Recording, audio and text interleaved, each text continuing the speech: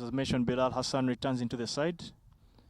I see the re-inclusion of Kenneth Waiswa. He's back on the field as well. I see Simon Sesazi gets another goal in the series.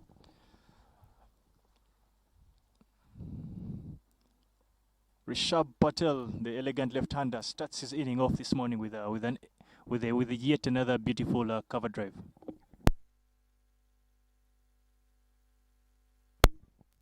Watchful over from Rishabh Patel. The score is at 4 for Nolos.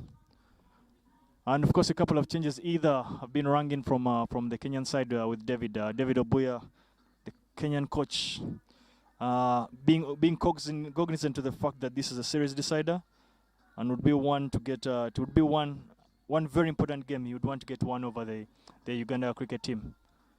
A couple of changes in for Kenya, as I've mentioned. Alex Obanda returns into the side after taking a bit of a break. Word was that he had gotten a knock to his arm, but he is back in the side. Rishabh Patel, Alex Obanda, I have Gurdeep Singh, Irfan Karim, Nelson Odiambo, Shem Ngoche the captain, Zahid Abbas gets another goal, Emmanuel Bundi, Nehemiah Odiambo, the seasoned campaigner, Eugene Ocheng, Elijah Thieno, Dominic Wesonga. That is the lineup I have. Dominic Wesonga is the 12th man. That's the lineup I have for the Kenyan national team. Bowling from the university end is Charles Waiswa.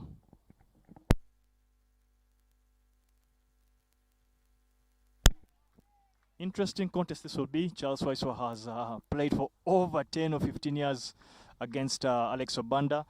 First outing for the two was in Dar es Salaam, where the two teams, that was the Uganda and the Kenya under 15 teams, took to the center stage in an under 15 event in Dar es Salaam. If I remember right, the stadium was at the Gymkhana Cricket Oval. So that was the first time Charles Waiswa got to play against Alex Obanda. So it's been over 15 years of competition amongst them, and yet again this morning we are graced with the opportunity of another duel. In the commentary box this morning, I'm joined by Julius Senyimba. He's here. He's clad in his classy shorts and Adidas shoes. He looks like he has continued the weekend right from Saturday, but he looks absolutely fantastic.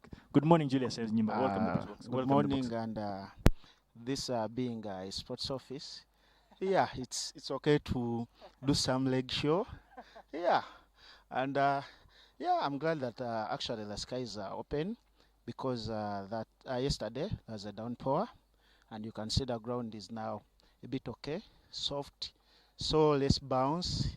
If you're a fielder, you expect that ball to have mercy on you and not have that awkward bounce to go to the ropes. Yes, thanks a lot, Julius, and welcome again to the commentary box. I was just giving the viewers out there a bit of a history of Charles Waiswa and Alex Obanda. Yep. The first time they ever played against each other was in the under-15 tournament. Then in East Africa, we used to play quite a number of underage tournaments, and many believe that that is why teams from East Africa were very, very successful in the World Cricket League. And that was in 2001. That's when we played under-15. So it's good to see them yet again, 15 years down the road, and they're playing against each other.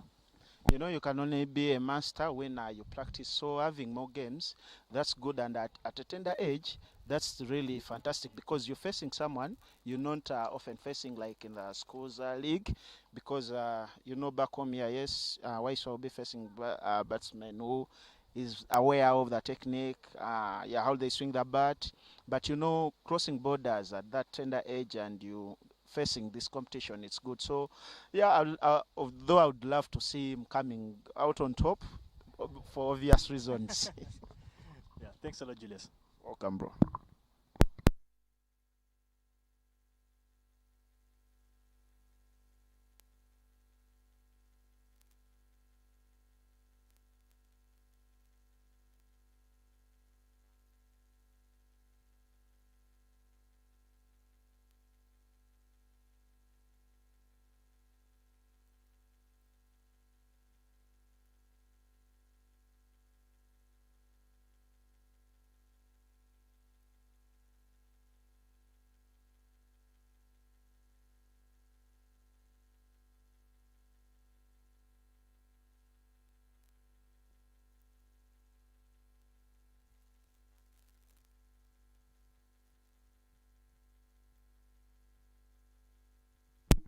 Alex Obanda picks up his first boundary of this game, and he manages to whip that off his thigh and get a boundary at deep square leg. Brings an end to the second over.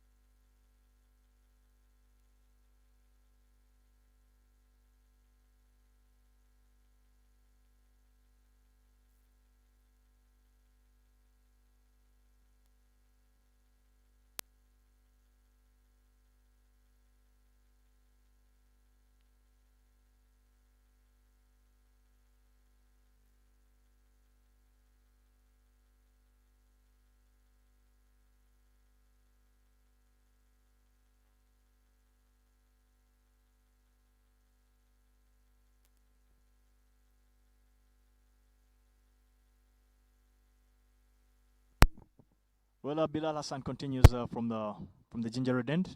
Starts unfortunately off with a wide, but he returns pretty well to ask a couple of questions of Rishabh Patel. Julius Enyima, much as there are not many fans yet at the stadium, worthy mention of a couple of Rugby Cranes 7 players that have made their way to the Chambogover. You mind giving us a bit of an introduction of the players here? Yeah, actually, in company we do have 3 of them. That is Levis, Aaron Ofoiroth, and Claude Otema. The 2.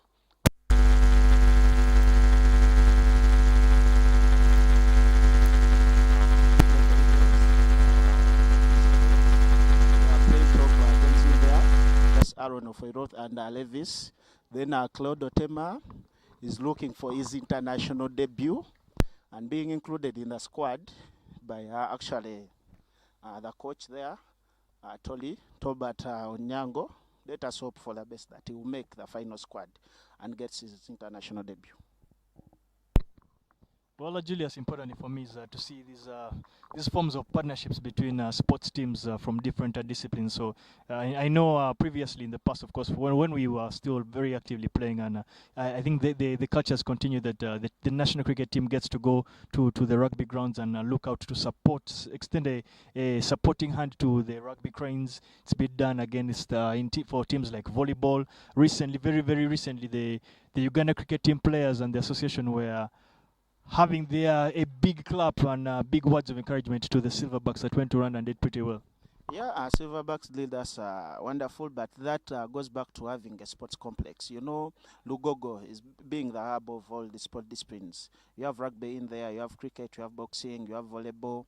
So they might be rugby players per se, but they are fully aware of this game. They have been seeing it while growing up because all the 3 I've mentioned, actually, they have gone through the ranks. They even tried some tennis, and Aaron, for him, actually, even tried cricket. He played some cricket at a tender age. So, yeah, he's aware, and these are friends because some players, they are Naguru bred. So, yeah, these guys, they know the game, and this is good to show that support.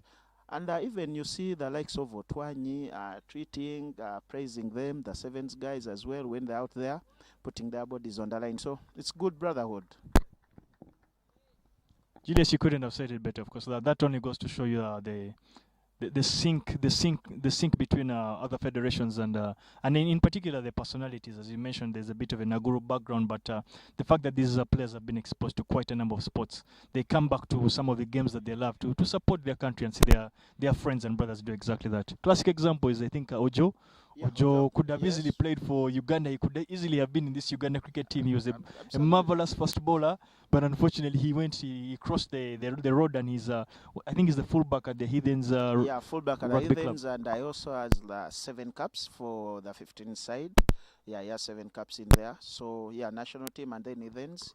Actually being their #1 kicker. That when it goes to finding the middle of the poles there. So yeah, he was a pace bowler. This time playing cricket, but there is his pace is on the boot finding the middle of the posts. Short. Yeah, that's interesting. Same thing, of course, we know that people like Ochan Patrick, Samanda Ronald, Junior Riange, these are people that played lawn tennis but also played cricket for the national teams. Yeah, and that takes us to the big debate. What's this debate is having more facilities, and if we say facilities, let it be a multi-sport facility, a sports complex, where, and if it can go regional, that would be great. Like having people who understand more than one sport or one sport discipline. And that doesn't exclude us in the media, because you find someone claiming that he's a sports journalist, but all he can discuss is soccer, and it's international. Apart from Premier League, he can't go down and name names here in the local league. So I think all of us have to pull up our stockings, and yeah, we see that actually our sport fraternity grows. Thank you very much, Julius. Of course, we would have done a disservice to speak about athletes that have played for their countries in different sports and not speak about the late legendary Charles Yoko, who played for the tennis. He was on the Davis Cup team for Uganda, and Yes. also went out, I think, to captain the golf team. So for me, Yeah, that's absolutely. one of the top players that has managed to play for two different sports for the Yeah, country. and in the most recent, we have Peace Proskovia, who is our captain, still our captain. That's the netball team, and she did put in some good shift in basketball, still on the national team. Yeah, the Gazelles. Then you go to a legendary Olobo, handball, volleyball, basketball, name it all. Every ball that you know involves a hand in it. He has been there into it, the Olobo, and he's still playing at the age of 45. So it's amazing. It's amazing to find such guys. Commendable stuff. Good to hear. Well, back to the cricket, of course, at the Chamber Cricket Oval. It's the third over. Bilal Hassan is he's steaming in from the Ginger Road end. Kenya still cruising decently well. They are not off to the flyer that they had in the first game of the series. But I mean, for me, the two teams that have been tabled today look like they are full of experience, a bit of blends of youth. Looks like both coaches in the dugouts are going for the win. Yeah, and if you can see, the scoreboard is already in double figures. That's 13. This is the fourth over running, and yeah, we expect Uganda to at least pick a wicket if they are to be in the drive of this game. Actually, they need a wicket in like the first 5 overs. If they don't achieve that, we might see game one repeat itself.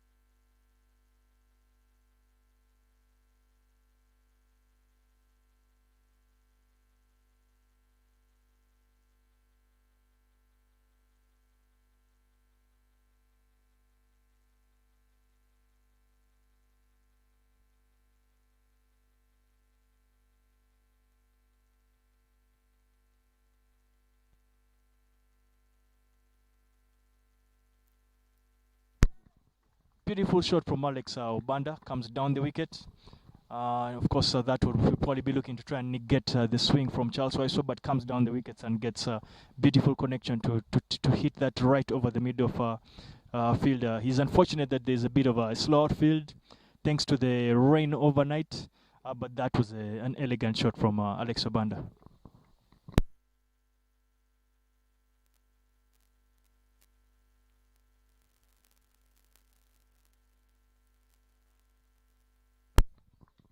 Well, just off again, off the cricket this morning here, it's Julius. It's key for us to note and maybe talk about throughout the day that yesterday the women's national cricket team, that is what they were formerly called, but now they unveiled a new team, a new team name. They are now referred to as the Victoria Pearls. We're going to get into the question of why the name and what the name speaks for the team. But besides that, I think we found it very, very important to talk about the traveling squad that is going down to Botswana to try and do a job for their country. This is the team that has won this tournament before. We cannot forget that. But the captain of the side it's a new captain, Immaculate Nachisuyu. Janet Mbavas is the vice captain. Rachel Antono, Proskovia Lako, Esther Iloko, Rita Musamali, Naomi Kayondo, Stephanie Nampima, Irene Alumo, Patricia Malekia, Konsi Iweko, Kevin Awino, and Damari Businja. That is the playing. That's the 14 that are going to be asked to do the job on the field. The officials are Suraj Karavadra, who is the head coach, is deputized by Alpha Adoa. Edgar Kaziwa is the team psychologist. Shamim Nasali is the team physiotherapist. Dennis Musali is the media manager. Louisa Navulwala, I hope I got the pronunciation correct, is the team manager. Well, that's the team that is going down to Botswana Gaborone to do a job for their country. Actually, about the name change, I think it was right and just to do that reason. You need an identity. You know, everything about sport is rotating about cranes, this, cranes that, and at the end of the day, you lose out into this identity. And there's this Uganda Cranes, the football team, which is the most popular sport discipline like in Uganda. So me, I love the name though. I would prefer if they went a bit more local, like to say maybe Narvale Pearls, because that would have been good. But you know, yeah, we are known because of Lake Victoria, but it's also called Narvale. And on the other side, an omission of an experienced player like Naume, that shocked me. Oh, okay, she's there, and then yeah, if Naume's there, then you have Businja in there. Yeah, we'll be with leadership. We'll be with the leadership on the field, and that's good. But the most important thing is other sport disciplines. The thing they have to pick is having a physiotherapist. Yeah, that's true. Physiotherapists make a difference. And Kaziwe being there, that's key. That's key. You know, you're talking to these players. You go there, get a duck. You will fail to shower. You fail to get lunch. But if you have this guy who will talk to you, who will heal you mentally, that's very key. And in such a game where you train for months, then you come and you deny an opportunity to even get a run. So you need someone to prepare you mentally, and it's like, it's okay, it's on the end of the road, there is tomorrow. And that's what we've been lacking. Even the Olympics team didn't have such. So such people are key in sports. Yeah, so you speak to a valid point. Of course, the addition of a team psychologist, the value they bring is unmatched. So for the cricket fraternity to take it to that direction, to understand that they need a team psychologist is very important. And we wish Edgar Kazi with the very, very best. You talked about some of the missions, of course, in the Victoria Pulse. Before I get into my discussion of the name, of course, for me, seasoned campaigners like, of course, a person like Franklin Najumba. Yes. She has played for that team for close to 15 years, or over 10 years at least. Yes. Talk about Karo Namugenyi, who has been one of the mainstays and one of the senior bowlers in the side. The fact that they're not going to be in that series, they are equally what we must mention, that they are previous winners of that particular event. And they were part of that squad. Exactly. Yeah. So we cannot forget the fact and the value that Chandiru brought, Gertrude Chandiru, who is working out of the country. They have value and high experience, of course, will certainly be missed by the team. But I'm one that seems to back the players that have been picked. They have been tasked with the job of going out there and doing a job for their nation. Again, when I give a couple of words of wisdom to some of the players, I always tell them that being selected is the easiest part of the job. Absolutely. For me, that is the easiest part. Going out there and doing the job that you're being asked to do is the hard part of the job. So these are the 14 that have been trusted to go and do the job. They have sat on the plane, probably things running through their minds. For me, what is important is what they do when they get on the ground. I know. Let it be a baptism of fire. That will be good, because here's the thing. There is a transition, and we have to accept, because you see, most players have been there for a decade plus, and now they have been dropped for youngsters, which is good, but you have to strike a balance. At the end of the day, you have to be with these dinosaurs in there for leadership on that, because this game You call them dinosaurs, but yeah, I get what you're trying to say. Yes. this game requires a lot of knowledge, the knowledge of the game, the decision making. What you have to decide. Okay, now the wicket is like this. Who do we need to who do we need to bowl? You know, such key moments, they do change the game. And I think, yeah, but youngsters, let them go there, try their luck. They'll learn on the job, and yeah, they'll prevail. Well, thank you very much, Julius, for your submissions. Importantly, Imi and your team, we wish you the very, very best to you guys down there in Gaborone. Go and do us proud. May, as I mentioned earlier on one of these other platforms, may you shine, and may you blind them with the glow of the Victoria Pulse. Yeah, let them do so, like what we are seeing here at Chambogo, because now it's the fifth over running, and yeah, they've managed a run as well. Now it has gone to 18 up, so 18 runs. Yeah, but still the run rate is still okay. Uganda can chase this, but I think Kenya is about to put in that shift and change the gear actually to go for more runs right now, because I think they have had a good feel for the wicket as we speak.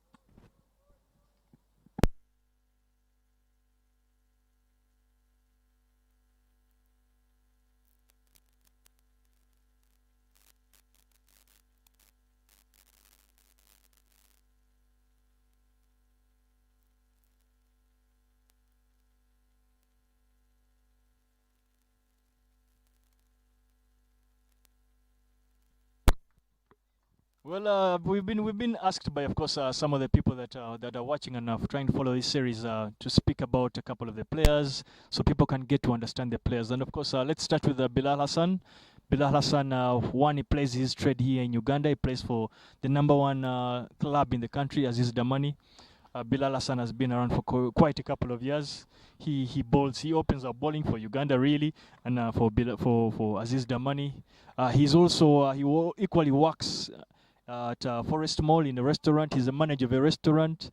So that's basically about him. His off-field activities. He's a guy who likes to enjoy himself. He's a fun-loving guy. Oh, and Another boundary there. Alex Obanda manages to hit that way over the top and picks up a boundary, hits that down to long on of Charles Weiser. Just speaking about Bilal Hassan, of course, for me, my time around him, I like the calmness that he brings to the side. He tries not to overthink things. He tries to stay as simple as possible. Interestingly for me, I like the fact that he takes soup in a cup. During lunchtime, he's not the conventional people that will take soup on a plate.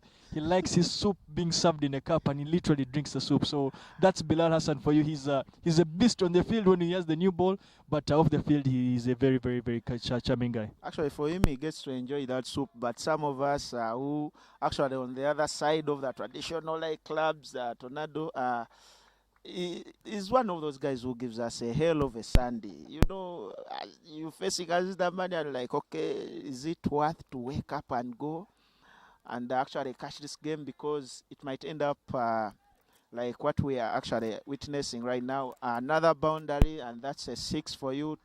10 runs off 2 balls. It's an expensive over from Waiswa. He needs at least to get a dot ball or a wicket, because he's left with 2 balls, and those 2 balls really he has to get dots or pick a wicket to salvage this over. Yeah, well, as I said earlier, these guys have been up in each other's faces for over 15 years. So Charles Weiser will have a bit of. He will not like that. He will not like the fact that that Alex Obana is running down the wicket up to him. He won't like that, and we'll be hoping that Charles Weiser can come back very, very strong and look to remain as dominant as he has been over his 15-year career. I know, and being a competitor, and he likes challenges. He embraces them. So I see him actually going the next over. If he's given a chance, like to face him again, that of course would depend on our captain. Only will rest him a bit, but because there are more overs to come, and you need his pace, like to close the game. But I think he will come out on top. He will take on the challenge, and yeah, you give him those crazy bounces, and perhaps he will pick a wicket.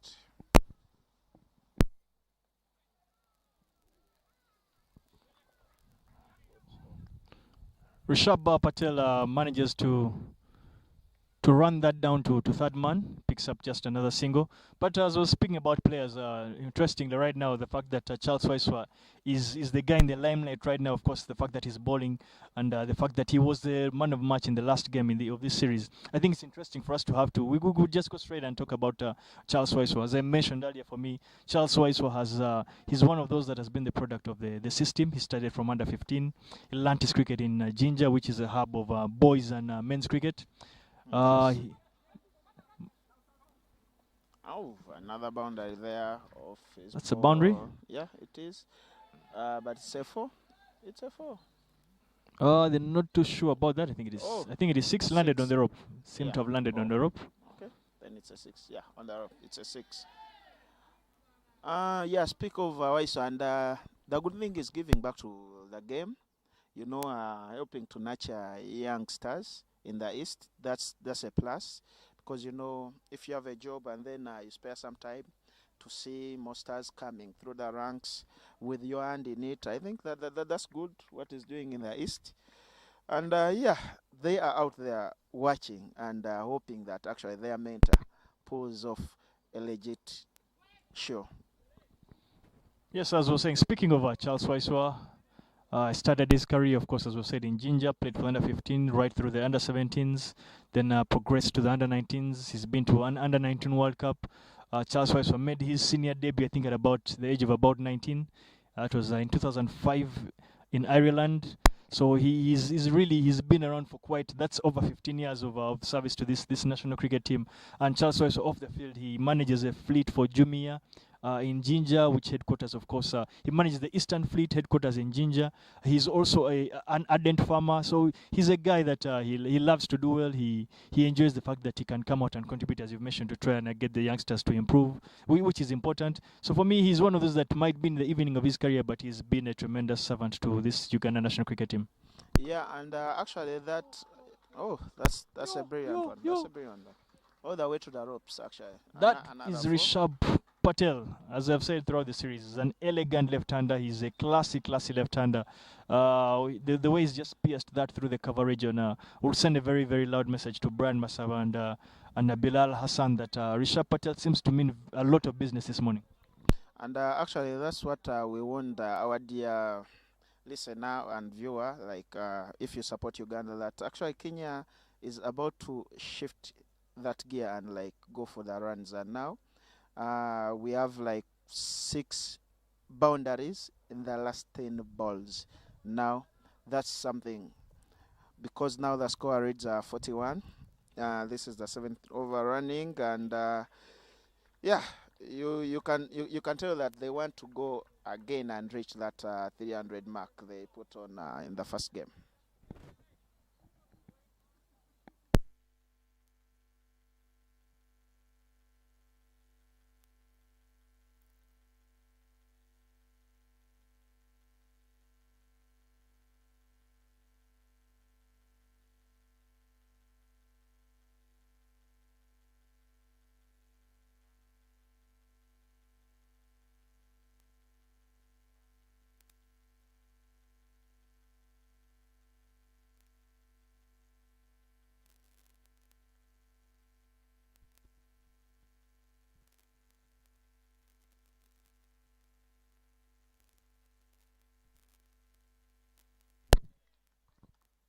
Bilal Hassan manages to find the edge of Rishabh Patel, but the soft hands of Rishabh Patel managed to keep that down on the ground, and that's stopped by Fred Chalama, the wicketkeeper for Uganda. Well, I was really speaking about, I like to speak about good things, and as we mentioned, of course, the name, the Victoria Pulse, you talked about you hoping that it would have been a lot more local than Nalubale. Well, for me, as I said, I like to take progress. For me, the fact that we've moved away from the Lady Cricket Cranes, for me, is progress enough, and the fact that we have come up with the Victoria Pulse is a massive step forward in the right direction. I'm guessing they looked at Pulse because the Pulse are beautiful. Pulse speak to not just to the beauty of the gem itself, but the beauty of the country as a Uganda.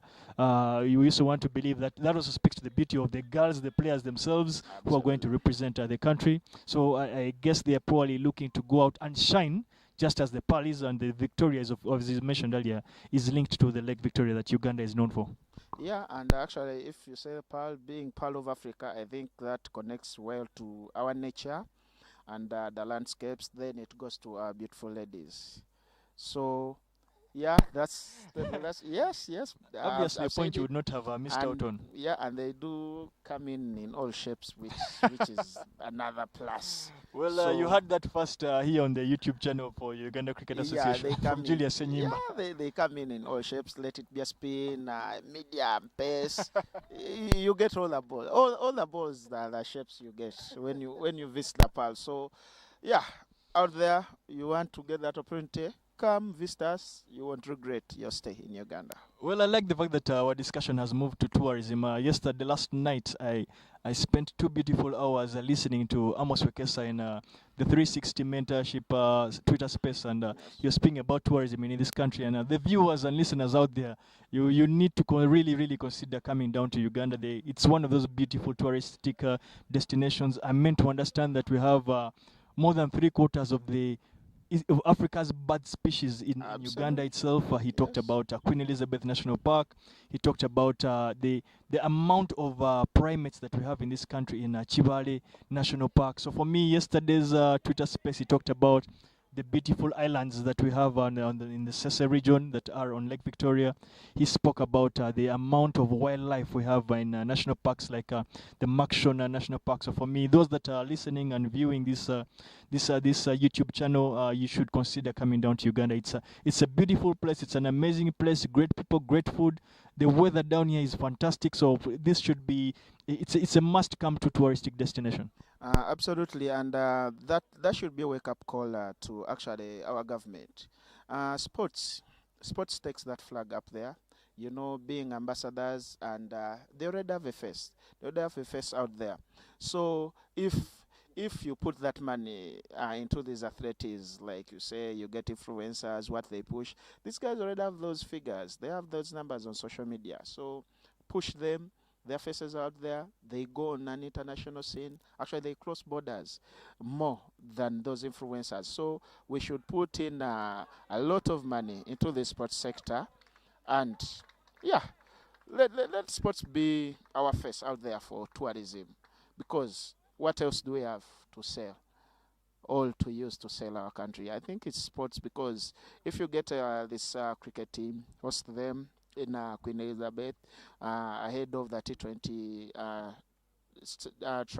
tri-series we are going to have with that's Kenya again and Nigeria, and they be there. Those pictures will make rounds more than having 20 influencers there.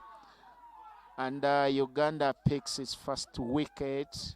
Good ball off the bat, and then wicket keeper Achiram actually, yeah, makes no mistake. And yeah, it's time to celebrate. Though someone would say that it has come a little bit late because, yeah, the damage is in there, and now they need another wicket or to get more dot balls. But it's a good wicket. Yeah, Alex Obanda now is off, and yeah, just to make the job and stop Kenya to build another partnership on the wicket. That's all they need, Team Uganda. Yeah, interesting. Of course, remarks from you, Julius. For me, that is a beautiful wicket that we needed. We need to try and put the brakes onto this Kenyan onslaught. So for me to ask for Brian Masaba to ask Dinesh Nakrani to come in and he picks a big wicket in his first over, for me is tremendous stuff. I like the fact that for me Dinesh bowls from left arm over for the right-handers. For me, I believe it allows Dinesh to utilize the natural variation of the ball, simply just going right across the right-handers, and also allows Dinesh the chance to bring the ball in as a surprise ball, and he manages to pick up a very, very big wicket over the scalp of Alex Obanda. But that simply brings in Irfan Karim, who is no rabbit with the bat. He's a solid, fully so great batsman for Kenya. So he'll be looking to try and provide a bit of a supporting role to Rishabh Patel, and look to make sure that he can ensure Kenya can build on the start they've had, and look to have a good dependable score for Uganda. Yeah, absolutely. And if you're facing your first ball off a wicket falling, all you need to do is to play it safe. And We saw that from a youngster, that is Kakwasa, in the second game, when he took a body hit and he was like, okay, my stumps are safe. So, and eventually he had these swings in there and picked some good runs.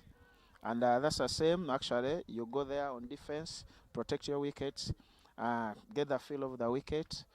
Yeah, and bat all the way to the top.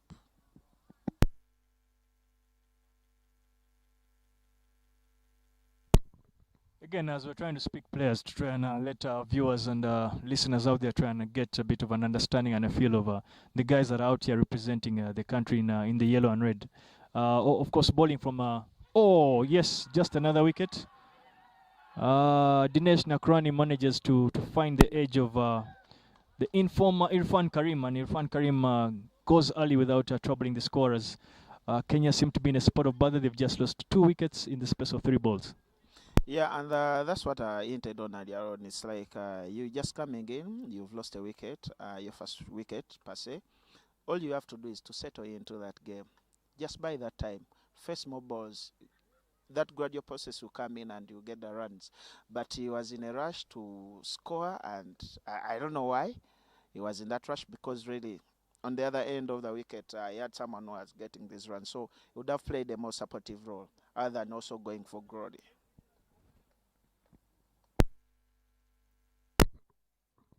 Well, Julius, unluckily for Irfan Karim, I think he got a good ball, so that he unfortunately nicked that off to, of course, to a waiting Achalam Fred. But back to the players themselves, we are now moving to Dinesh Nakrani again. He seems to be at the center of the stage right now, and Dinesh Nakrani plays his trade for the Kochi Tigers Cricket Club.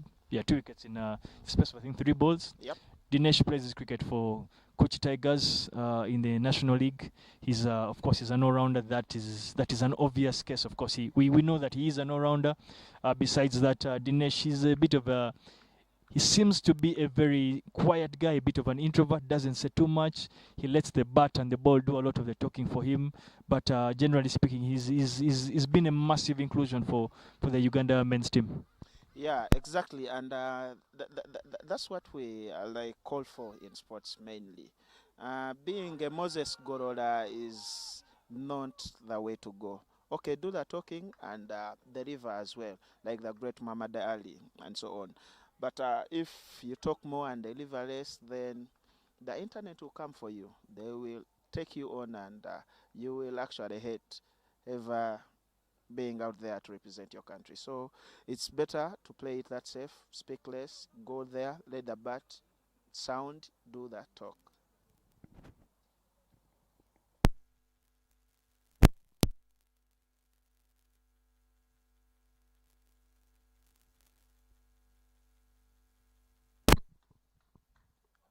Brings an end to what has been a magnificent over for Uganda, managing to pick up 2 wickets off the bowling of Dinesh Nakrani. Nelson Mandela manages to get off the mark with manages to get a single at the fine leg region, and he picks up just a single. But as Uganda continues to try and make headways and penetrate into the Kenyan mid order, Bilal Hassan is going to continue bowling from the Ginger Road end, and he'll be looking to try and look to nick off Mandela as early as possible to try and give Uganda a chance to try and make sure they do not concede too many runs like they did in the first inning. Yeah, and now when you say Nelson Odiambo now, yeah, I think he settled in now, and trying actually to get a second run off that last ball was a bit risky, and yeah, the signal he picked from Patel, that was good. It's like, hey, let us not run. It's okay. You're going to face again, so hang in there and face that ball and bat well.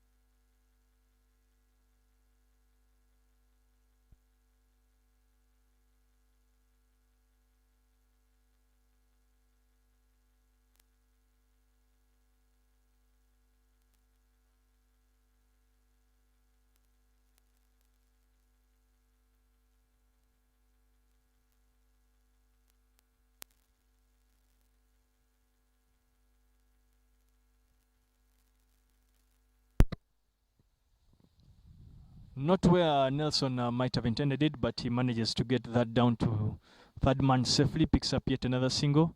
Interestingly, Rishabh Patel has been starved of the strike for a couple of overs, a couple of balls. He's been watching the damage being inflicted from the other end. Uganda will be hoping that the fact that he has been starved for a while, he's probably lost a bit of his concentration. Yet Kenya on the other end will be hoping that that bit of a breather is one that can rejuvenate Rishabh Patel's inning and also Kenya's inning in particular. Yeah, and if you can see now, the run rate drops to 5.25, and at a certain point it had gone to 7.2. So 7.25. So really, this is this is a good over. Two dot balls, then a single of the second ball. Yeah, I think this is good. With this bowling, the run rate might drop into 4, which would be a chaseable total.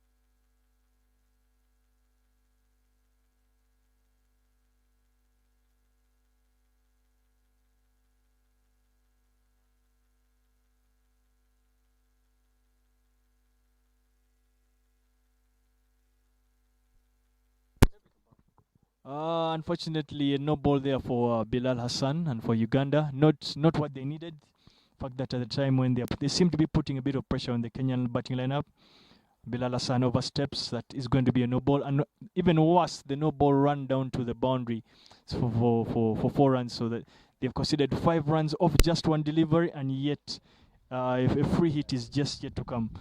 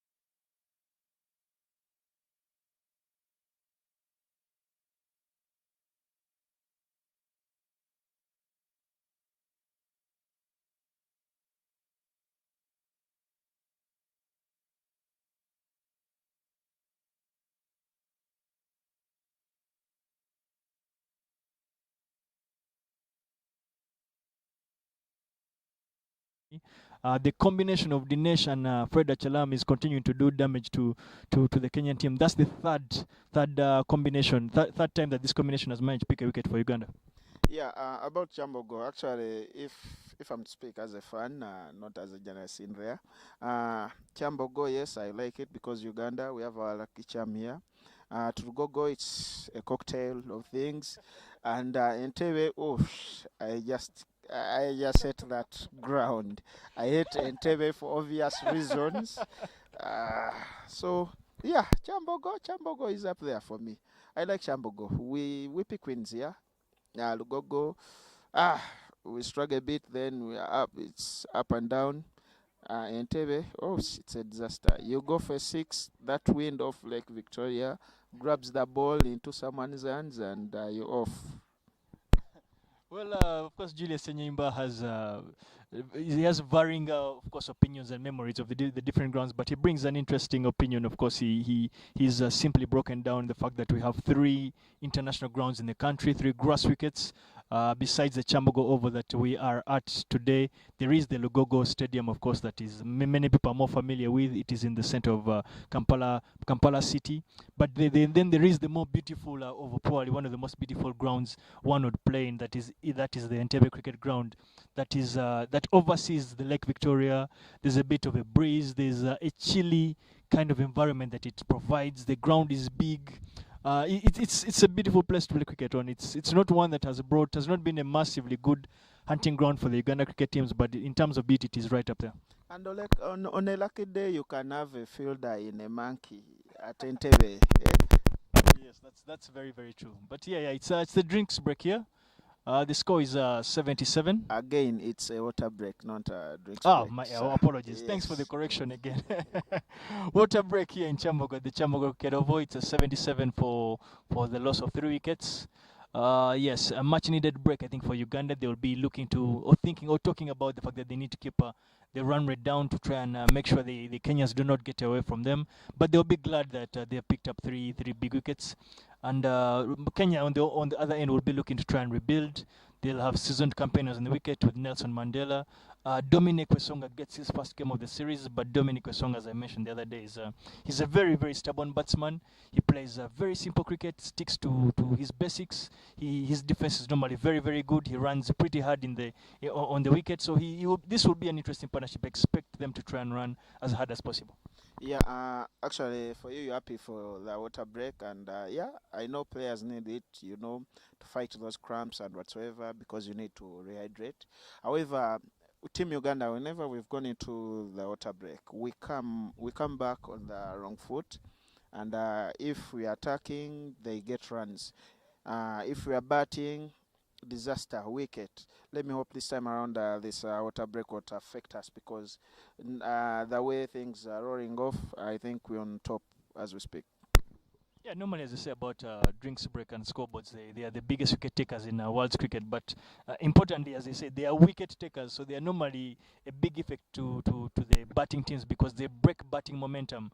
And of course, will be as those the viewers that are watching out there will probably be hoping that maybe Kenya look to use the water break to just try and rebuild their inning to make sure they can put up a formidable total. Yeah, and they've done that in the past 2 games. Hopefully and actually, unfortunately or fortunately, Uganda has been on the receiving end on that note. And yeah, let us see if this time around Uganda can pick a wicket just from this water break. The one Michael. And okay, my host, Davis Karashan, is calling a drink break. And a drink to me sounds a different bell altogether.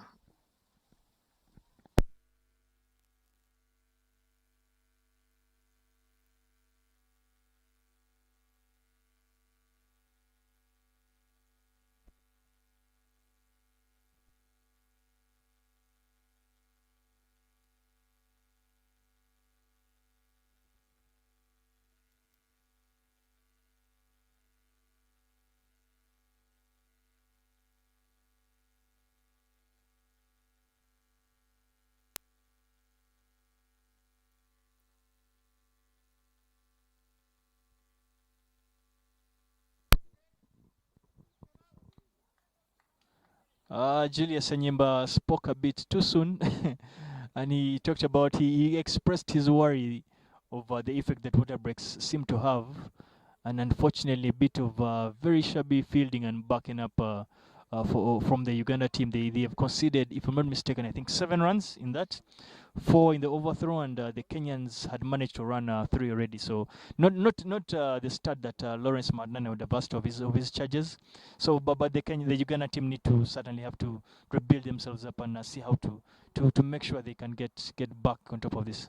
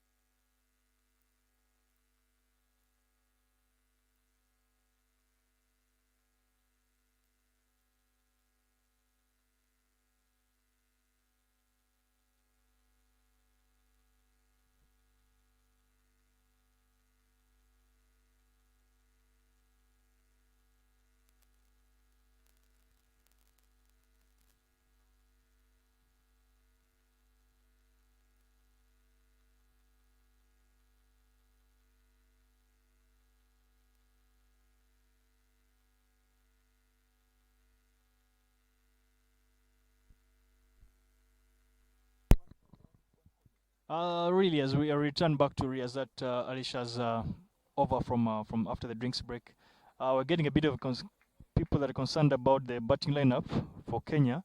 And Barry Loyugi, I can confirm that is the batting lineup that I was given. It was the list I was given for the day. So unless there are changes that we have not been informed about, that is the batting lineup that I received. Besides that, we thank you very much for your, of course, your comments, your interactions on the live chat. We appreciate them, the good and the bad. We take them in absolutely good faith. Well, again, from Chambogo here, Dominic Wesonga is continuing to do his good work. His good work would be very simple, to try and support Nelson Mandela and allow Kenya look to rebuild up and get a decent total.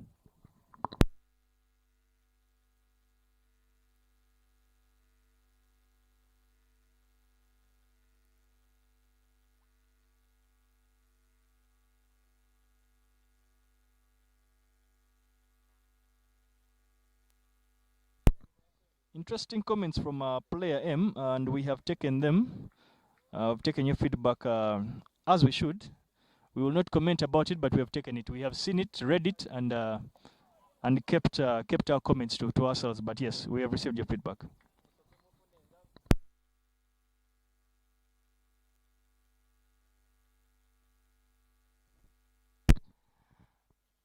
Well, that brings an end to the first over from after the drinks break.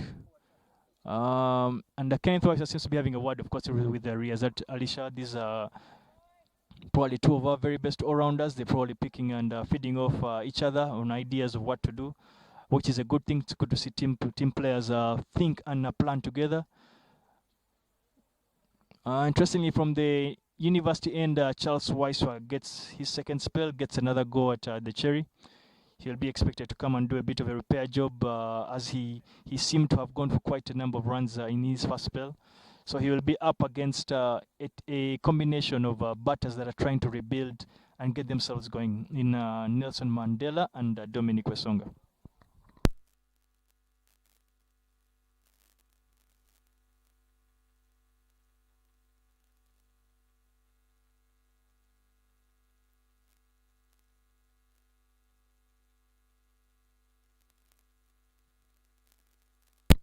On the chat, we're receiving a question from Tendo Mbazi, who of course played for Uganda. Son of the legendary Samuel Rusimbi. Tendo Mbazi is asking what happened to Rakep and Gondaria. We are meant to understand that they made themselves unavailable for this series, but word around is that they will be available hopefully in the near future. But that's the most we've received from the Kenyan technical bench.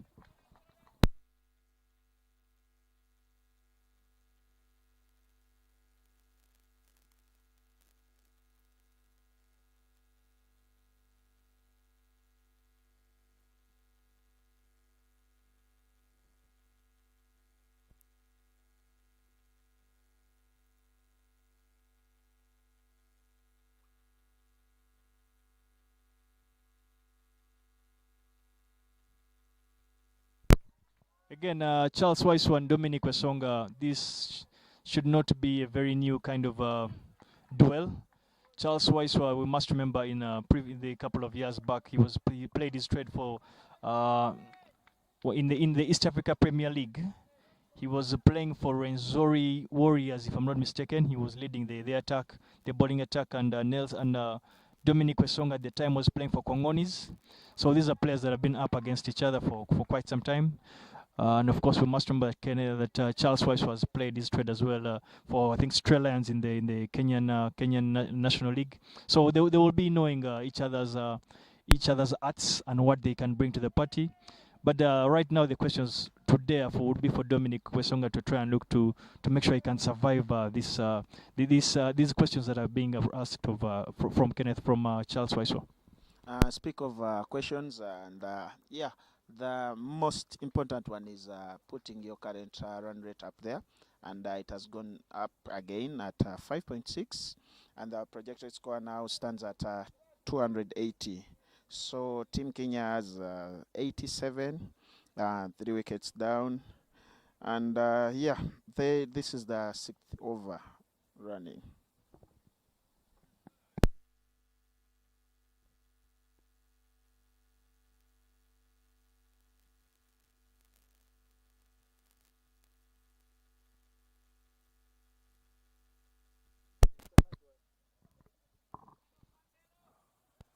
A near miss right there as Nelson Mandela is put down at mid-on by Riyazat Alisha.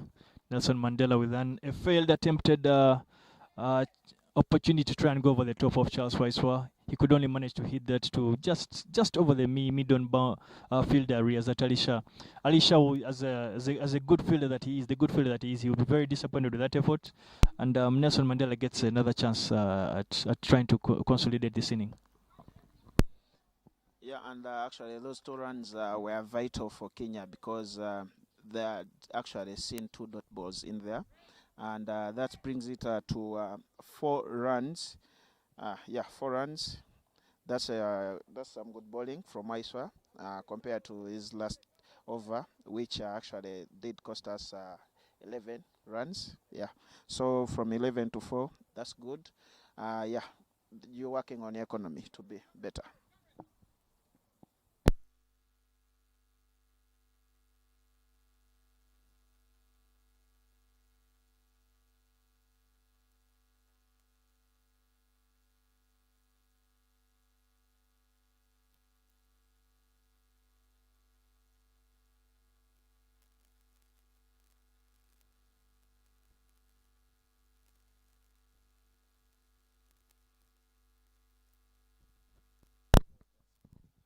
Dominic Wesonga manages to work that through the mid-wicket, vacant mid-wicket region of Riazat Elisha. Dominic picks up 2 runs there. As I mentioned earlier, Dominic Wesonga, one of his strengths is his ability to stick to keeping things very, very simple. He's a very, very hard worker, meant to understand, and he runs very, very well between the wickets. So Nelson Mandela will find an able partner in Dominic Wesonga if they're looking to try and pick up a couple of quick runs and push this Ugandan field.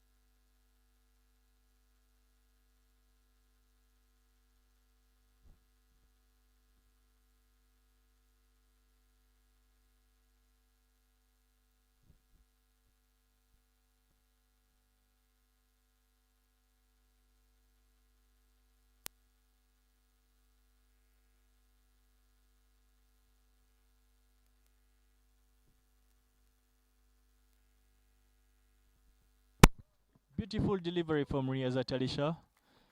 Beats the outside edge of Dominic Wesonga. Dominic Wesonga will not mind that. He will, in his mind, he will be looking like he will be thanking God that he survived a good ball, and wouldn't mind that. He continues to stay on the wicket and look to try and make some inroads to try and get a good total for Kenya.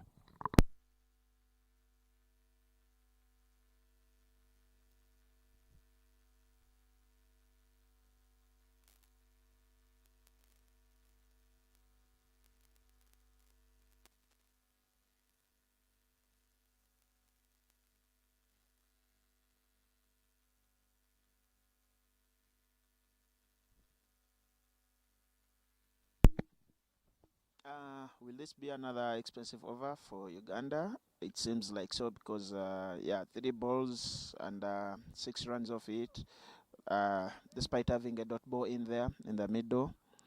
Yeah, so let us see how this over ends because 4 balls, 2 dots, and then a 4 and 2 runs in there. 6 in total. And yeah, with the 1 ball remaining.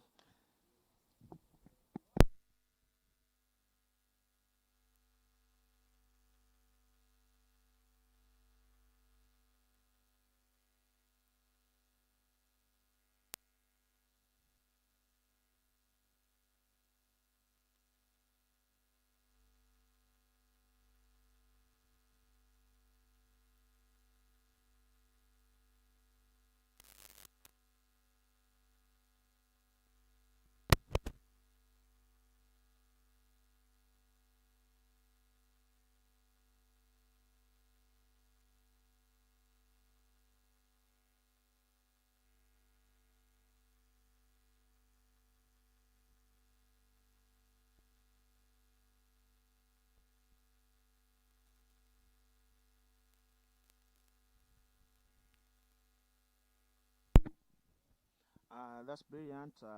Brilliant finish over and over with 2 dots, actually to reduce the damage, which was somehow going up there with a boundary. And yeah, 6 runs in this over that I just ended, which takes Kenya's total to 96, 4 short of a century.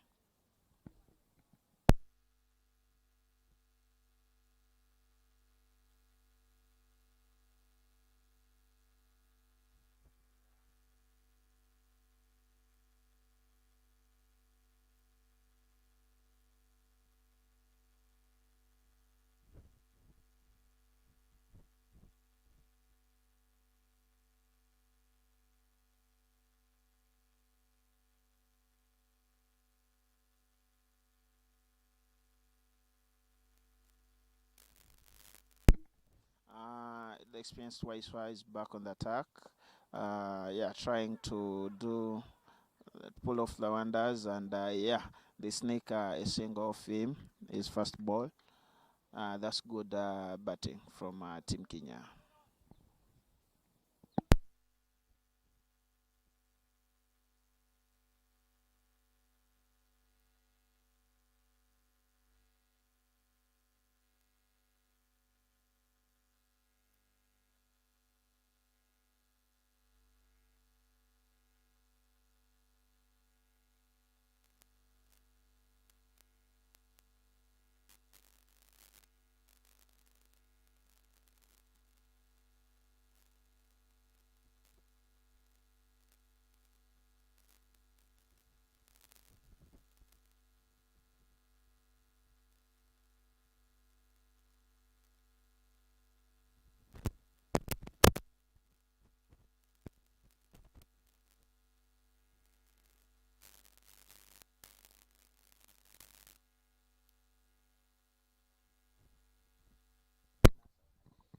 Well, Julius, as we mentioned earlier, really, the blend and the brotherhood of Ugandan sportsmen continues to showcase itself at the Chamba Cricket Oval. We must, of course, acknowledge the fact that the Sevens rugby national team captain Michael Okorach has just walked into of course, the stadium. He is in the building, clad in, of course, his Ugandan kit. At least the top is in jeans and wearing a bit of a hat. But importantly, we managed to recognize him, and we thank him for, of course, making time to come here on a Tuesday to come and not just watch, but also to support the lads, guys that are playing for this country. Yeah, thanks to his physique, those are some of the players you can't miss. Big wings up there, which actually will be in need of to stop people running all the way to the try line. And the reason why actually they are coming here, most of them, they are also in a non-residential training at the moment, and they had their morning session at that is Chadondo Rugby Club. So, and when two of them were here, I think they had to go into their WhatsApp group whatsoever and did the communication. So I expect more to come in.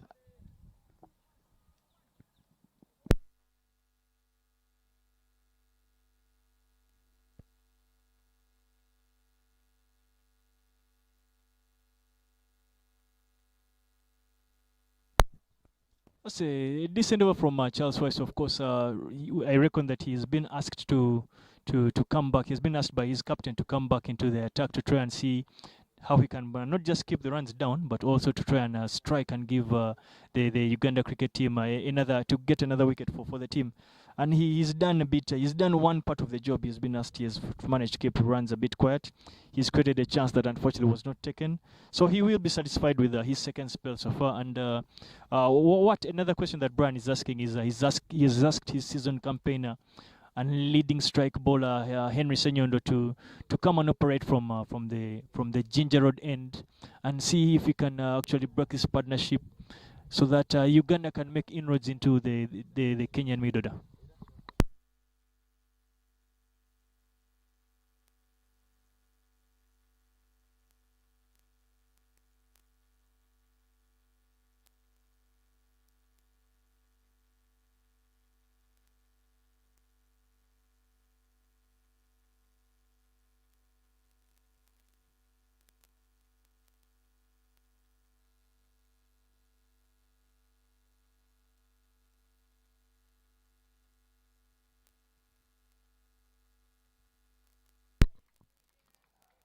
As we are accustomed to, Henry Senyondo, of course, starts off with a dot ball.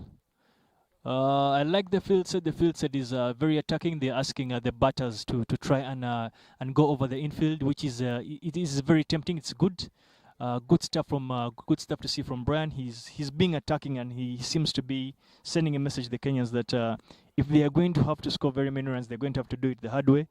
He's asking them to do the hard job of trying to beat the infield.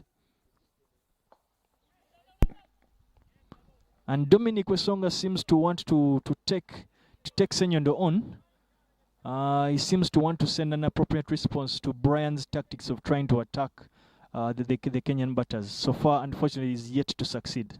Yeah, and those are 3 balls from 3. That's the fourth one. And yeah, are we looking at a maiden here? Yeah, there is a chance of a maiden because there is turn on the wicket as we have seen. But for me, interesting, I like the tactics. Last 2 balls of the over, Brian has sent down extra cover and the long off. Clearly is looking to close out the over and not concede any easy boundary. Yeah, and actually that seems to be doing the magic, because now if you know you have a man there waiting to grab that ball and take a wicket away from your team, which would be so unfortunate. So I think they are playing it safe to survive this over and attack another bowler.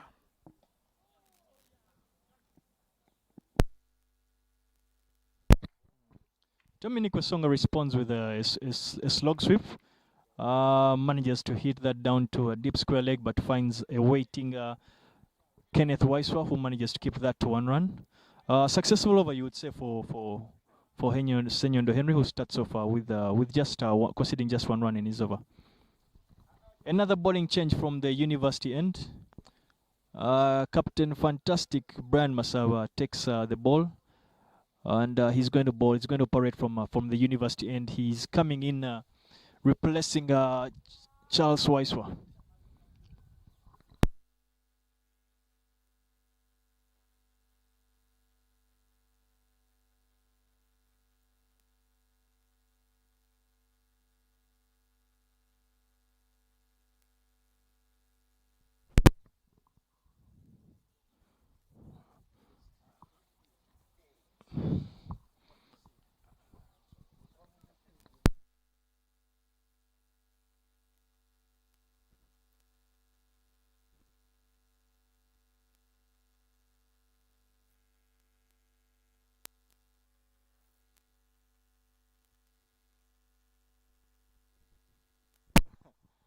As Brian gets to operate and bowl his the leg spin that we've been accustomed to seeing recently, picking up a couple of wickets.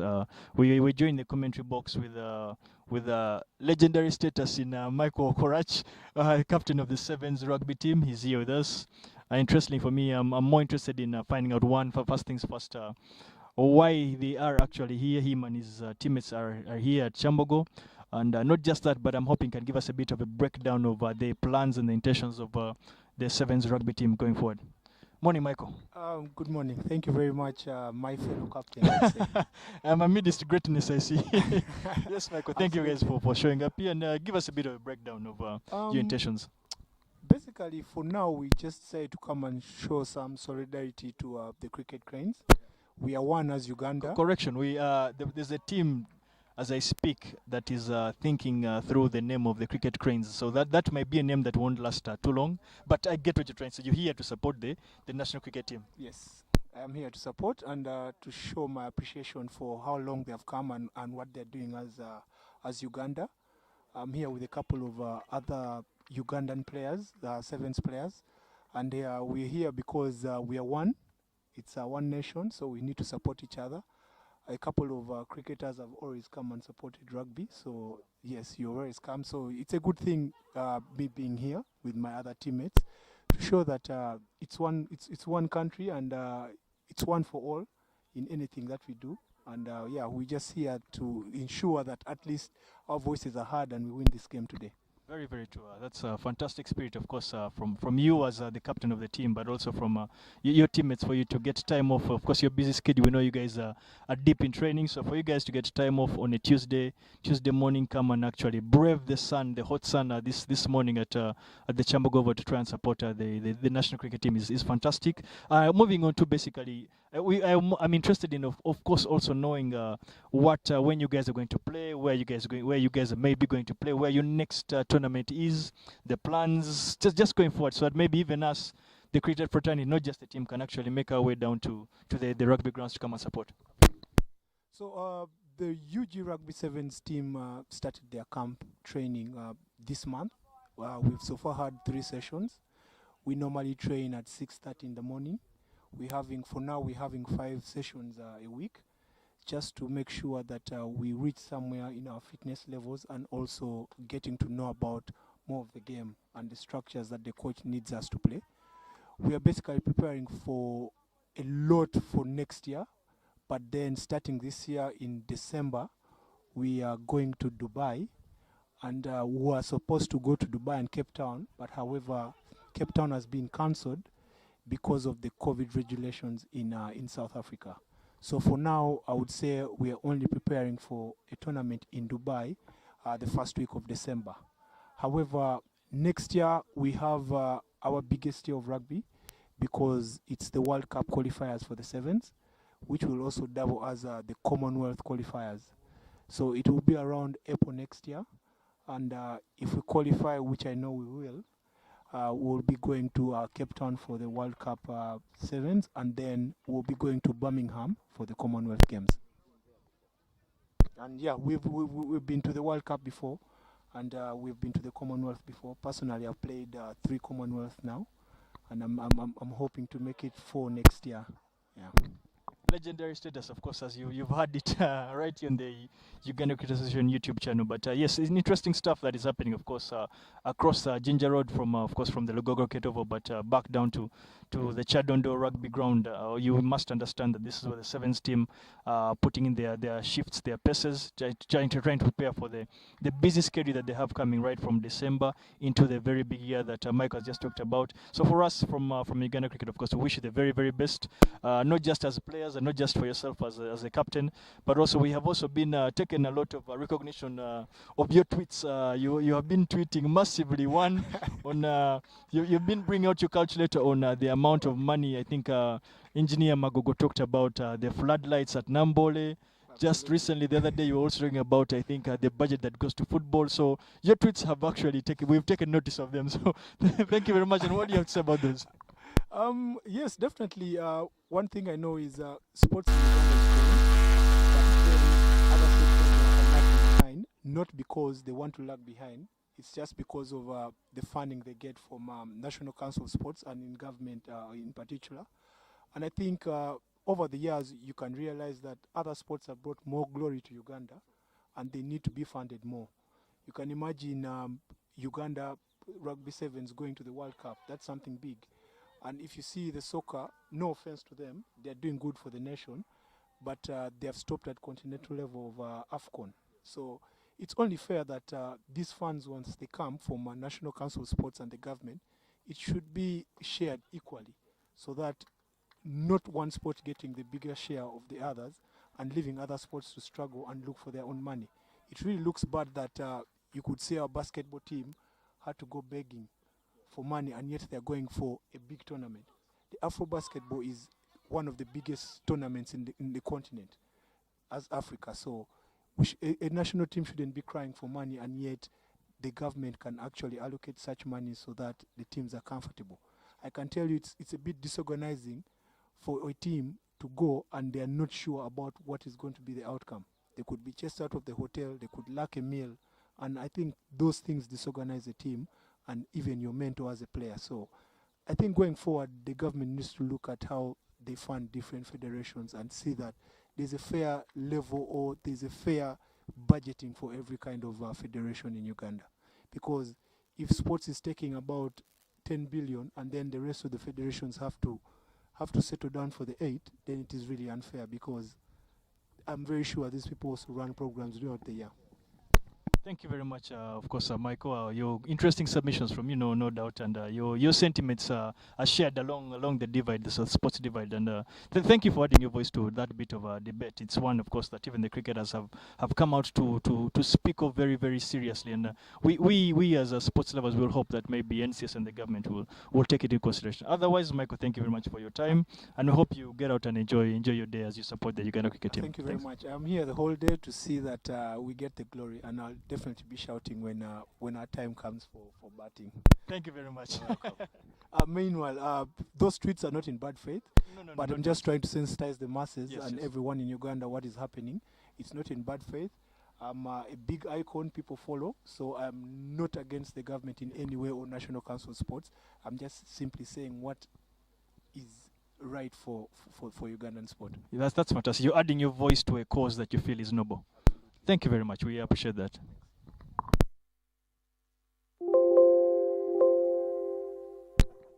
As we return to the cricket, Brian Masaba continues to operate with his leg spin, coming in from the university end, and yes, he beats the outside edge of Dominic Wesonga, and the score is.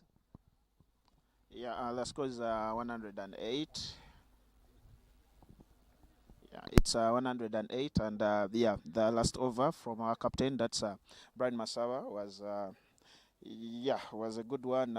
4 dots, then 2 wides in there, and a boundary. But yeah, overall, yeah, it wasn't a bad one because yeah, those dots do help the economy to be brilliant. And as we speak now, the run rate for Kenya is on 4.91, and the projected score stands at 245, which is something Uganda can chase with ease. Well, 2 runs there of Senyendo's first ball of this over. As I mentioned earlier, Dominic Osonga is very quick between the wickets, and he'll provide that kind of support and that strength, of course, to try and push Mandela to make sure that as a batting unit they can look to have a good partnership and set a decent total for Uganda to try and chase down.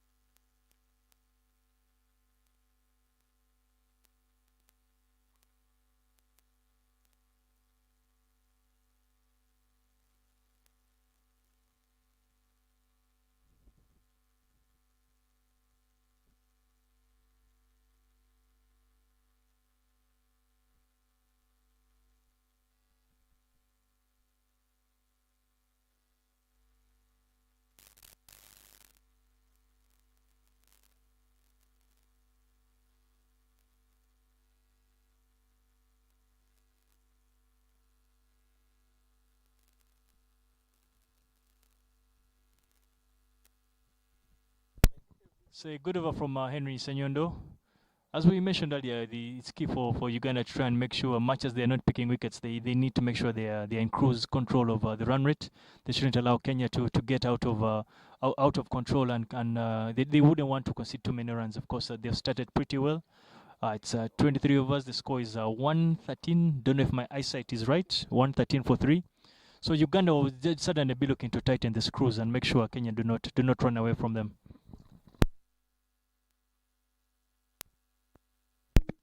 Yeah, Senyondo did something good, of which anyone out there would hope for his captain to emulate, because he only conceded 5 runs, and yeah, he registered there 2 dot balls. So if his captain can emulate that, then yeah, Uganda will be in cruise control, as you've mentioned.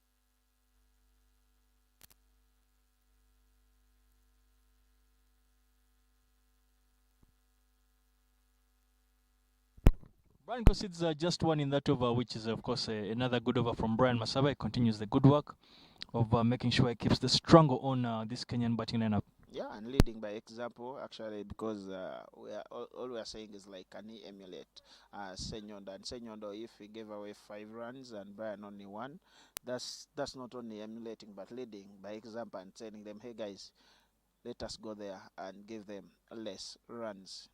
And there's a change of bat there. Yeah, Nelson Odambo goes for a new bat. And yeah, if actually a batsman goes for a new blade, you expect him to go all out.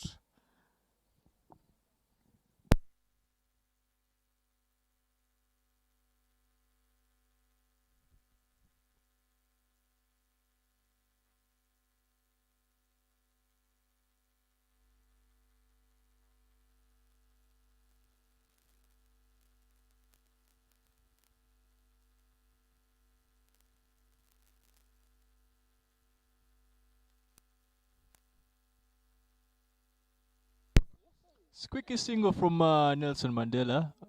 I manages to get an inside edge there and gets that down to this bit of a square leg and short fine leg, where Charles Weiss manages to do the recollection job, keeping that just 1 run.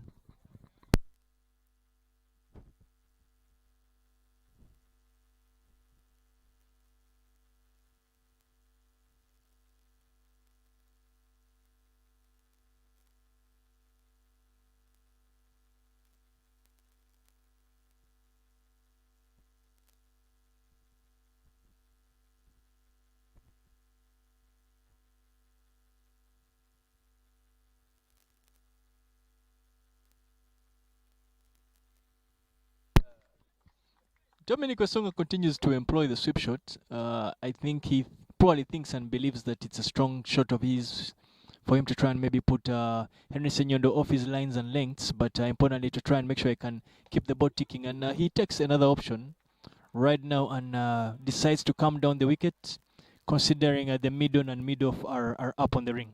But he's fortunate to have gotten enough connection, picks up a boundary.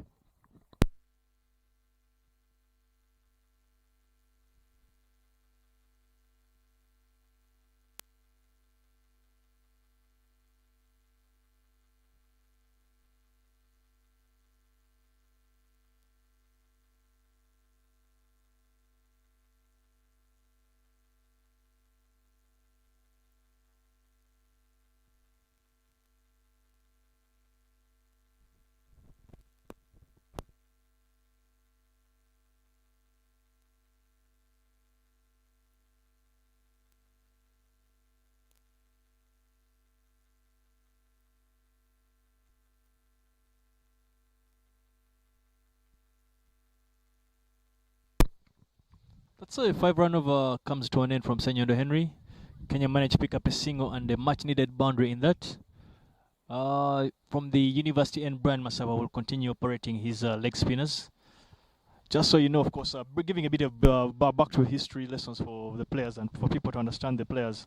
Yes. Brian Masaba is yet another one that has come through the ranks, right from under 15, under 17, under 19, because of course he made his debut for the Uganda national team. Those that remember, he made his debut I think in 2011 or 2013, the tournament whereby Uganda won the Africa Cup in Lugogo. That was Brian Masaba's debut season for the Uganda cricket team. But importantly, for what you need to know about Brian Masaba, he started out as as an out-and-out fast bowler. He used to open the bowling for Ndeje. He was a very short, small young man. He used to open the bowling for Ndeje Secondary School. And very hard to hit. Yes, he was not very easy to hit. He made a name for a guy that had a lot of control. He bowled beautiful away swingers. Then did exactly that for the under 15, under 17, and under 19. Started off his national team career again as a seamer. But he's modeled himself into, he has now become a reliable mid-order batsman. His career, he's literally done everything. He has been asked to open the batting. He has been asked to bat at 1 down. He's been asked to bat at number 5 positions.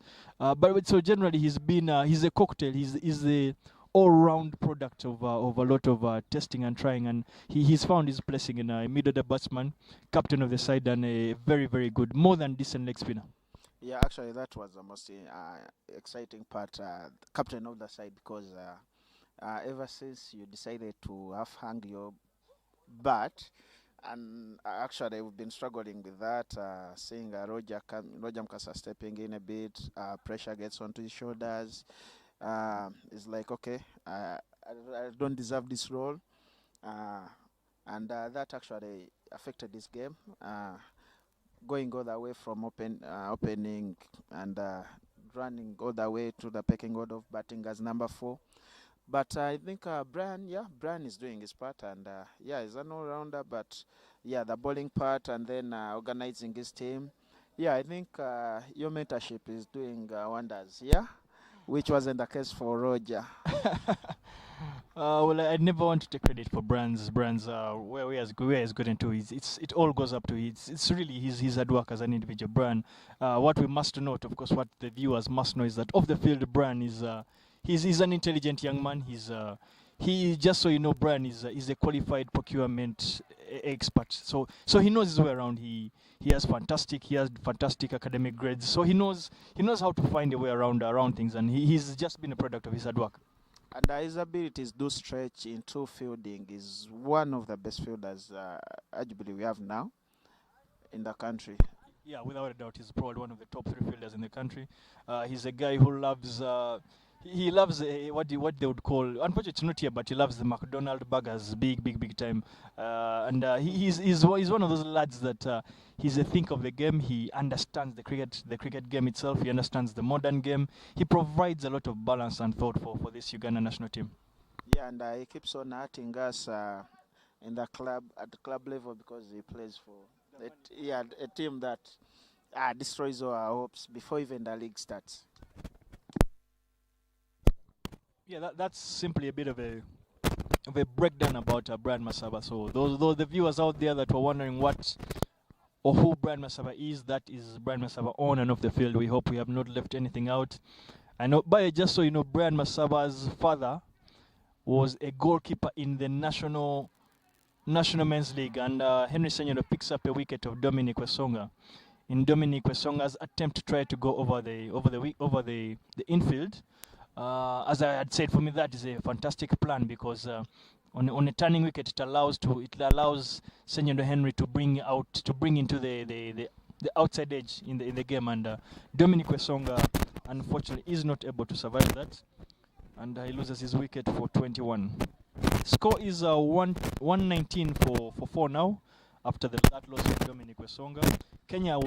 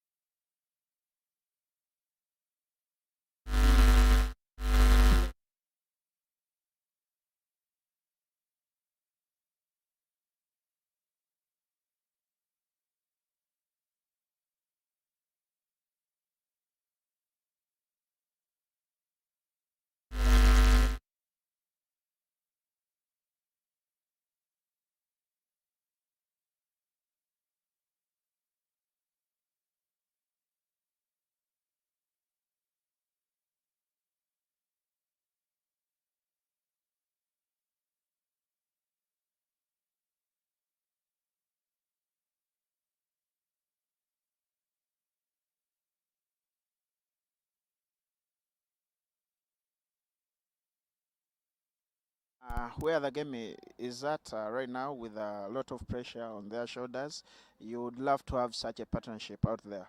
That is experience, because if you have Nelson Mandela, then you have the captain stepping in. This is quite good, and you'd expect them like to settle in, take on these balls. If you get a bad ball, hit it. A good ball, yeah, just be there and stick in, and don't lose a wicket. So experience at play, and yeah, they are facing a spin.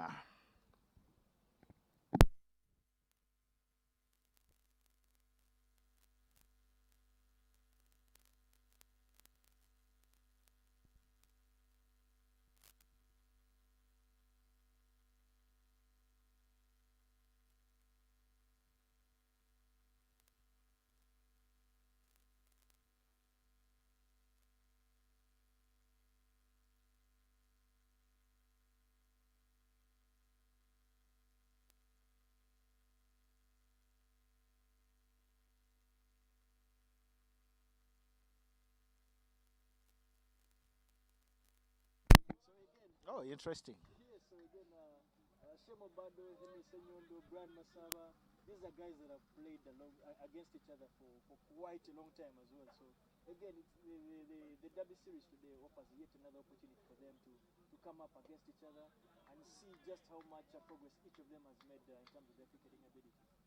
Yeah, actually, Senyon is one of those guys in sports where we say if physique denies you the ability, master the skill, focus on the skill will take you there.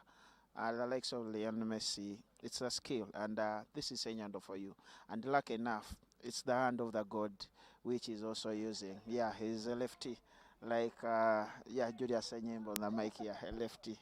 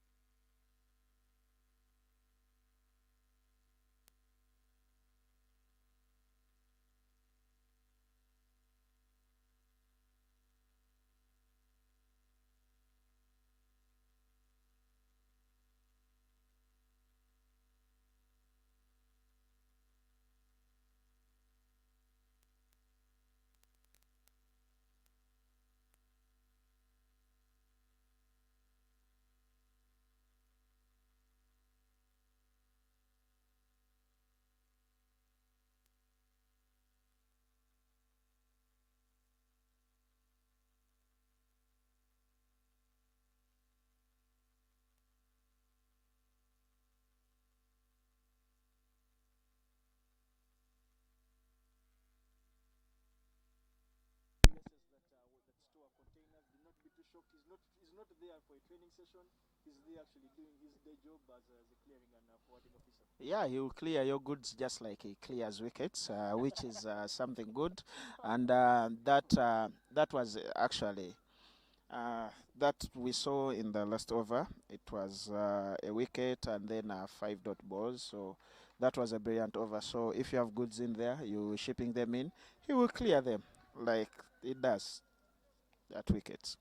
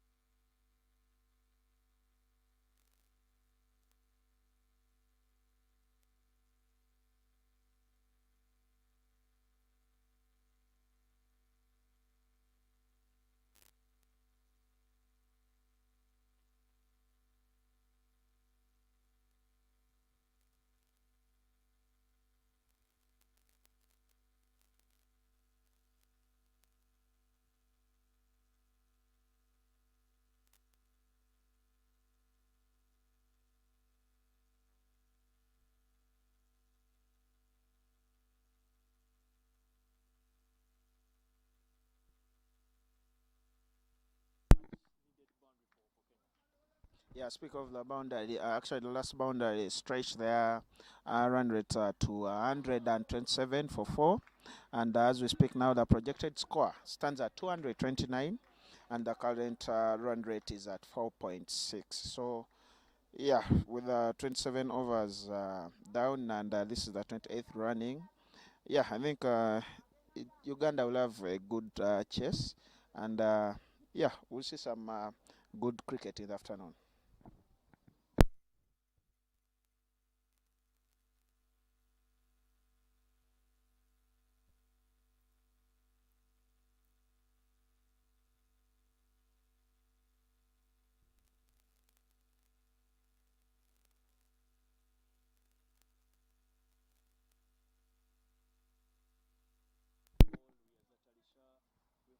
Masaba himself ball, but Kenneth Waiso hasn't yet gotten an opportunity to ball yet.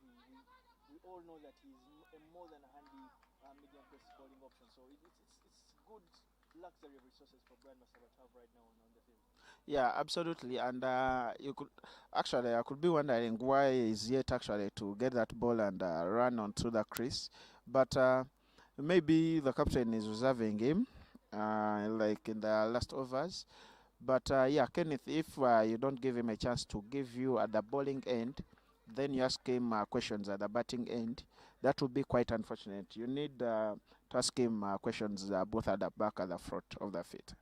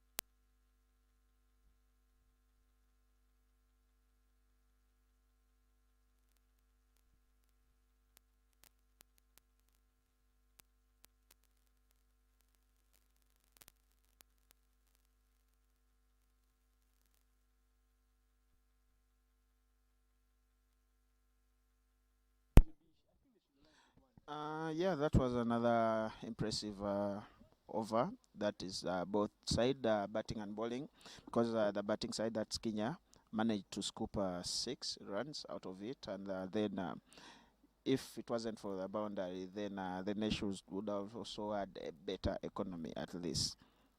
So that takes it to 135 for 4. We are going into the 30th over, and the current run rate stands at 4.5, and the projected score is at 1225.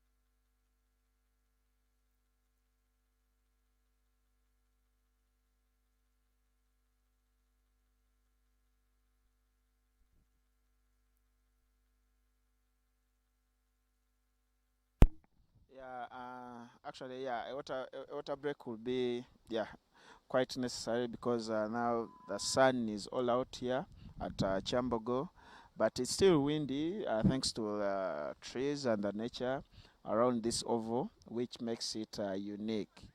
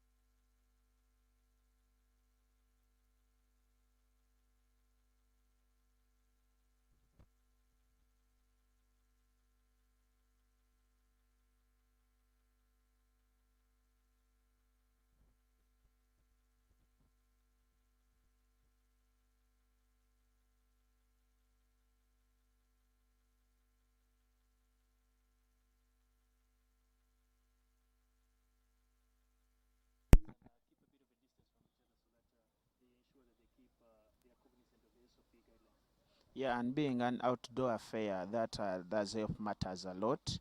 So yeah, social distancing is a priority here, and yeah, mask your own. Yeah, though you can hear they are loud. Some of them are loud enough, and you would wonder how they pull it off. But yeah, this is good with all this aeration around. Yeah, the risk is that minimal.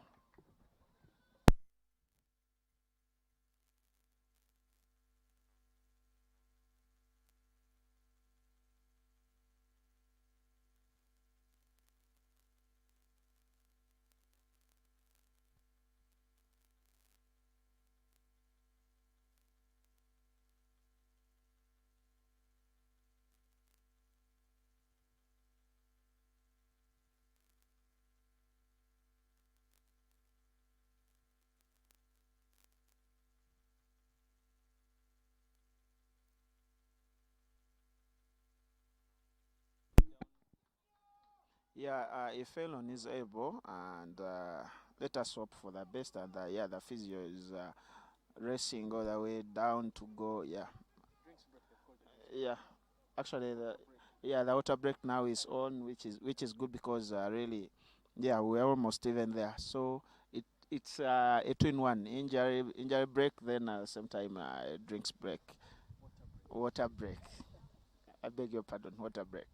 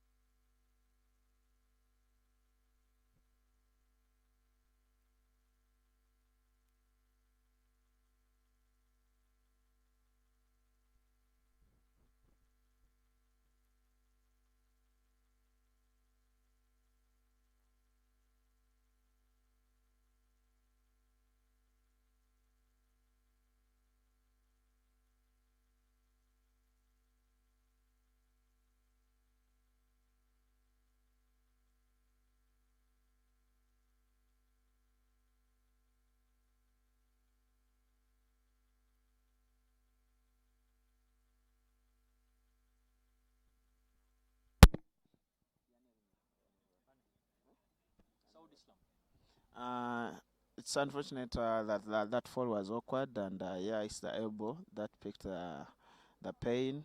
So Arnold Otwanya is coming on to replace the injured Saudi Islam.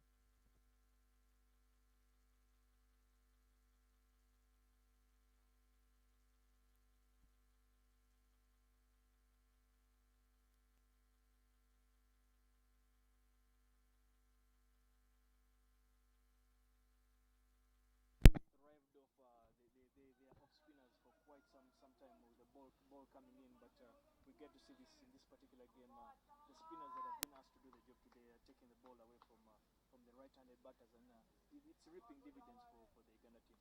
Yeah, because actually Kenya managed only 3 runs of that. The only unfortunate thing in that over was the injury, but for Team Uganda, but it would have been something good if the injury wasn't in there, because the captain managed actually 3 dot balls.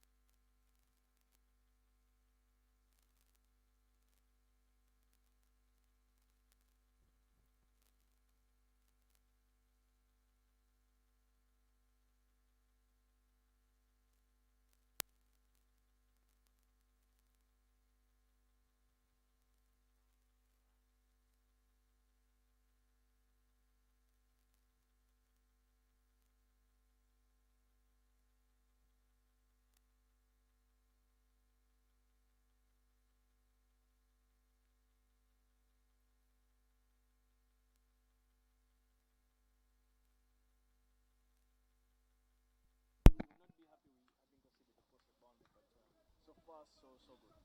Yeah, speak of connecting with the wind actually, and yeah, being windy here, perhaps that is slowing his bat a bit, and it's helping the spin of Senyondo.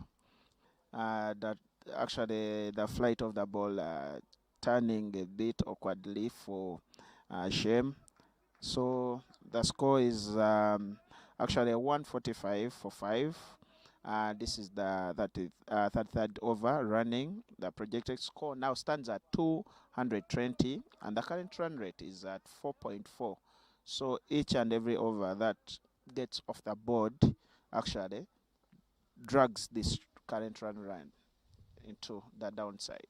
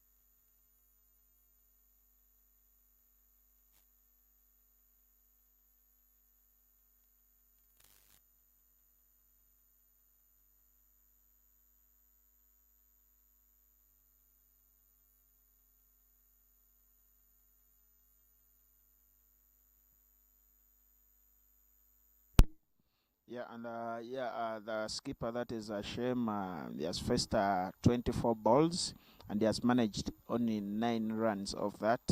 I know that's a score I can't smile at, but yeah, he still has the opportunity to make it a worth game for his name.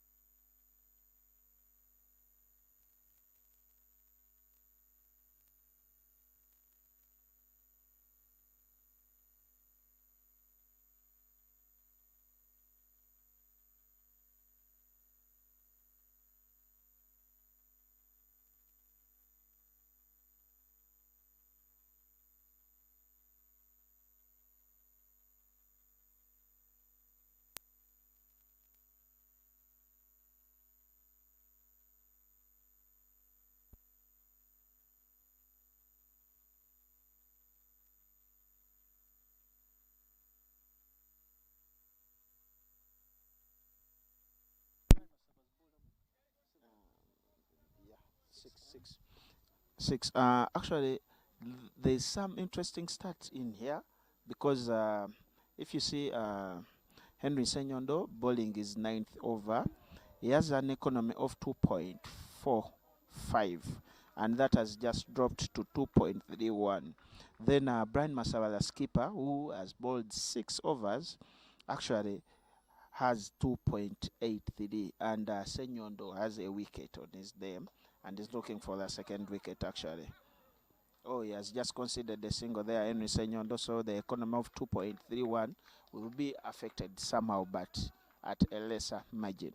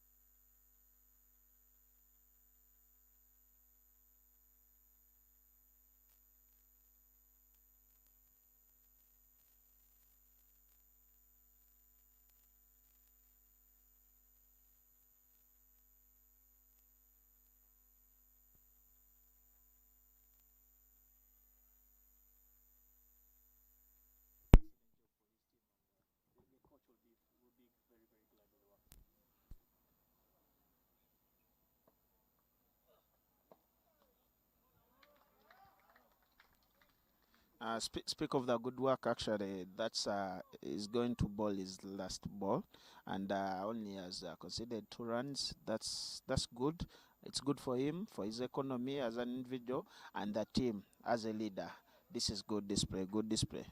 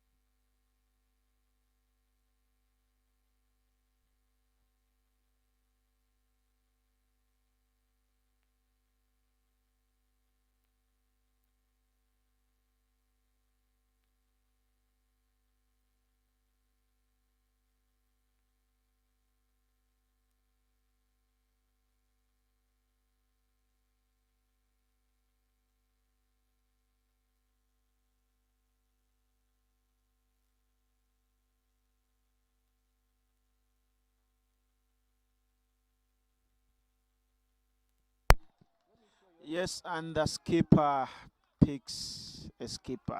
That's Brian Masawa getting shame. And yeah, he needed that wicket to somehow match Senyondo's bowling today. And yeah, these two are up there because Brian now stands, actually, this is his 8th over. He has conceded only 20 runs and his economy is at 2.86 with a wicket in there, with Senyondo still with a better economy, 10 overs in him, 1 maiden, 23 runs and a wicket. His economy standing at 2.30.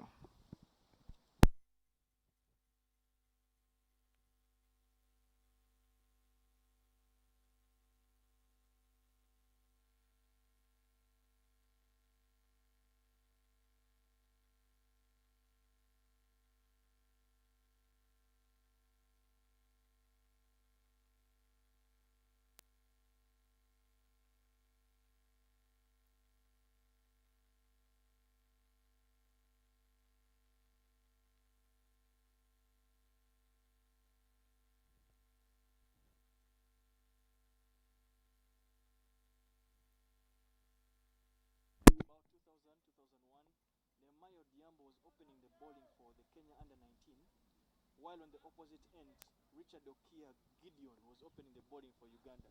That only goes to show you the amount of the weight of experience Nehemiah Diambo walks into this side with.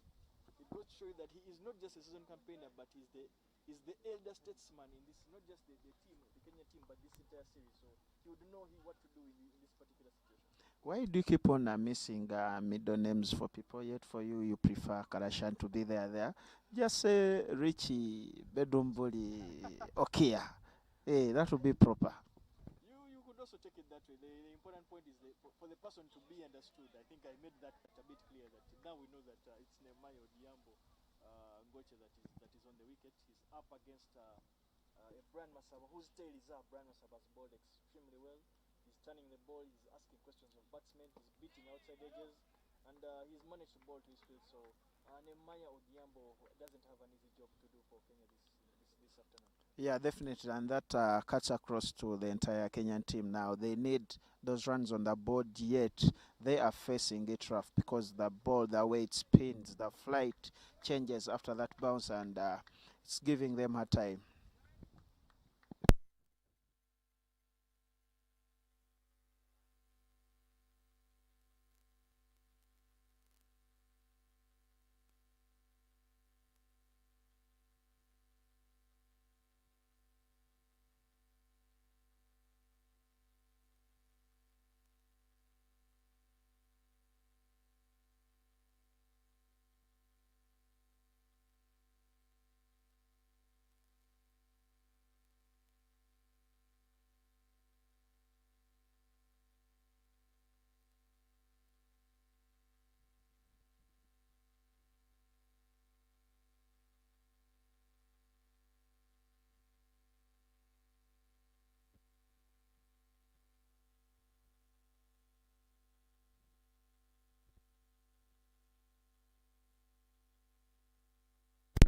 Yeah, speaking about pressure, actually, Kenya now stands at 152 for 6. This is going to be the 39th over running. The projected score now stands at 200, only 200, and because the current run rate is at 4.0, so they need to up their game, and those Breds need to get the scores on the board.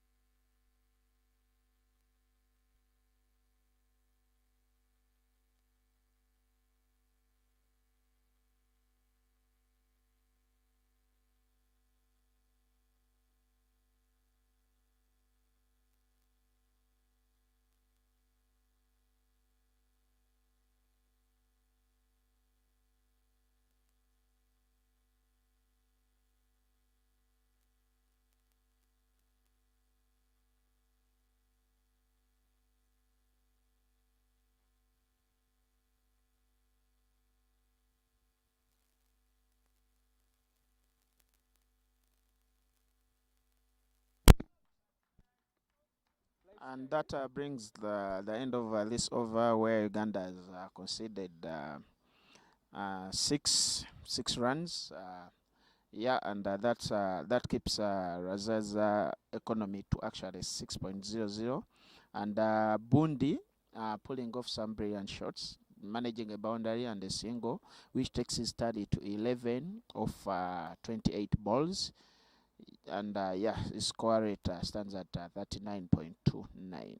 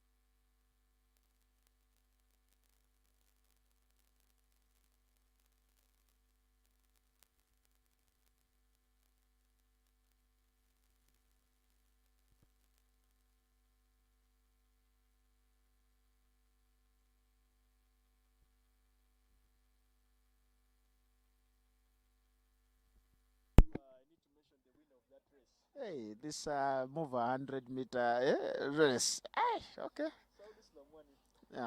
Yeah. So Islam yeah, came out of top, yeah, and managed to reduce that to 2 runs. Actually, 3 runs instead of 4, which is good.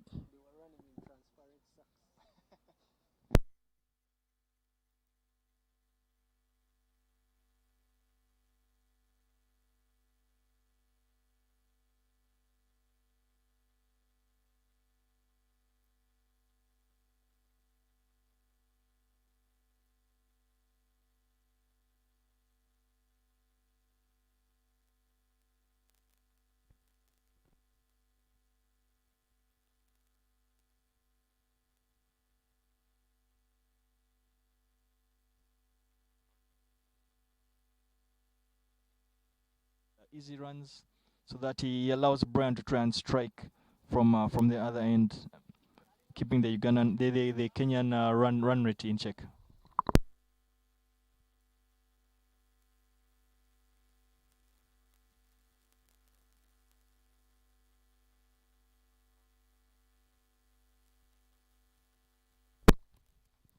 Bondi Emmanuel manages to find the gap at cover, and he hits that down to extra cover, but Dinesh Nakrani keeps that just to 1 run.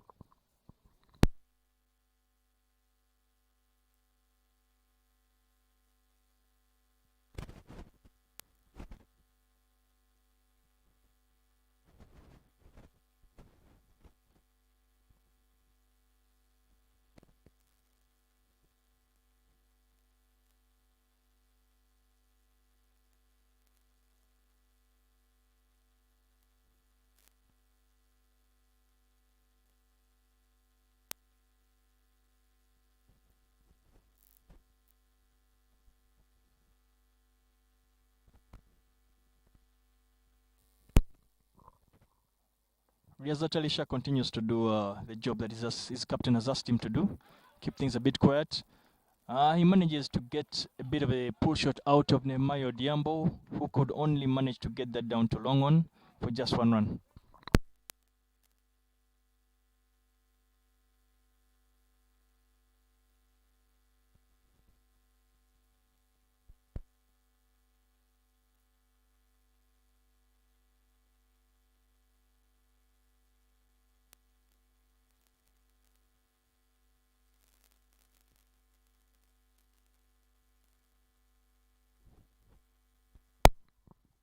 Manuel Bundi is not happy with that shot. He feels he could have done a bit more with that ball.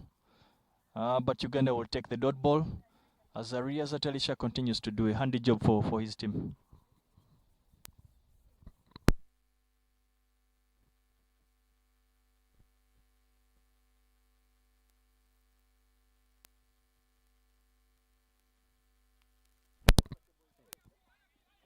Beautiful shot from Emmanuel Bundi down the ground. But Bilal Al Hassan, the fast bowler, is uneven. He finds an even better competent field than Bilal Hassan, and he manages to keep that just 1 run. Great work from Bilal Hassan. Great cricket all over, because that was a good ball, then good batting, beautiful shot, and the fielding was better because we had a cover. If only it had gone through the first fielder, then Cesars was just right behind him to make sure that didn't get to the ropes, and minimizing that to a single. That was brilliant throughout.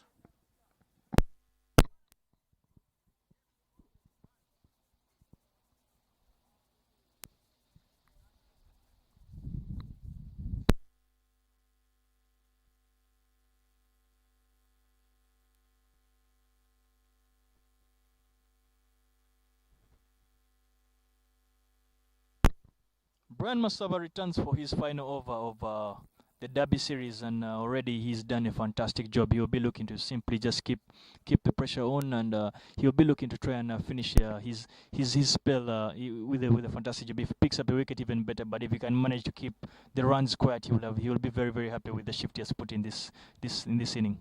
Yeah, and stats do back him up on that, because this is his final over, like we said. There's a maiden in there. He has only given away 20.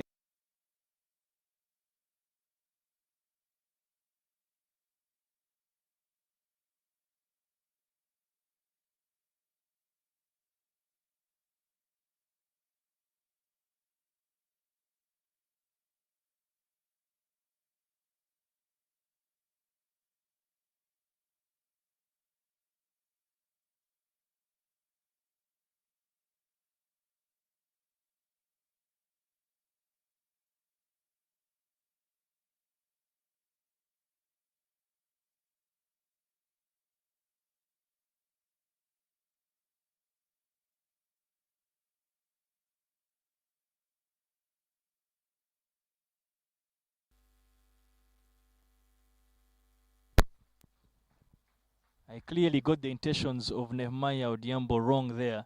Nehemiah Odhiambo is looking to capitalize on whatever bad balls that are available, and unfortunately Brian concedes a boundary of a sweep shot from Nehemiah Odhiambo.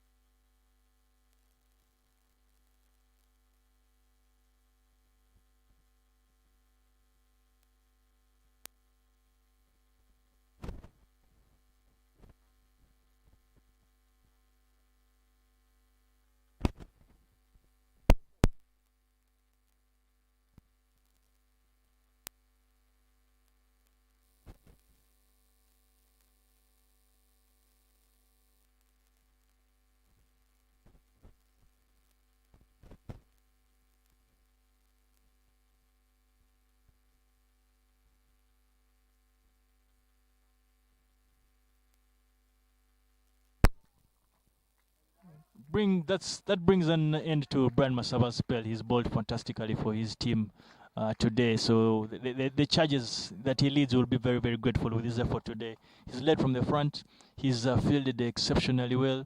But what is very important right now for the Ugandan team is they'll be looking to try and finish this off pretty well and pretty quickly, so they don't concede too many runs to make their job much easier in the afternoon. Yeah, and that was an expensive finish from the skipper because he gave away 6 runs, and that really affected his economy. But the bigger picture is Kenya standing at 171 for 6. This is going to be the 43rd over running. And yeah, their score, if you see the projected score, it stands at 204, and the current run rate is at 4.1. So Brian Masaba, 10 overs, 1 maiden, 30 runs in total, 1 wicket, and his economy has shot up to 3.00.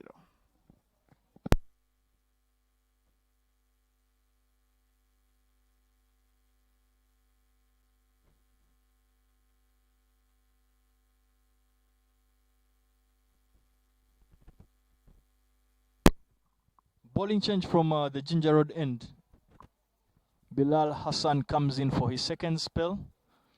Comes in at a time when his team will probably be looking for him to try and break through so they can look to wrap up his Kenyan inning as quickly as possible.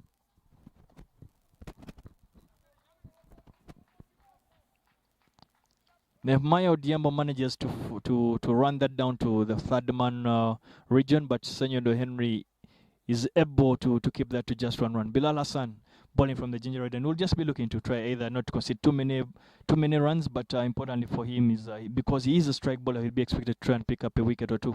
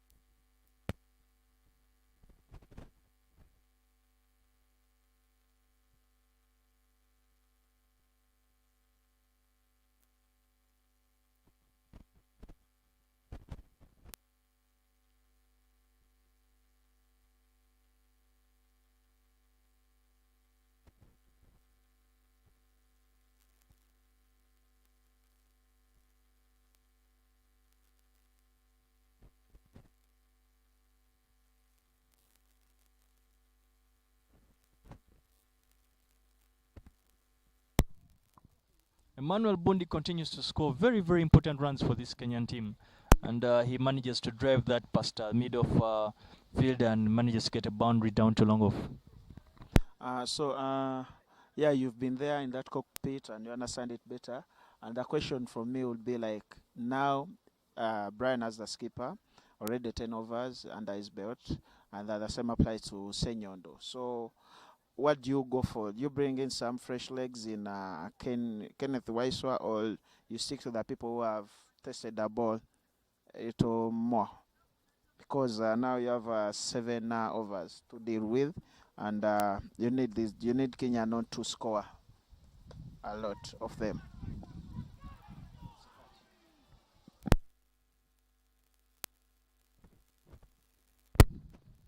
Of course, before I even answer that, there's a bit of activity on the ground. Of course, Emmanuel Bondi hits that down to long on, and Simon says as he finds that a bit short, he doesn't go for the catch, which is a bit understandable not to concede the extra runs. He keeps that to 1 run.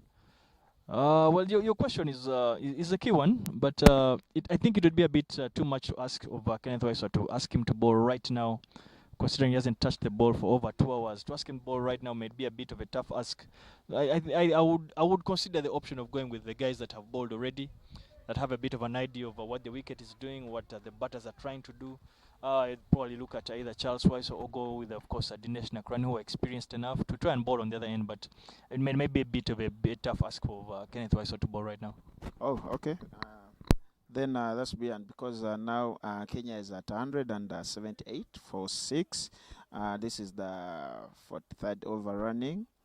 Now the projected score has gone up because of that boundary we saw earlier on. it has 210, and their current run rate has also shot up by 0.2, which takes it to 4.2.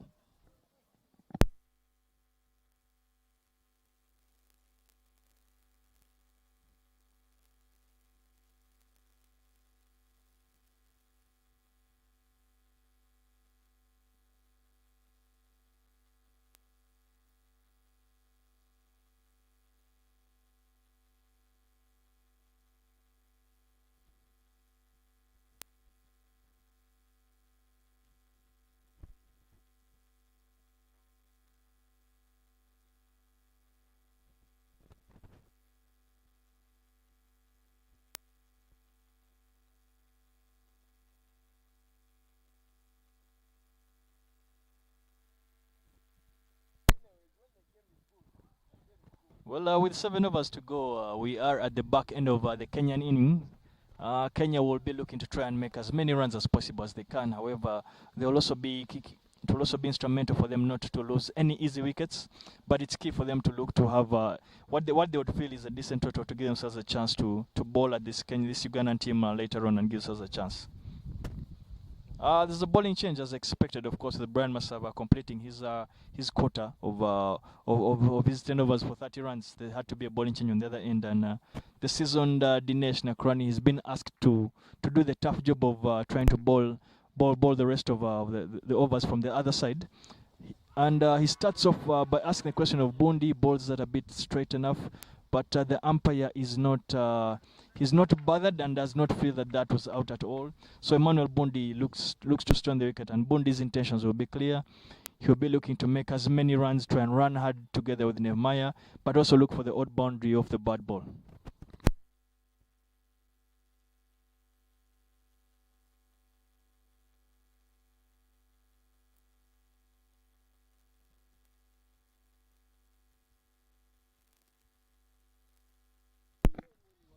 And actually, speaking of the task at hand, over picking a wicket there, or keeping the score low, Kenya has managed a boundary. That's Bundi getting a 4 there. But Dinesh, actually, this is his 7th over bowling. He hasn't made any in there. He has conceded 25 runs only, and he has picked 3 wickets. So that's good because his economy stands at 3.5. So good bowling from Dinesh.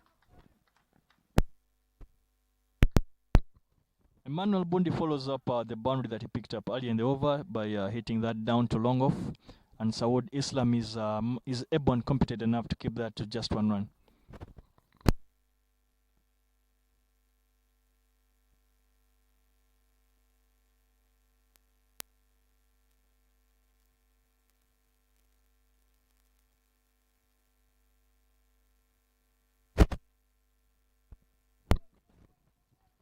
Nehemiah or Diambo, of course, looking to go big to try and get as many runs as I had hinted on earlier. He's not able to get the connection he wanted, and he picks up just a single at long on.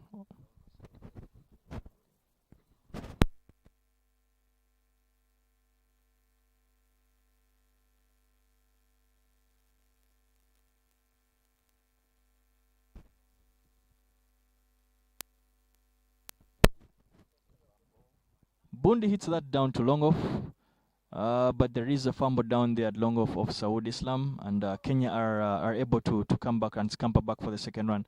These are very, very handy runs for Kenya. These are like gold dust right now. They will be looking to get as many of these as possible.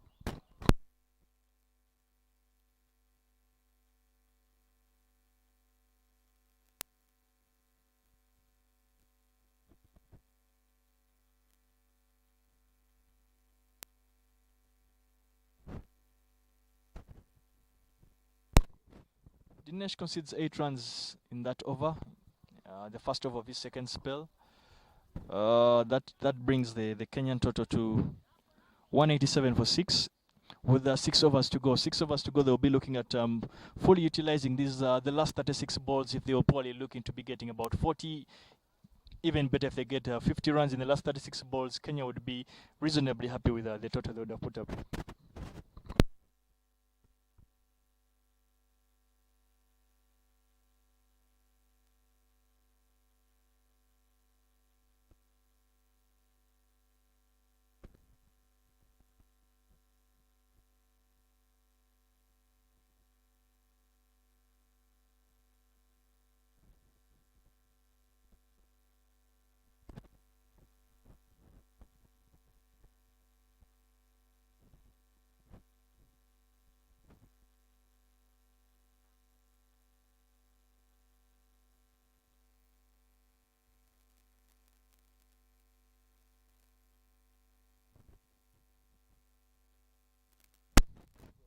Kenya managed to scamper through for a quick single there. Off Nehemiah Odhiambo's blade. He manages to hit that to mid wicket and scamper through for a single of the fielding of Ronak Patel. That importantly brings Emmanuel Bundi on strike for Kenya. Kenya will be hoping that Bundi can get a couple of runs, not just on the ground, but get a few big ones for them to try and see how they fully utilize the last 35 balls of their inning.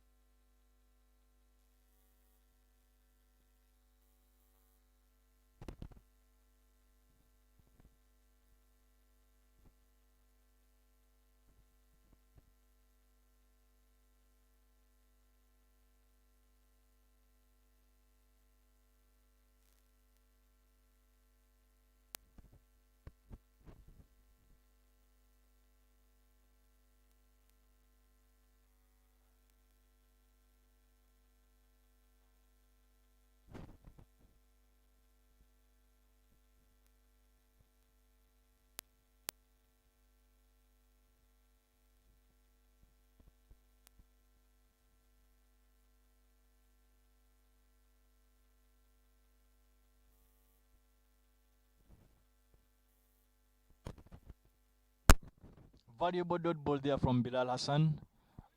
He manages to keep Nehemiah Odhiambo quiet. These dot balls at this time are like gold dust because the instructions from the Kenyan dugout should be that they should be looking to at least pick up a single off every ball. So when you get a dot ball, as Bilal Hassan has just done, it's fantastically good for the Ugandan team.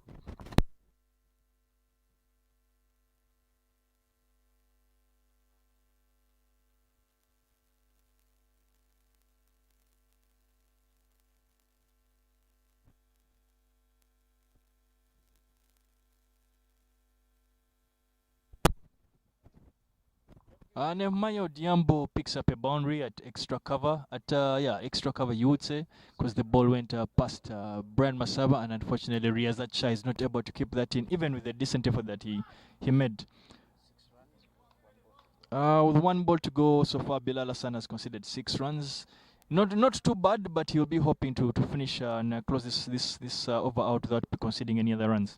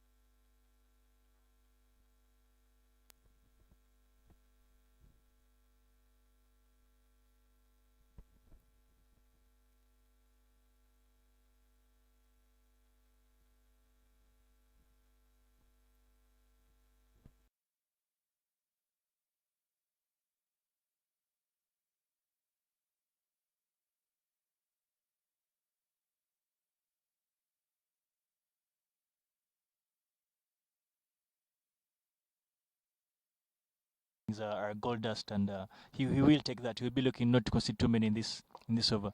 Manages to bowl again, pretty full, and Emmanuel Bund is not able to get under that, and Brian Masaba, that is operating the long on boundary region, manages to keep that to just 1 run.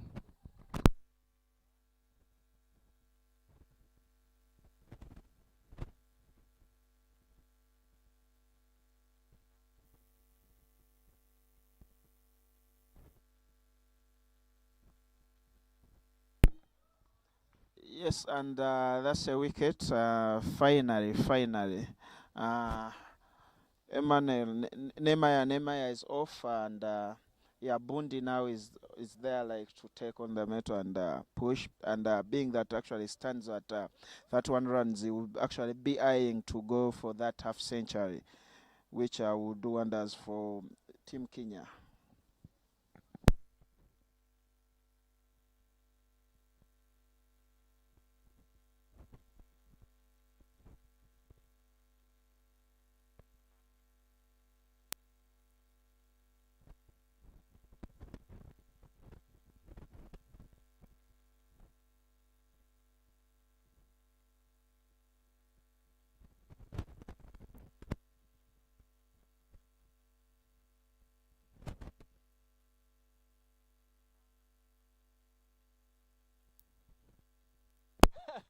Well, Dinesh Nekrani answers the captain's call, and first things first, in the first 3 balls that he has bowled, he's only conceded 1 run.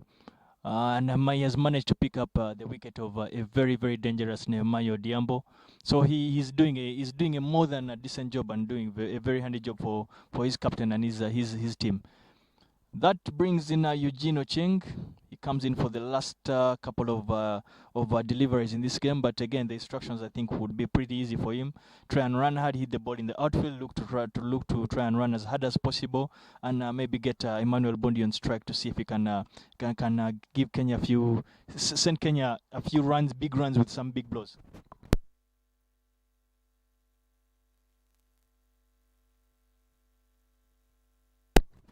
Well bowled again from Dinesh Nakrani. His intentions seem very clear. He seems to want to bowl very full and straight. It's a case of you miss a hit, and that's exactly what happened and led to the demise of Nehemiah Diambo.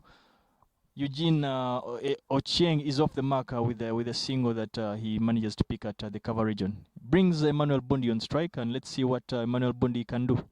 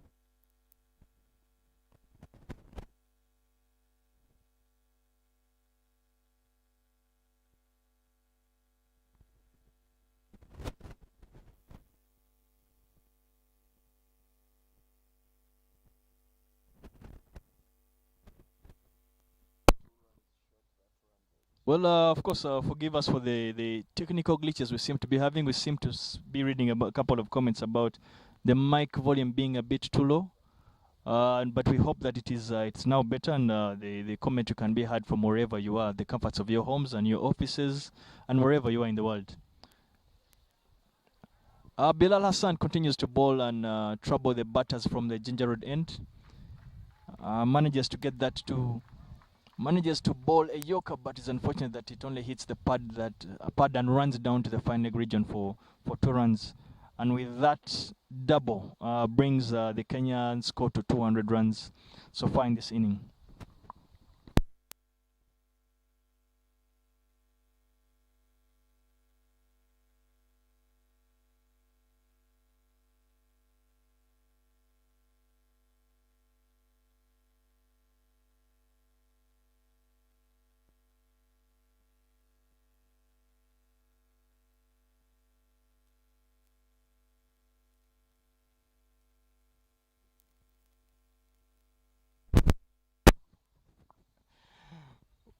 Well, Eugene Ocheng seems to be using a lot of his pad, but importantly, he's managing to pick up what would be extras, but very important extras for Kenya.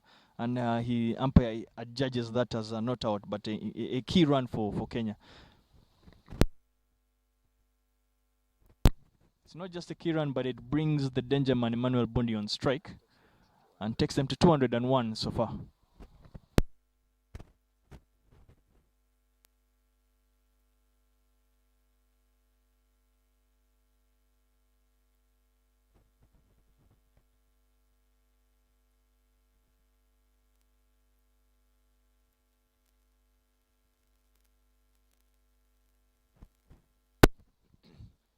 Emmanuel Bundi manages to get that down to the 3rd man region.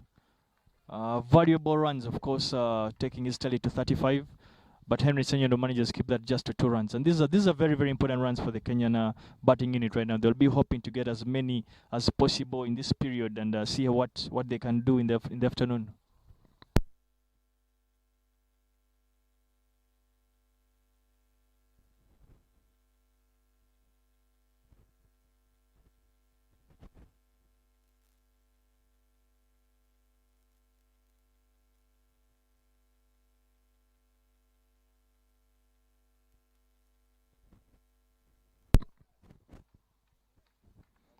Bundi can only manage yet again to get a leg by off Bilal Hassan.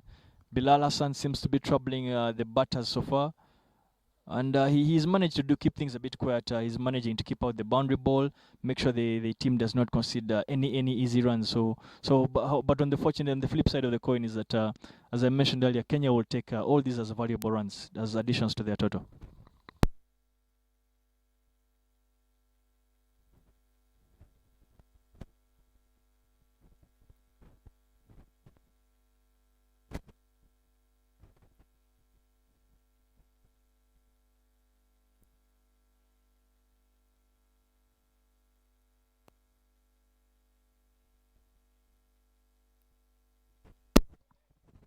Another swing and miss from Eugene Ocheng, but his intentions are absolutely clear.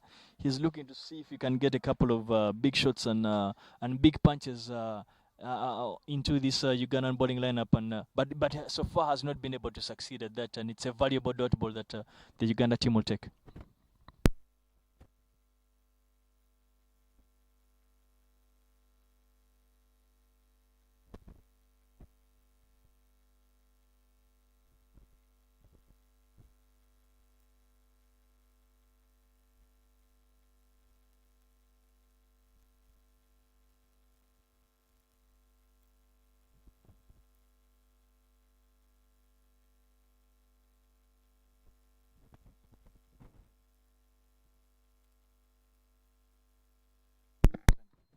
That was a good stop from the wicketkeeper, that is Fred Achram, because that was indeed heading for a boundary. That was a 4.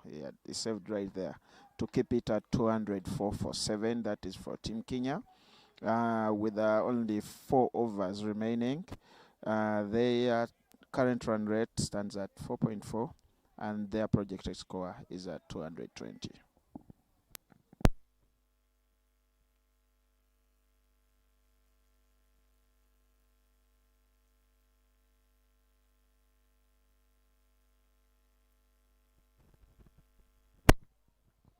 Emmanuel Bundi goes for another big heave. As we mentioned, now it's time for them to try and really amp the tempo to give themselves a chance of a decent target they feel will be able to defend. He goes for a big heave, but he only connects again with the wind and is not able to get anything off the bat there. That's another dot ball for Uganda.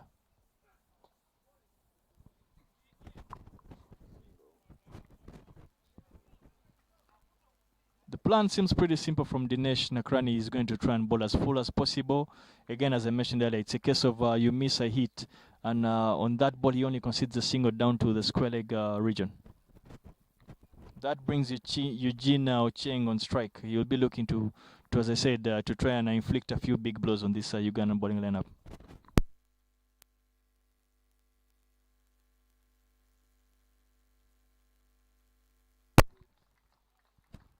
Going by the form of the Uganda Cranes, I think they will do some of the skill sets that Dinesh Nakrani has just shown with his footballing abilities, and he manages to keep that to no run at all. If you can control a cricket ball like that, then this round rubber of football, it's just easy. That was good stop from him.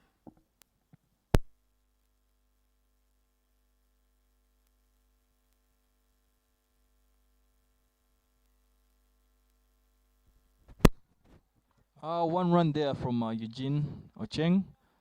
What again is very important right now is this is going pretty well for Uganda. They are not conceding boundaries, which boundaries is what the Kenyan team is looking for. So this is tremendous work being put in by Dinesh.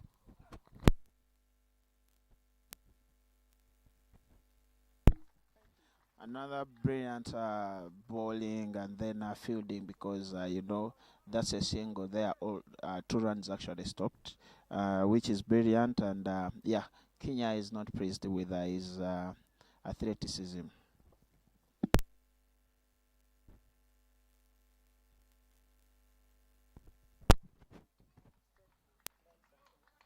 Fantastic over from Dinesh Nakrani. 3-run over this time of the inning is fantastic work. It's great work from Dinesh Nakrani. He's showing all his experience.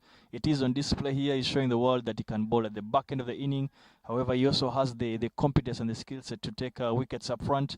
Remember, he picked up the first 3 wickets of the Kenyan inning by nicking a couple off, but now he's coming back to do a very good job for his captain.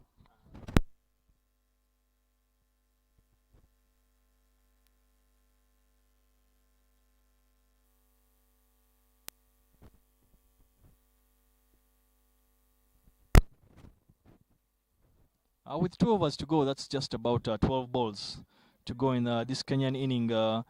Kenya are they are at 207 for 7. They'll be looking to try and maximize these last 2 balls, last 12 balls, as they believe they should be able to find a formidable total that will ask some questions of this Ugandan lineup.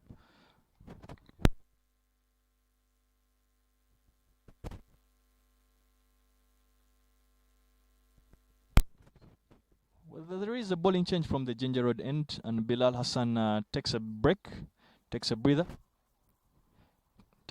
and that is Brian Masaba is asking his seasoned all-rounder in Riyazat Ali Shah to come back and bowl at least 1 pretty good over from this end.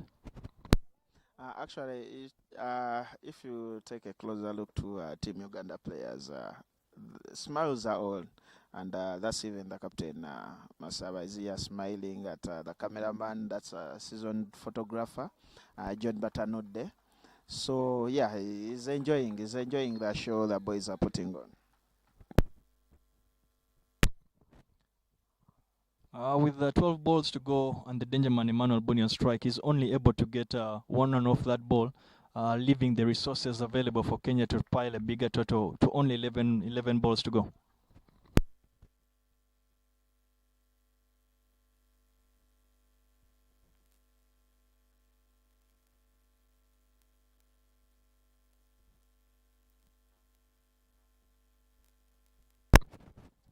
Eugene manages to hit that down to mid-on, but because the field is spread in anticipation for boundary hits, they managed to run 2 runs, and those are like gold dust yet again to the Kenyan team.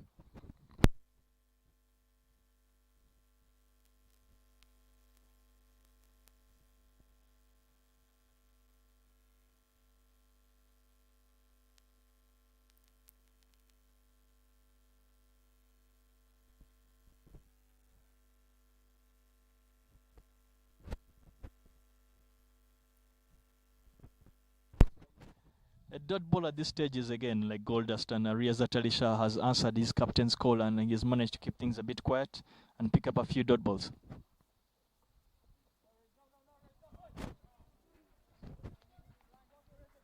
And Rees manages, unfortunately, sprays that down the leg side for a wide. It would not be what the captain has asked him to do, because the fine leg fielder has come up into the ring. So any slight tap or any slight misfield down there from the wicketkeeper, the ball would run down to 4 runs that the captain and the team would not be willing to concede right now.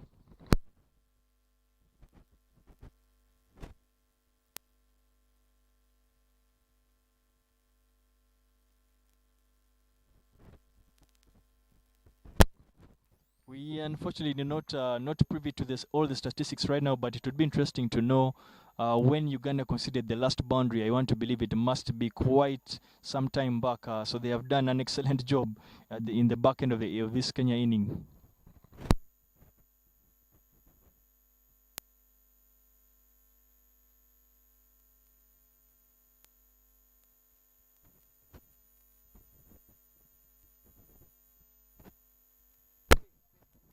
And the commentator's curse comes out because the last boundary that Uganda had conceded was in the 40th over, when Maya managed to get a 4 off Bilal Hassan.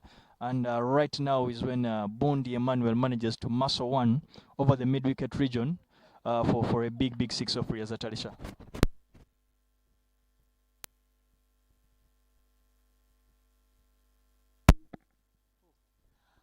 And now Kenya is looking for a personal glory, that is in Bundi, who is actually aiming at half a century, now standing at 45 runs. He has faced 60 balls, and he has 4 boundaries, a 6, and then 3 fours.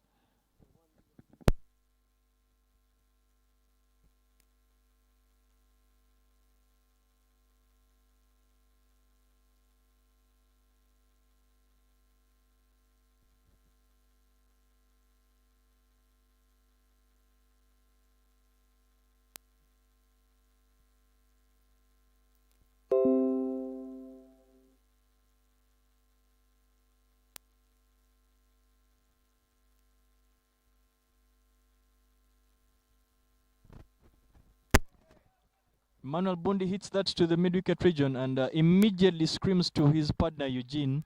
2-2, so the intention was clear that he was looking to try and push the field to try and get an extra run, and that is an expensive over for Uganda. They will not be too happy with that. It only increases the Kenyan bit of momentum as they go into the last over of this Kenyan inning.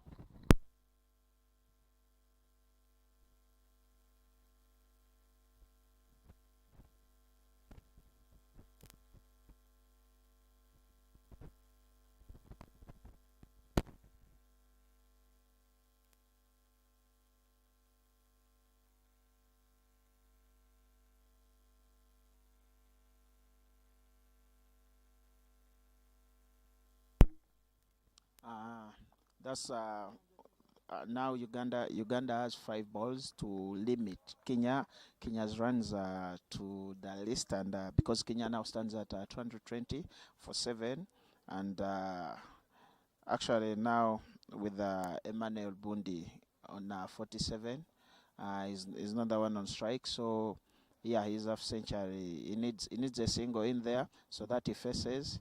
And yeah, actually now they've gone for 2, so Bundi won't be facing, so that half century still is not on his side with now 3 balls to go.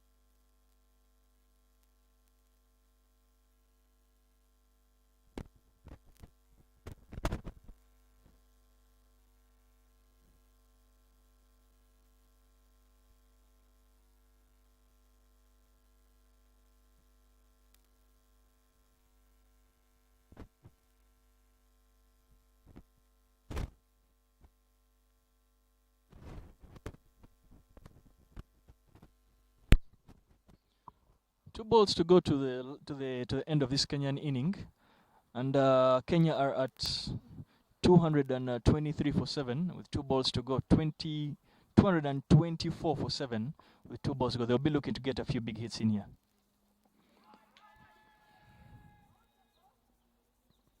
Oof. Another wild swing from Eugene, and unfortunately, umpire does not believe that that is out. That was going on to hit the stumps, and Kenya scamper through for yet another leg by. Importantly, right now is 1 ball to go. Emmanuel Bundi is the important man for Kenya, and he is facing, and he is at 47. A chance for him to get a much-needed half century. He's batted extremely well to try and build this Kenyan inning to get it to wherever it is right now. However, importantly also on the other end is that Dinesh Nakrani, he has picked 4 wickets, so he manages to pick 1 more here and he'll have a 5er for Uganda. And it is a much-needed dot ball for Dinesh Nakrani. Brings an end to the Kenyan inning. They have batted and scored 224 for 7. Dinesh Nakrani has been the pick of the bowlers, the Ugandan bowlers, picking up 4 wickets. Of course, there have been contributions from all the other bowlers, but his effort has been one that has been one of top drawer stuff from him. Finishes with 10 wickets, 1 maiden, 40 runs, 4 wickets. That's been exceptional from him.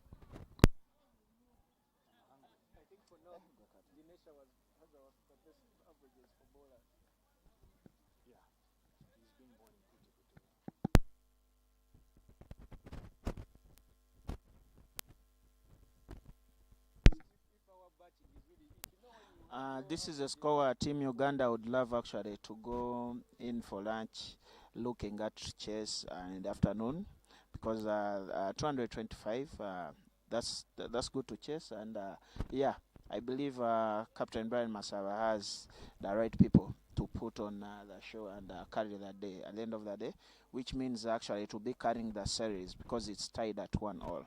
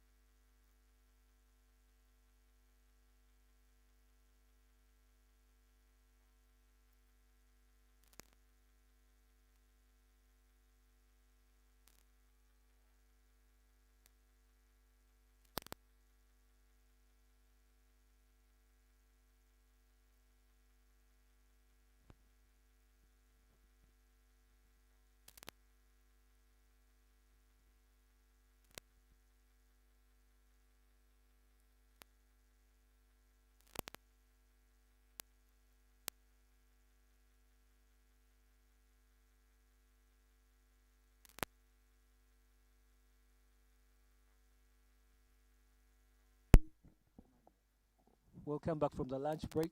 It's David, not Davis, on the mic. That was close. Saud Islam opening for Uganda, almost caught in the covers of the bowling of Odiambo coming from Ginger Road end.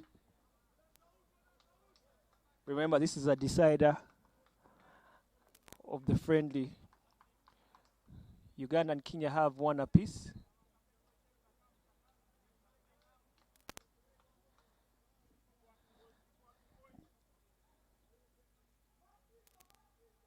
Sisazi comes back into the side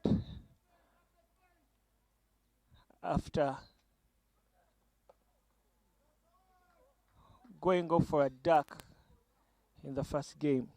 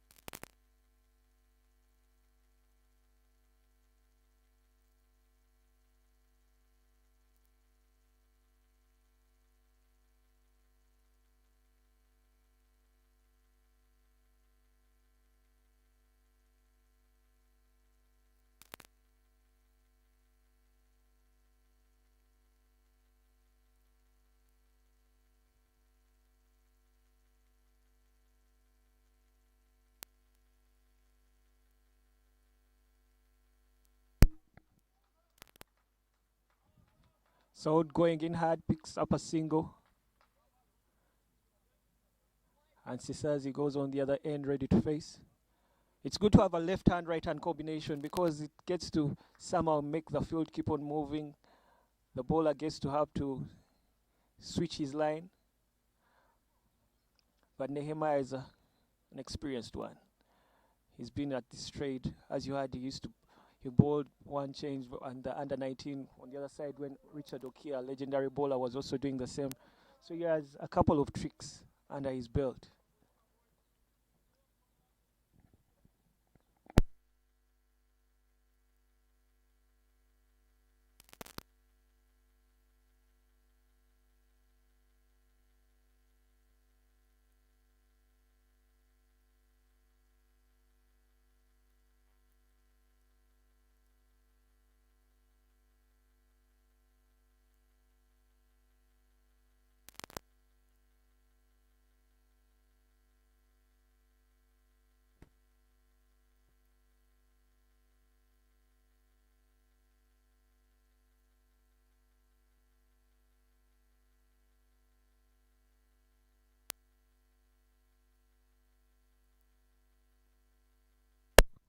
Welcome back, of course, from the lunch break, 45-minute lunch break, after the Kenyan inning had come to a halt.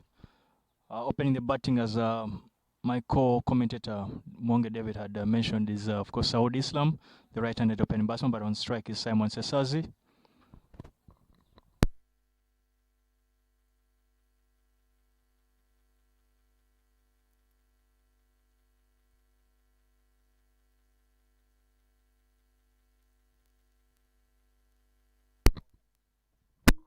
Brings an end to the first over with that leg by of the last ball of Nehemiah Odhiambo.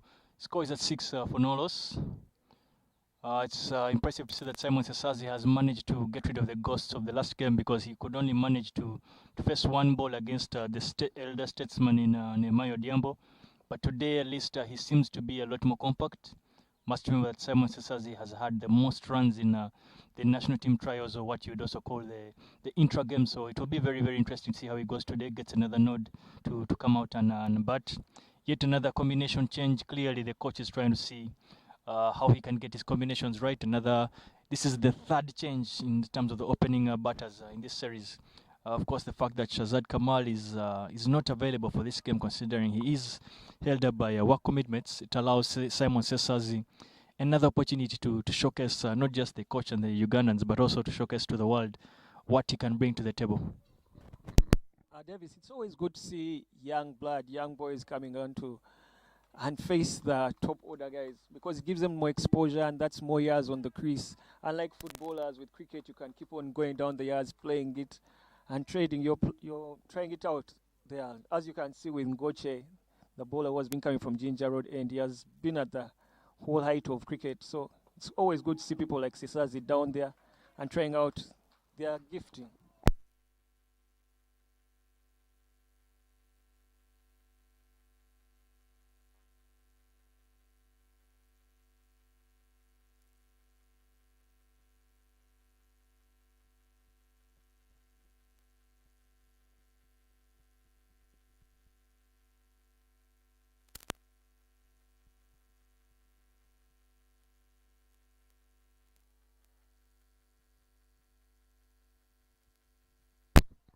Without a doubt, the first run for Simon Sesazi in this derby series, he will take the run.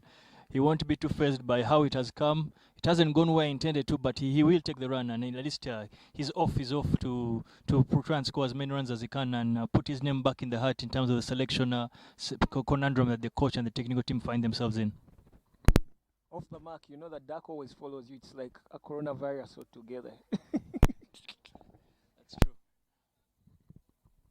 I want to always give a lot of credit to guys that come out and serve the nation. For me, it's very good to see a couple of current internationals for Uganda, but also some former players, that guys that have put their bodies on the line. Of course, without going too far, Henry Rasta Kato is around. He's a former international, former opening bowler for Uganda. I'm seeing Frank Nsubuga. Frank Nsubuga is walking around the ground.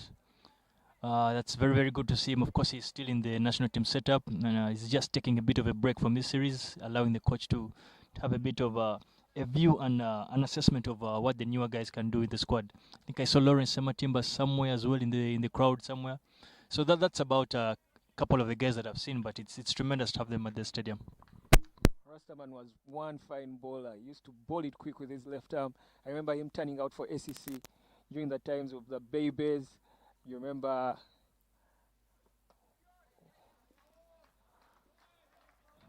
a single there for Saudi Islam? I was still telling you, during the times of SEC, when they were pretty top up there in terms of the Zungus. And that's when cricket was also at its heights. Fresh from high school into the national team setups, and good cricket. And it seems cricket is coming back to Uganda as it used to be.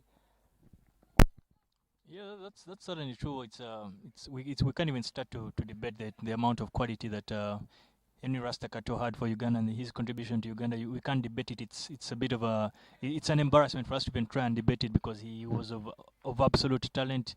There's a famous story that is even still being told these days about, I think, him tormenting a Kenya under-19 team, I think, at the Ginger Oval. People still talk about that, and it's that same story. It's like it keeps sending shivers down people's spines. So when you look at Rasta today, he might have landed on a bit of tough times, but without a doubt, his contribution to the national team cannot be taken for granted.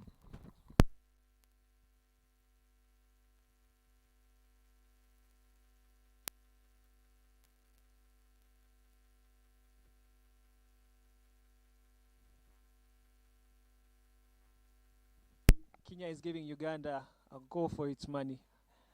As expected, nothing will come easy, and they'll have to prove a point after coming up with a decimal score in the second game. with most of the senior team members coming back in the setup.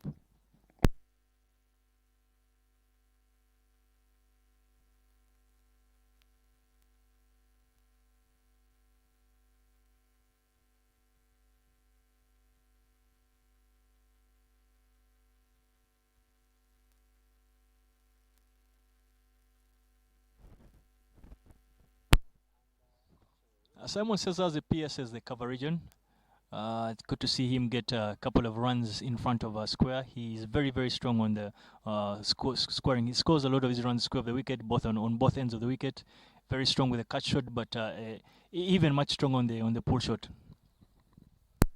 Although they were not as fast in the middle, but we should give credit to the Kenyan fielders. That was a good fielding display. And as I can see, Ngoche is coming back from the Ginger Road end. He would love to repeat the torment he gave to the Ugandans in the first game. He was moving quick and fast, and he was loving what he was doing. The Ugandans were dancing to his tunes, or may I say to his reggae tunes.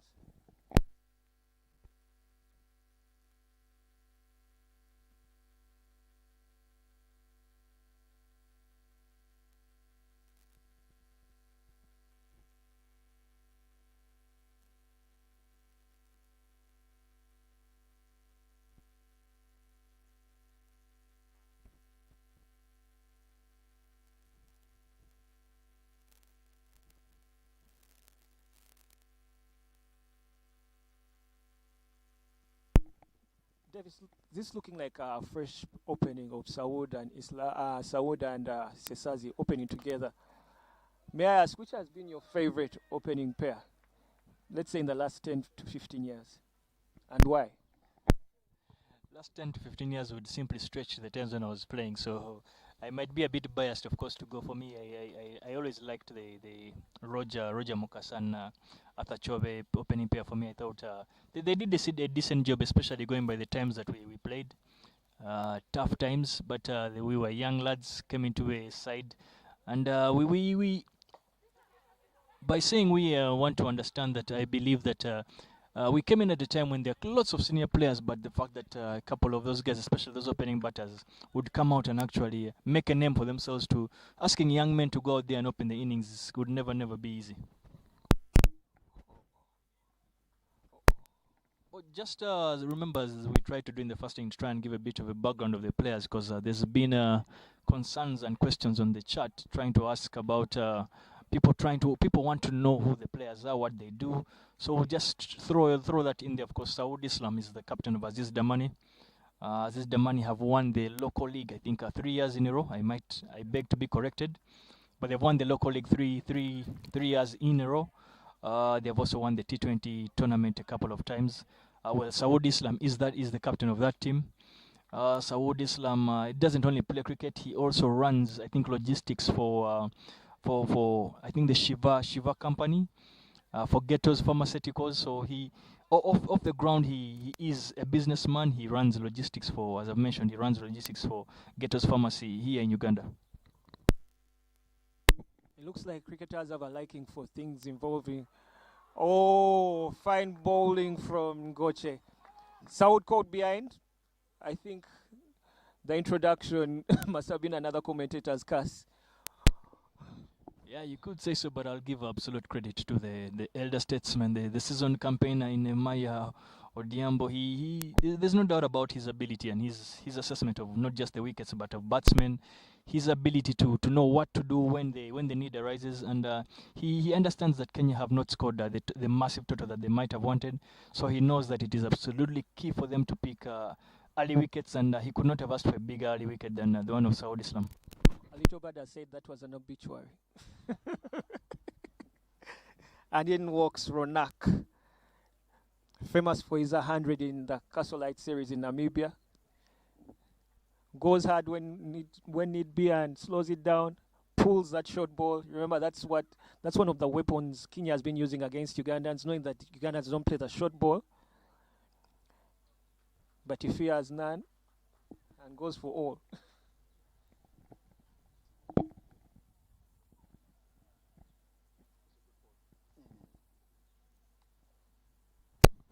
I don't think Saud should be too hard done with that dismissal. I think he got a good ball. When you open the inning, you expect to face you expect to face the cream de la cream of the opposition. That's first things first. Two, the ball will obviously be swinging. So Sawood, for me, Islam, I do not think he played a bad shot. He shouldn't be too hard done with that. I think he got a very good ball from a senior bowler.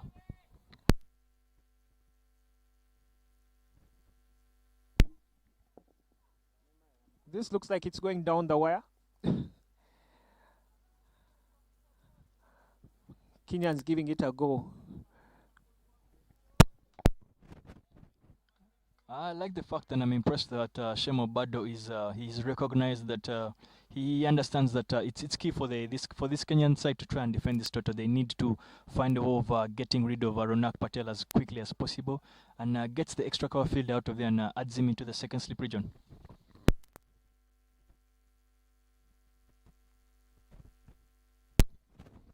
Everything behind the ball on that one, he's looking like he's in very fine nick.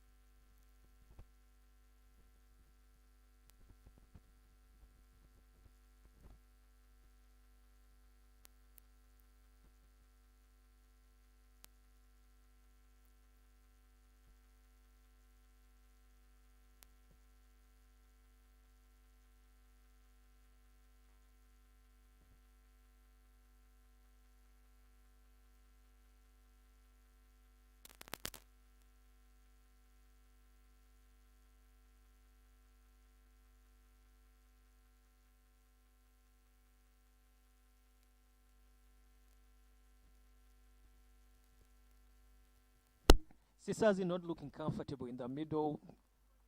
I think he just needs to settle down, take in any advice he can get from his senior Ronako from their side. He shouldn't rush it. The runs will come, the bad balls will come. I know he has pressure on himself, having to prove a point, given that the Ugandan side is growing here and there, but he should take each ball as it comes.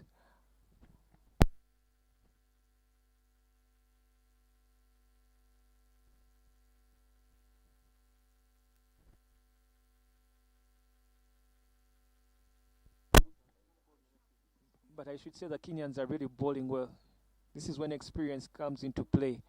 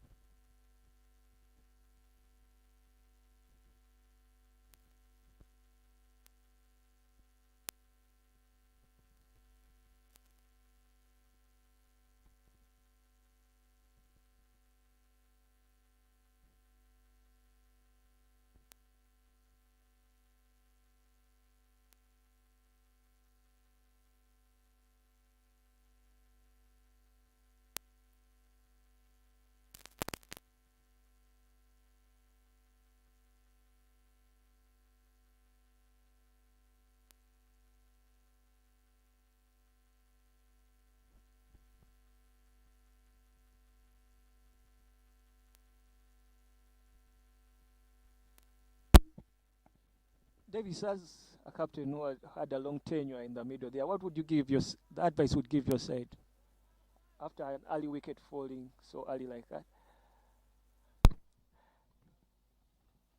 at a low score?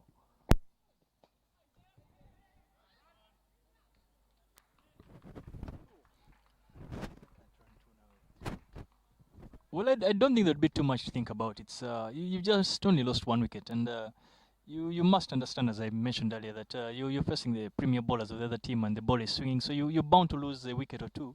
Of course, not the start that you would have wanted, but I don't think it would be time to start tinkering things around or overthinking things. I don't think it's not yet panic time.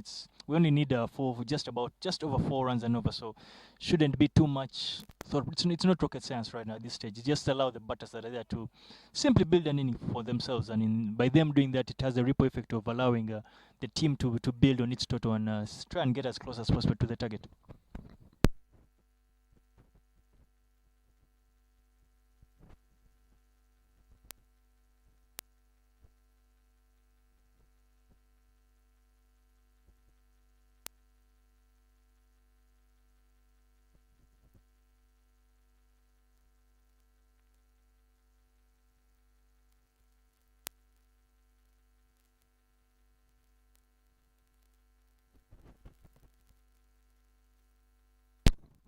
Interesting battle going on here. Of course, Nehemiah Odhiambo, as I said earlier, he must have sensed that to give Kenya any chance of trying to defend this total, they need to get Ronak out as early as possible. Ronak has looked like the man that has been in good touch.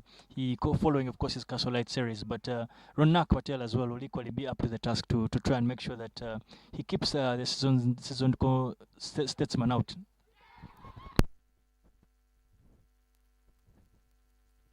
And there goes the commentator's curse.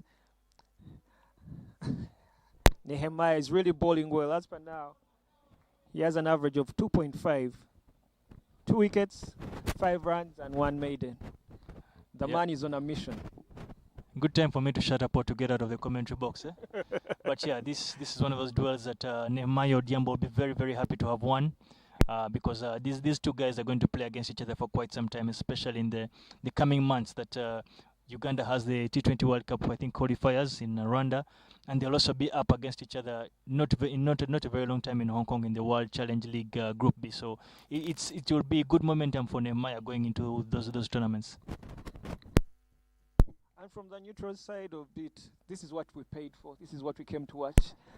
And as you can see, the sun is coming back out. Well, but Rona couldn't be too worried about that. I mean, he's gotten strangled down the leg side. That normally is one they call a very, very unfortunate dismissal. So he shouldn't feel too hard done about that. It's one that happens probably once every 20 innings for a batsman. So it's just one of those lucky dismissals, of course, for Nehemiah Odhiambo.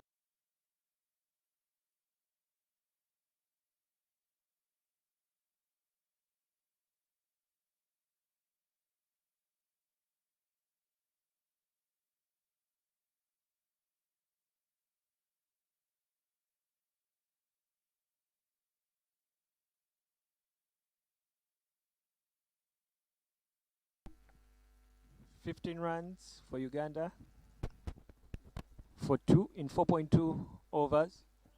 2 fresh batsmen, I must say, in the middle. All they have to do is to try and push the partnership and get stick there. There's a lot, nothing to run home about. There are plenty of balls.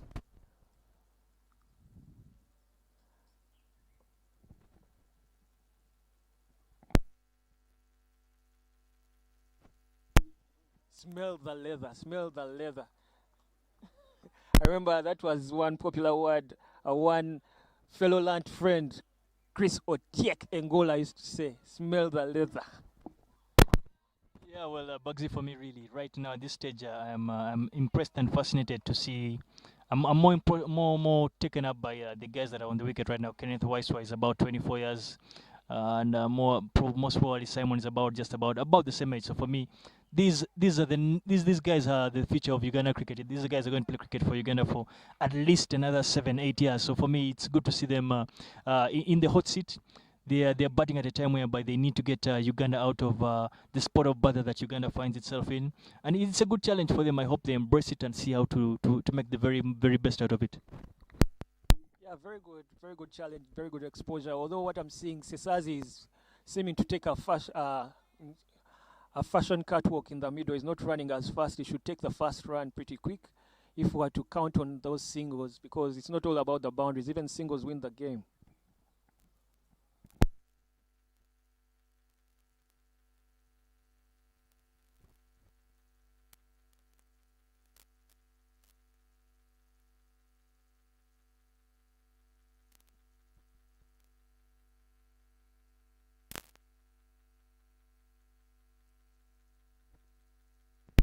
Davis, as the days have gone by, the wicket is becoming slow. On Sunday, ooh, the ball was bouncing. Nehemiah was having a good day in the middle.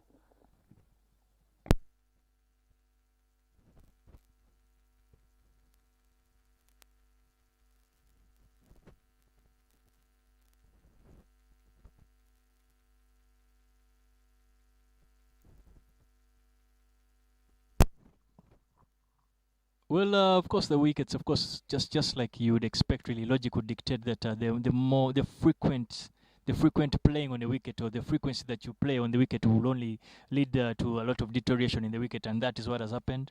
They didn't seem as much pace or as much life as there was on Saturday in the first ODI, or even in the second ODI on Sunday. The wicket seems to have worn out. But again, for me, that creates new conditions, and good. It also creates good kind of questions and conditions for players to adjust to and look to do better in.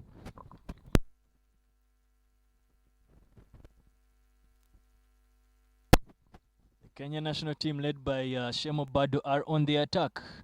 They sense that with these two new batters, they feel that they need to make sure they can pick up one more and try to get into penetrating into the Ugandan mid order. So they feel that with these, they have the luxury of adding an extra attacking fielder, and they get rid of the square leg field and add that fielder into the gully region. That is Dominic Wesonga, who is a very competent fielder. Uganda currently at a run rate of 4.62.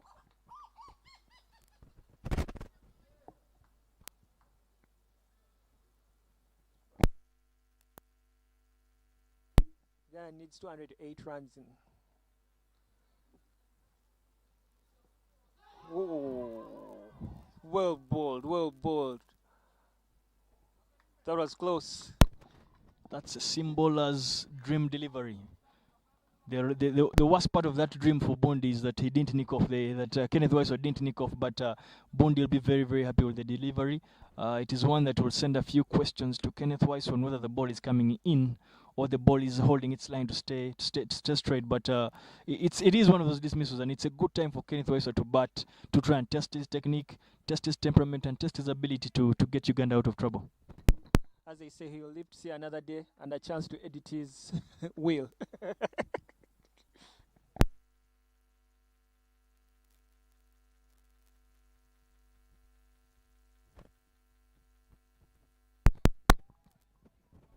Well, back to speaking about the players, really. Kenneth Weiss is one of those players, as I've mentioned. He's one of those youngsters coming into the side. He's a budding all-rounder, bowls medium pace, bats in the early mid-order. As you could see, he is batted number 4 today. Plays his trade here in Uganda for Aziz Damani. Yeah, don't shake your head. Yes, Aziz Damani literally has 90% of the national team players. But yeah, he plays for Aziz Damani. And he's just coming out of a professional stint in Kenya, where he was playing for Ruaraka Cricket Club. I'm meant to understand he put in some pretty good performances there. Left the Ruaraka Club in a decent position after scoring. He scored a couple of runs there and picked up a number of wickets. Off the field, Kenneth Weiss is a student at Chambogo University. We are literally playing at his home ground. We at Kenneth Weiss was home ground, because this is the university that he goes to school at. So he's a student trying to complete his exams, trying to complete his studies, and also build a cricketing career. Explains why when he was walking onto Yovo, the fans were all up in cheers, but Obundi seems to have silenced them. of course, the fans that are around more of his contemporaries, the guys that he played with, guys that he led at under-19 cricket. So for them, of course, it's good for them to see their captain come out to bat at a tough time, and also to don the yellow and red that Uganda cricket is associated with.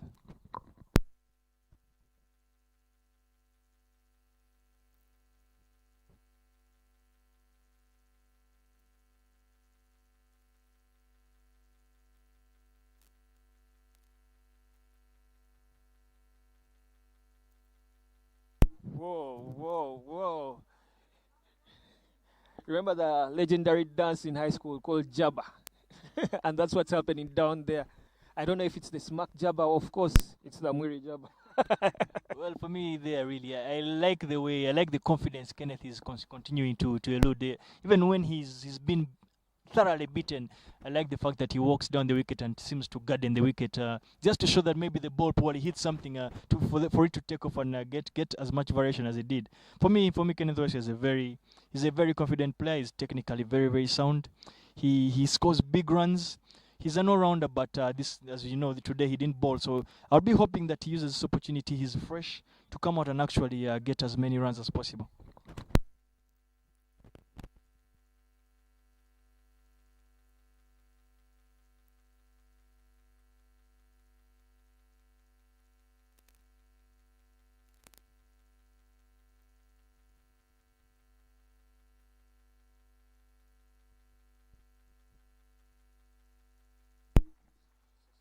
Sesazi living up to the billing, gets Uganda the much needed boundary.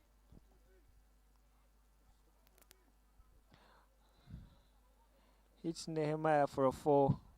Uganda is currently 22 runs for 2 in 6.1 overs. The young player is quickly growing into confidence, building on, and I think that's what's needed in the middle. They shouldn't push it. The bad balls will come, the good balls can be put where they deserve to be, but for now, and the battle continues between Sesazi and Nehemiah.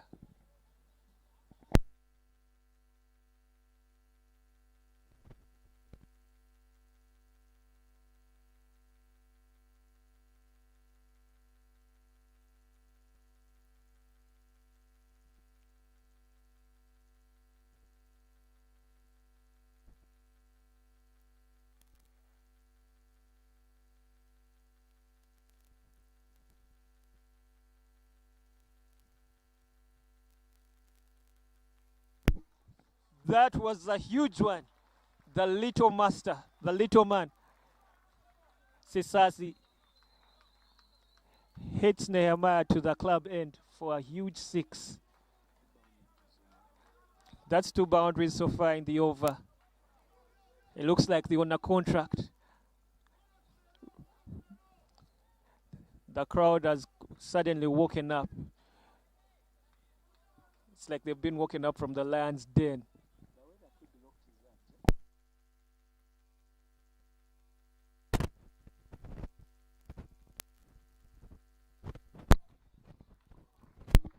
I think that's good play. Find the boundaries, push up the run rate, and where the good ball is, give it the respect it deserves.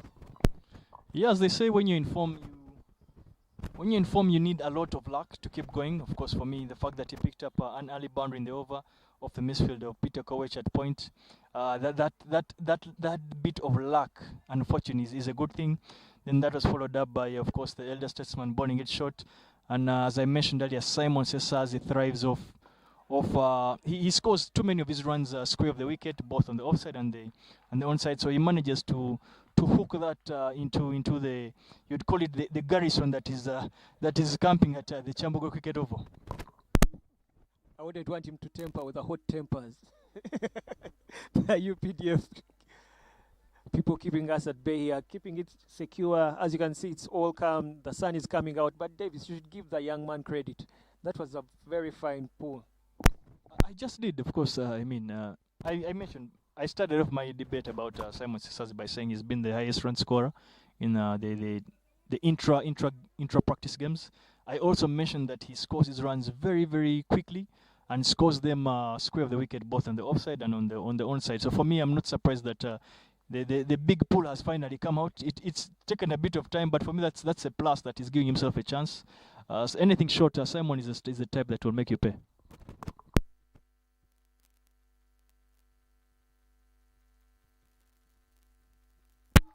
Straight to the screen. This boy has no he has no respect for his elders, Dave. Ladies and gentlemen, if you're not at Chambogo, I hope you are watching, because Simon Cesars is finding his range. And the crowd is going berserk. As I mentioned earlier, the bigger parts of the crowd are mainly his age mates, guys he's played with at Charity Cricket Club, at Wanderers. He now plays, I think, at KICC. So the guys the sauti that is going on around the Oval is largely his younger mates who want him to do well. Many people want him to do well. They think he deserves yet another chance at the cherry of the national team. But he has shown that he can deliver. So this opportunity is one that he'll probably look to take up and make sure that he lets the world know that he means business. Nehemiah's previous over went for 3 boundaries. That was 2 fours and a 6. All coming from the little man, Sesazi. They come in all sorts of packages, you know.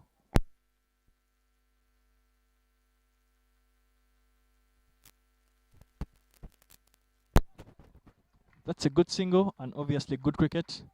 A couple of boundaries being followed up by a single that allows for strike rotation, and not just strike rotation, but it allows for the tinkering of the scoreboard. So that is fantastic cricket.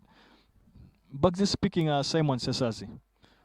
What I know about Simon Sesazi, he's, as I mentioned earlier, he's one of those youngsters who are around 24, not more than 25 years old. I've mentioned he plays his trade for, I think he's probably contracted right now with Wanderers. Previously played for KICC, has played for Charity Cricket Club. So he's been a bit of a tourist in the local league, but he's one of those that, of course, he does well in the local league. He's come through the ranks from under 15, under 17, under 19. So he's a product of the pathway system of this year. You picked that right out of my mouth. I was about to tell him what's wrong with him being a pastoralist. Is that good for one's career, keeping on moving? I thought the more you settle into a club, the more you get to gel in, get to understand how things work. Unlike when you're just starting somewhere and you're moving on. For employers, they would say you're not such a good employee.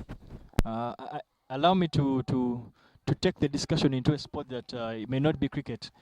Many people remember Steven Gerrard for being the loyalist that he was for Liverpool. But if you visited Steven Gerrard anywhere around Liverpool, I don't know if you'll find any trophy cabinet that he needs to have had in the house. He didn't have a lot to show for it. So many others again. A classic case is Nicolas Anelka.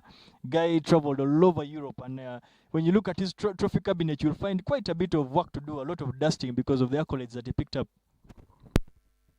Well, one will say there is Lionel Messi.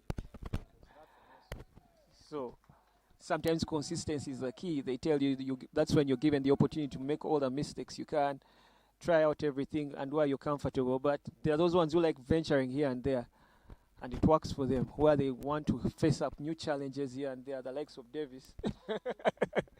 I remember you had also become a pastoralist when it came to club cricket.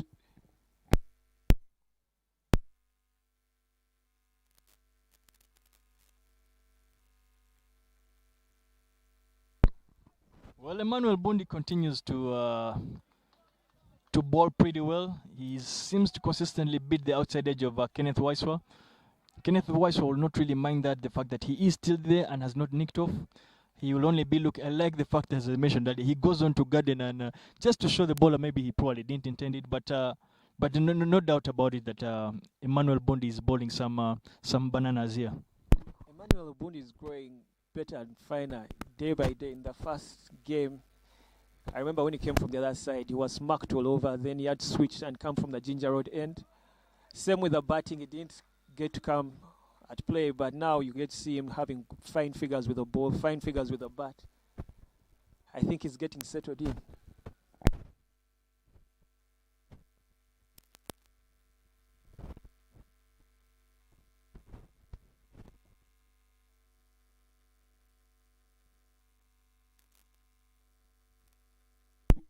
Uganda currently has 34 runs for 2 in 8 overs with a run rate of 4.57. It seems to be dwindling around 4.5, 4.6, 4.5, 4.6.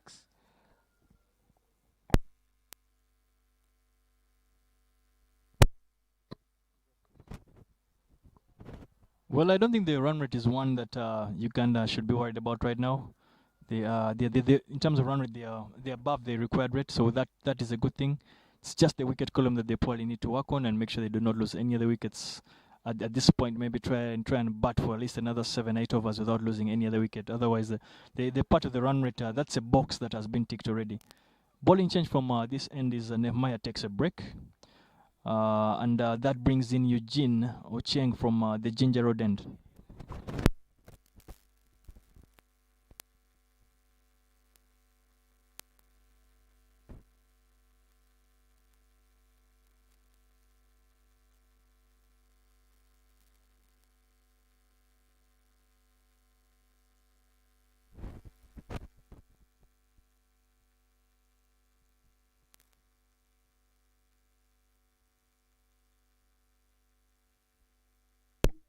Sisasi looking pretty confident down the middle. He looks like one who has just gotten a new contract and full of praise.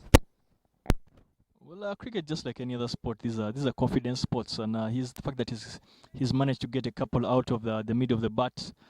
He's gotten a big six, of course, off his favorite pull shot. He's lining the ball up a bit better. He's behind the ball, so the confidence has obviously built, and I hope he can look to carry on and make full use of it.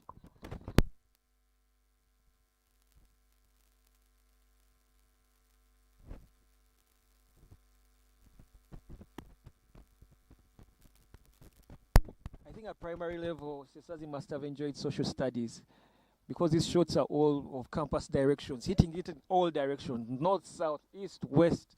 Unlike my neighbor here, and someone I've known for years, ever since primary school, his favorite shot used to only go down south. I don't know why you're not working at one of those sugar plantations. Our producer had a better turn off Bugsy's mic, but anyway, yes, Simon is looking pretty good down here at Chambogro Kirovo. Good bowling from Eugene. Trying to get the batsman to think, and he's all calm and all after his senior Nehemiah going for 14 runs in his last over. I think that was a good ball change from Shem trying to save up his big brother, Nehemiah.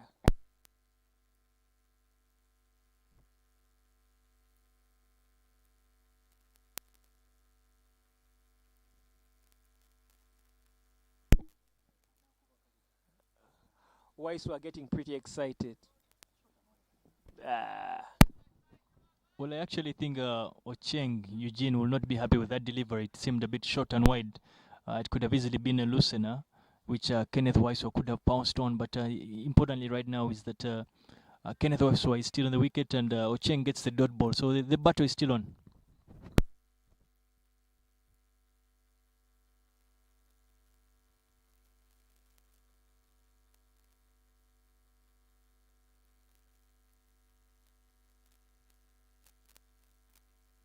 It's good to see the crowd building up, observing the SOPs, wearing their masks and all. As you know, we are living in unpredictable times. Please follow the recommended SOPs. Wash your hands, social distance, be watchful, because we all need each other. And the Uganda cricket cranes need funds at the end of it all.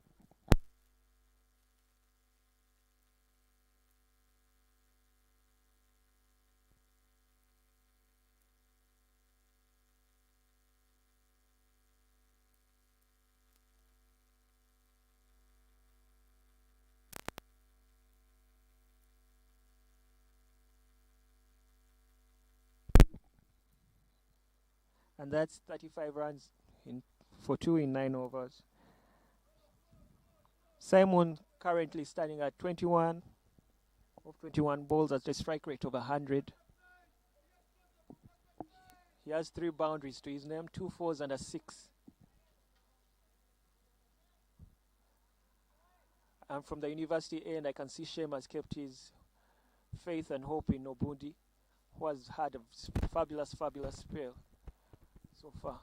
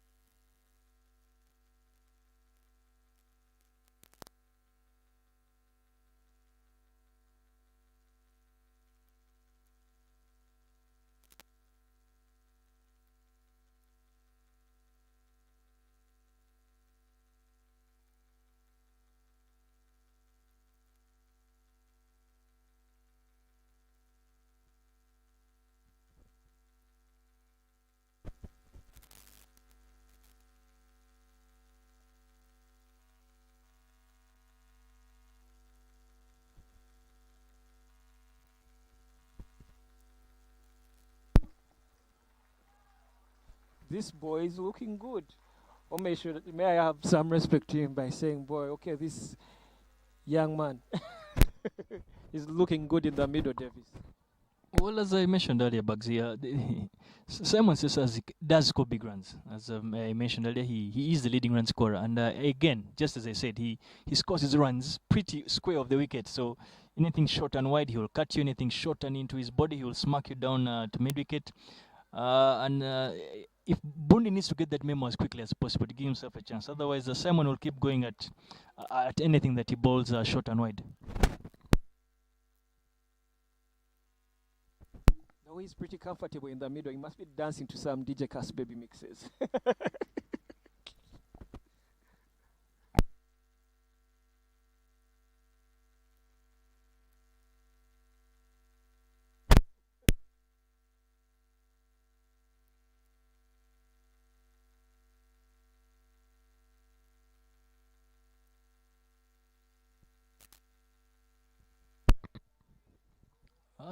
Simon to this today has been very watchful of the bowling, which for me is a sign of progress. He must have learned from his the last outing that he had for Uganda. So there's a sense of progress, and he understands that now he has an opportunity. He's going well. It's key for him to understand that the Uganda team need him to bat for as long as possible to give not just himself but give the entire Uganda team a chance of winning this Derby series. Notably in the crowd, I recognize.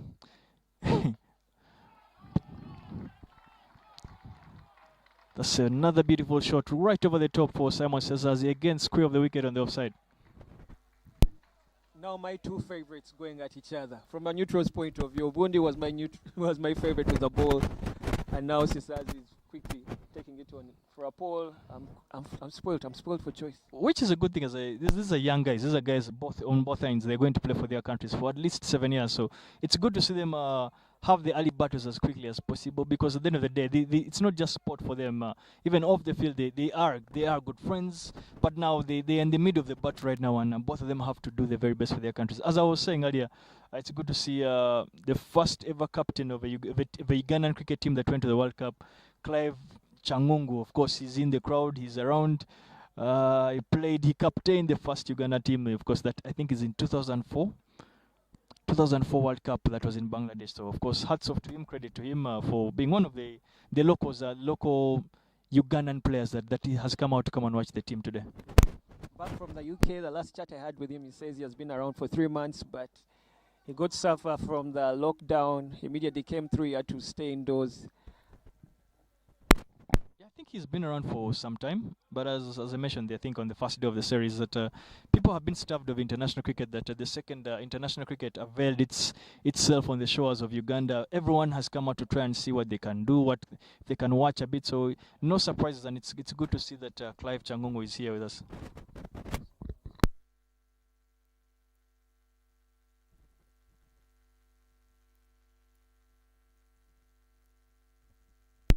Davis, I see Pius again of the rugby cranes of Cobs walking in.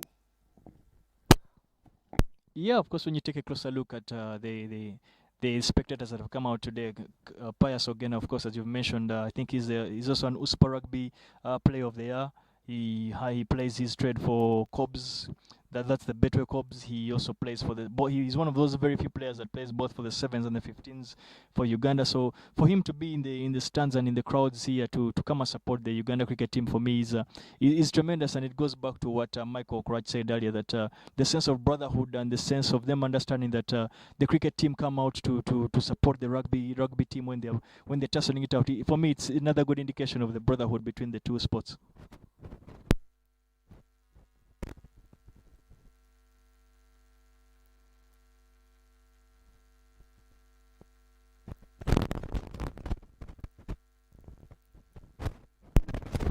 Davis, tell me of a typical day at the end of a match. What normally happens? Do you people go back and have video reviews, or am I speaking too futuristic?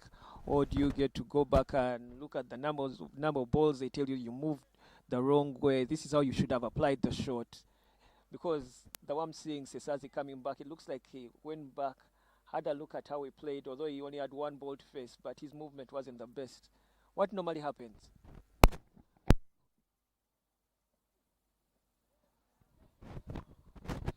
Well, Bugsy, just to let you know from my dugout perspective, is that in most cricket dugouts, there is an important personnel in there, in either a man or a woman.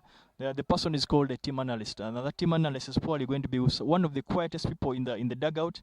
But they'll have their laptop and they'll spend 99% of their time there picking up data from how the game is going. They're picking up videos. There's a sense of video analysis that they're doing, comparisons. They will tell you statistics of the players themselves. So at the end of the day, after a game, a classic game like this one of the things that will happen besides the on-field things of cooling down, a short team meeting, one of the things that will happen when you get back to the hotel room is there will be a team meeting session, and in the team meeting session, that is basically the dance floor for the team analyst. The team analyst will come out with all the data of the day. He will compare it to what you have been doing in the past. He will talk about opposition teams. So it is in that session, which is very, very crucial, that the team analyst tends to break down what has happened, the team data, but also breaks it down to individual and particular team data. My particular interest is are there video like video reviews or something like that, because it's easy for one to see, and you get to see your mistake out there. I know nowadays statistics have quickly come into sports where you're judged by your statistic. They'll tell you, for instance, Nehemiah bowls 2 fast balls, is good at bowling the Yorkers. So these are the balls you should look out for. Is that stuff you get into deep down into detail? Yeah, I think that kind of data is literally what makes the team analyst and his every grain of salt. Really, that's the kind of information that you need. You need detailed information to understand particular dismissals, mode of dismissals that you're getting out to, the kind of bowlers that you're getting out to, your actual movements. That is what makes a team analyst bring value to the team. So that is what is happening, of course, with all these teams all over the associate circuit. But interesting and sadly, of course, Kenneth also takes a knock on his hand. There's a common saying, of course, in international cricket that when you get hit on the hand or the thumb, it's key for you not to remove the hand out of the glove, because they say that when you do that, the finger or wherever you've gotten hit just gets inflamed. It gets too swollen and becomes harder for you to wear the glove again and be able to bat. I hope that does not actually affect Kenneth Waiswa, because he has removed his glove. I hope he finds a way of keeping the swelling down. I mean, that's the whole use of having a physio. I hope it doesn't really affect his game that much. Is that theory been proven, or it's another, or maybe has it passed through professionals like our own Dr. Kasenen on Twitter, or it's just hearsay? Boss, if we went by Dr. Kasenen's suggestions, would be eating the leaves of the branches that are on top of us. But anyway, I'm not too sure about the statistical data, but I know a couple of legends have talked about it. I can't remember which ones in particular, but they've talked about them being hit on the glove and their memory of remembering that they should not remove the glove because of the dye effects that comes with it. Oh, Davis, pardon me, I'd forgotten you're a psychologist. Let me first pass it on to Julius, who has a degree in sports science. Please explain to us this theory. You know, I don't trust Davis fully.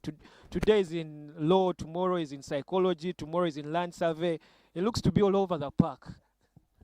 Actually, to be exact, it's biochemistry and sports science. So they are within that's physiology.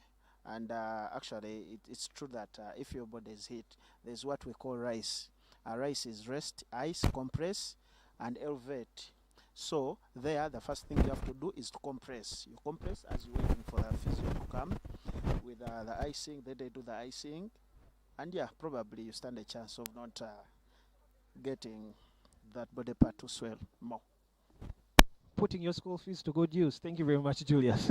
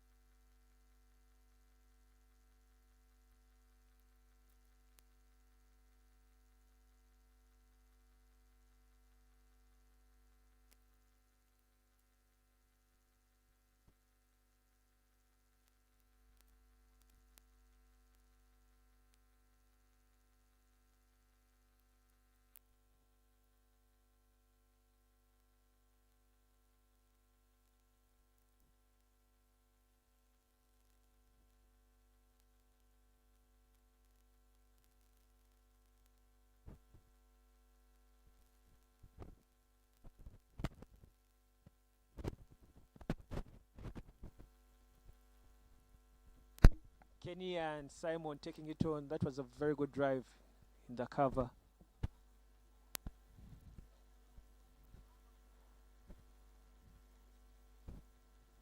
I can see Nehemiah trying to offer a bit of advice to his compatriot.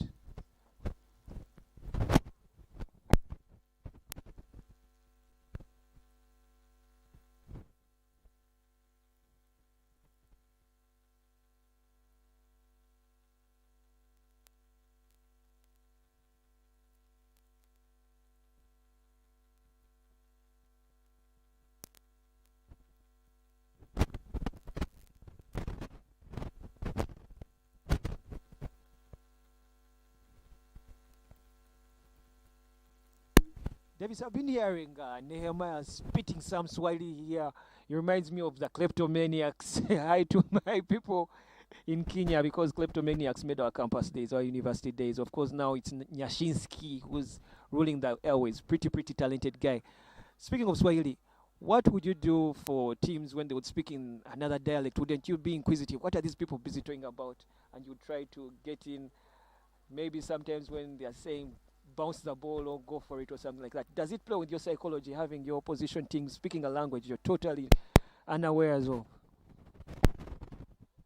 Interesting point, but I think it is a good and bad thing, because it can make or break you, and but it also is helpful for people to understand what they're trying to say.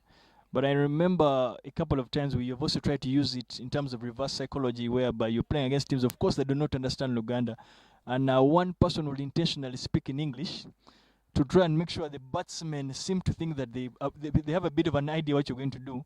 Yet in the reality is that we are trying to fool them to do something or think oppositely. So you need to be very careful not to get caught in that kind of trap as well. So it's a good and bad thing. How you do it is totally up to you. Davis, why does something tell me that was your Mr. Hair trick? That sounds so typical of you. That sounds so typical of you. Are you trying to say that I'm that good of a linguist? No, I'm not trying to say you're that good of a linguist. What I'm trying to say, you're someone who's full of all dirty tricks. Hamza Saleh's very good. I'm sure he would stand in surety for me for that. But there's a bowling change from the from the university end, and Shemo Bado takes the ball by himself and gives Emmanuel Bundi a rest, and so he's going to take this end, hoping that he can try and penetrate and get maybe a wicket to allow Kenya to get back into this game.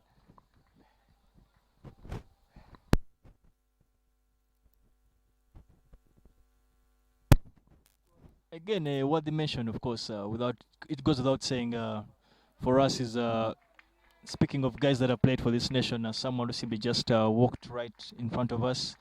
Easily for some of us, the best player that has played for Uganda, played in a World Cup representing East African cricket, East African I think, national cricket team at the time that played in the World Cup itself.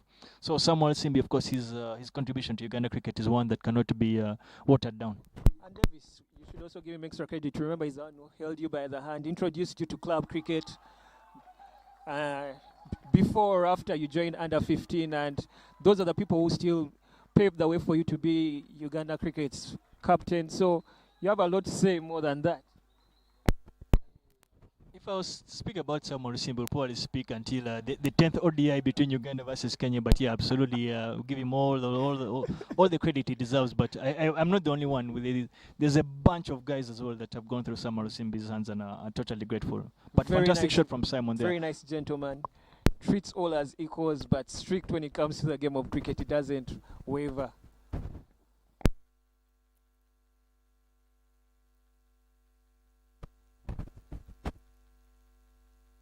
Oh, it's good to see how the players and the officials are following the SOPs to the dot. As per now, they're sanitizing the ball because, you know, Corona doesn't joke. And it's good to see Dr. Wabat Makumbi in the middle, loosely translated as the doctor who treats all but illness.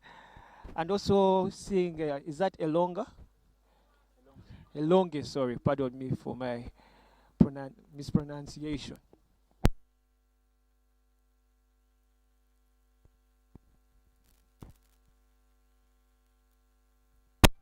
Good job from Waiswa, running in the middle so well. That's what I was talking about. Sesazi hasn't been running very well in the middle. You as Davis who liked nipping those runs, I'm sure you would want to give him a piece of advice at the end of this.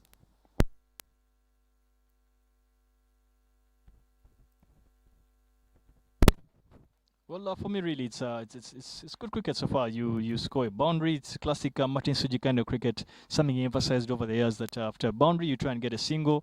But Kenneth Waiswa he has a lot of cricketing awareness. He picks up on the fact that the fielder down at long off was taking his switch time and comes back for a second run. Uganda currently stands at 56 for 2 from 12 overs, needing 170 runs.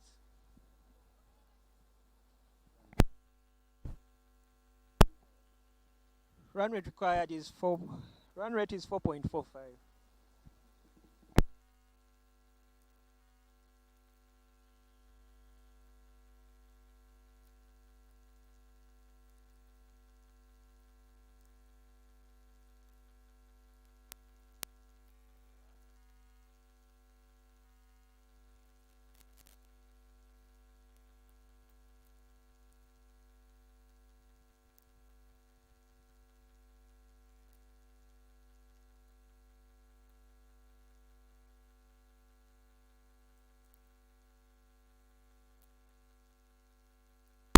And there is a rice moment. Rest, ice, compress, elevate. Oh, now I think I'm a sports scientist now. Thanks to Mr. Julius. we get to learn every day.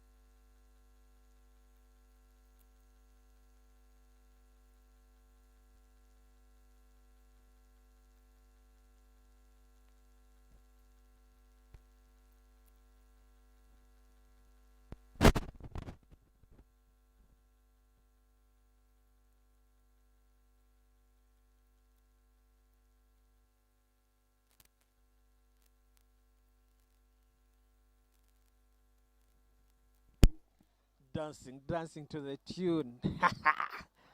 Fine bowling from Eugene, from the Ginger Road end.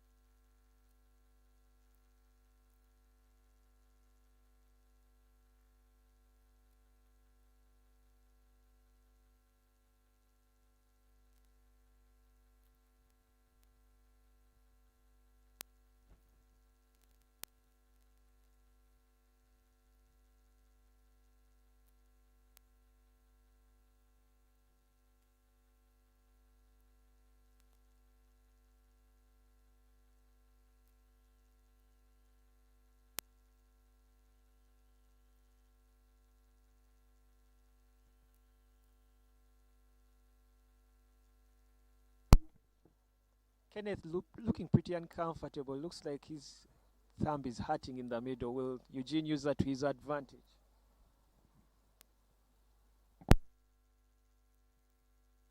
Smell the leather, smell the leather.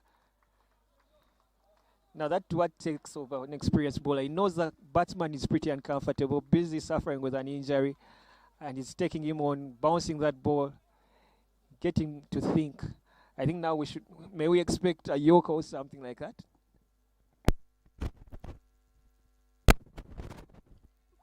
I don't think he will need to bowl a Yorker necessarily, but it's key for, of course, Eugene to try and be as patient as possible, not to try too hard. Sometimes when you try too hard, you end up leaking too many runs.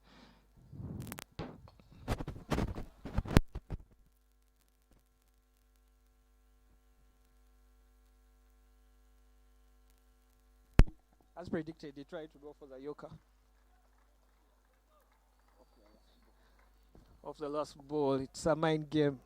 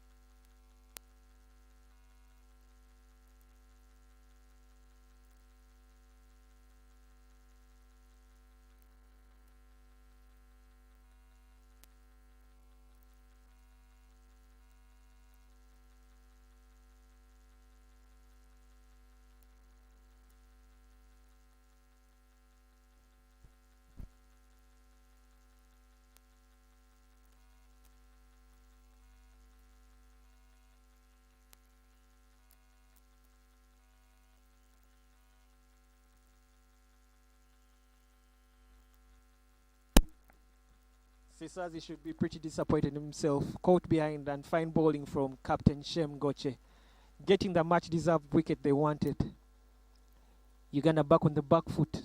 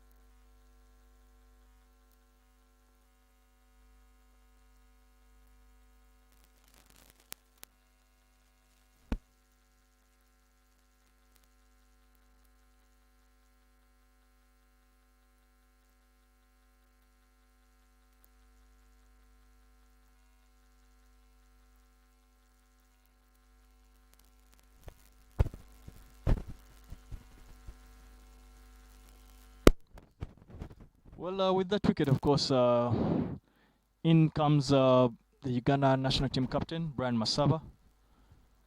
He comes in at a time when he's facing his opposite number, in Shemo Bado. Brian Masaba is off the mark and he strokes that down to long off, picks up a single.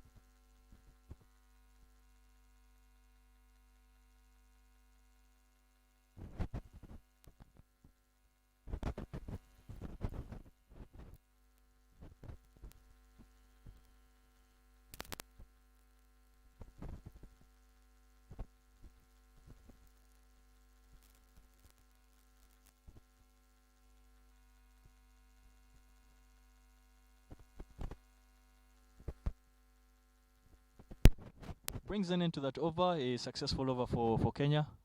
They managed to pick up the danger man Simon Sesazi that was cruising and looking at like he was in cruise control.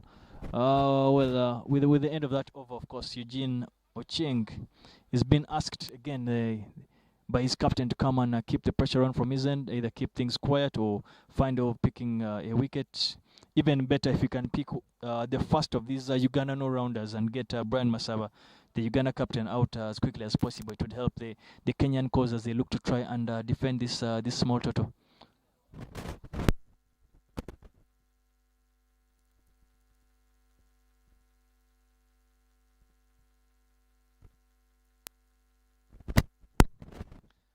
As day follows night, an attacking field from Shemo Bado. He recognizes that Brian is a new batsman, and he also knows that if he picks one wicket here, he gets deep in the all-rounders. So he sets a bit of an attacking field with two slips back in place. Brian manages to get just a leg by from that, but that allows for the strike rotation for Uganda, and it gets Kenneth Weiss on strike.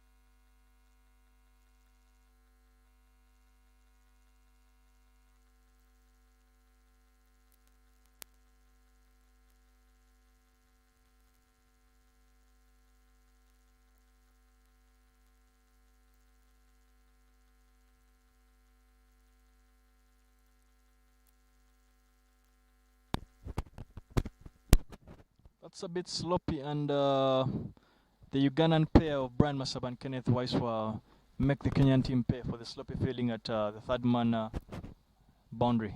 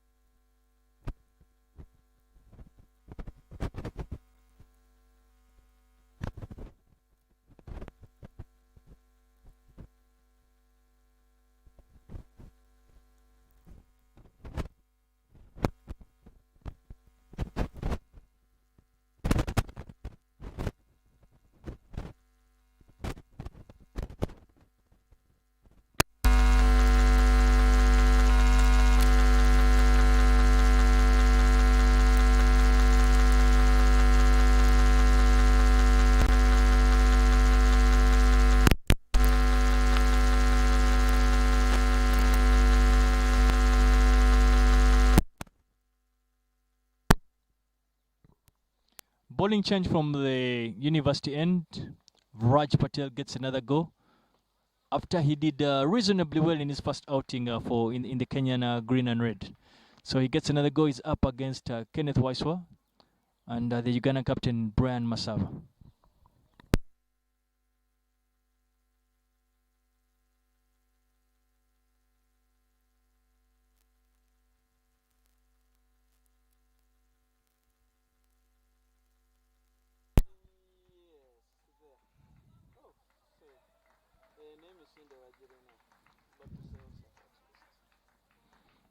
Brian chooses to employ the sweep shot, which is a shot that he gets quite a number of runs off and manages to hit that down to mid wicket. But Shemo Bado is quick enough to keep that into the ground, and he saves the run for Kenya.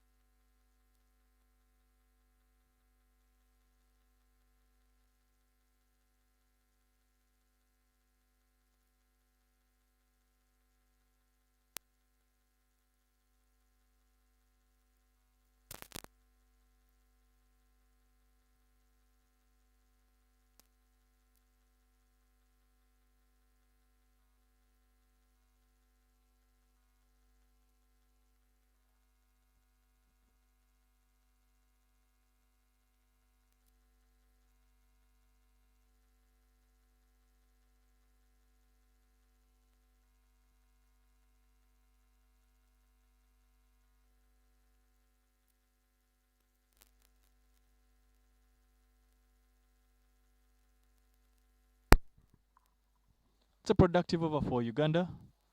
The fact that the run rate is not a problem, they've managed to milk a couple of runs in Viraj Patel's first over, and that is something that Brian Masaba will be sending that kind of message to Kenneth Weiss, so that all is well, they're doing pretty well, they just need to bat a bit longer, keep this tempo going, and they'll get closer to the total.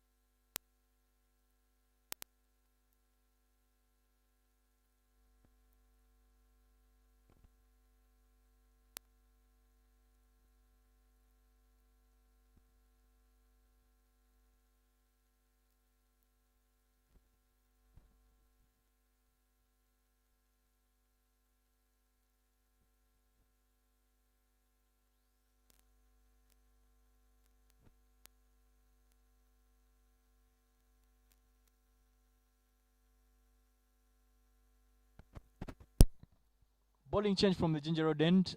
Peter Kowech gets his first goal in the Derby series and starts off by licking a single down to third man. Has a good follow through, I must say. Kenyans have we've been accustomed to seeing great bowling actions from the Kenyans, especially the seamers. They've not had a challenge with actions, so he doesn't come as a shock to me for really. And I must admit that I think Kowech has been around their setup for quite some time, so he gets another opportunity here to showcase to the world and to Kenya what he can bring to the party for the team. Speaking of actions, I remember the famous Thomas Odoyo coming down with his fierce action, and when he tormented Ugandans in Lugogo, oh, the man would move that ball. Yeah, the combination of course Thomas Odoyo and Martin Suji was absolutely important for Kenya at the time. That's the time they were really pushing the big boys in international cricket. I think they picked up a couple of course, big wins, big scalps. They managed to knock off Sri Lanka, I think, in one of those World Cups. But generally speaking, Kenyan cricket at the time was absolutely dominant, and the opening pair in Stephen, Thomas Odoyo and Martin Suji was tremendous and played a huge part in that kind of Kenyan dominance.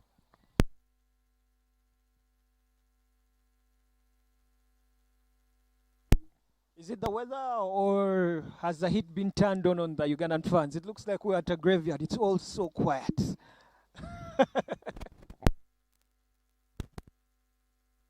Yeah, a bit actually. That's a bit interesting. The fans are not as raring as we've become accustomed to seeing or to hearing. But what is key is what is happening in the middle of the week of the ground itself. So far, Uganda seem to be sailing on reasonably smoothly. The fact that we have two batters on the wicket that look pretty comfortable. And if they can just continue this work as simply as possible, we should be able to win the Derby series. You know what's funny about Uganda Kenya games is that it's never decided till the final ball. I'm sure, Davis, you can tell by that. You had that hatching loss in Ugogo when Kenya took the game by, was it 1 run? Yeah, a one-run loss, of course, to Kenya. I know a guy, Franklin Kaweru. He says he will never forgive the Uganda cricket team for doing that to him. I think one of his first games to watch cricket, and he couldn't believe that we had lost a game like that. The game he felt that we basically had owned in the majority of the day, but. I could only just echo words of cricket games can be brutally painful, but they lie on both extremes of both too much joy and too much pain. We've been on the side whereby we have beaten teams by 1 run, and many people are so happy about that. So you just need to think about cricket being on extremely to both ends. Yeah, it can be cruel like that, huh?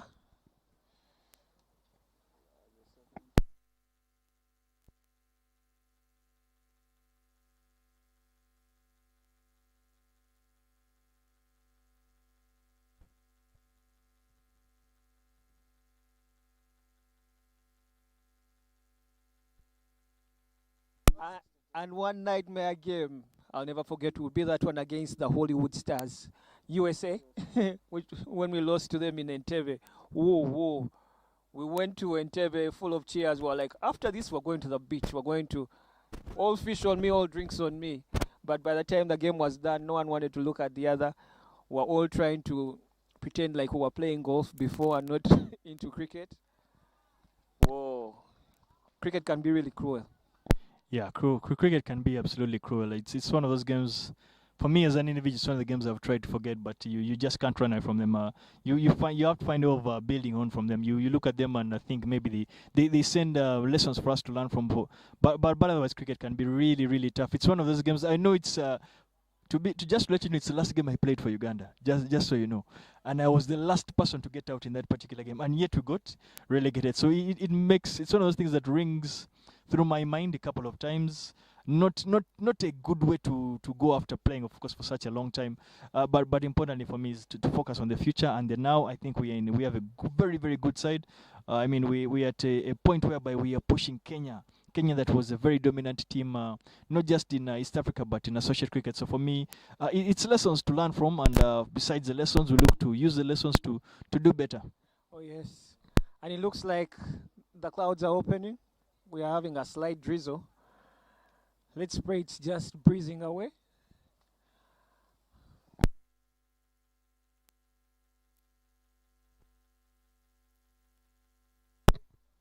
Bit of an interesting shot there from Kenneth Weiswan. So not like him, considering the long off and long on fielders have been sent down to do exactly that, to make sure they catch anything that is sent down their throat. So a bit strange shot for him to be playing. What I would be looking at is probably just to knock the ball around, to keep things as simple as possible, and keep closing the door out on Kenya.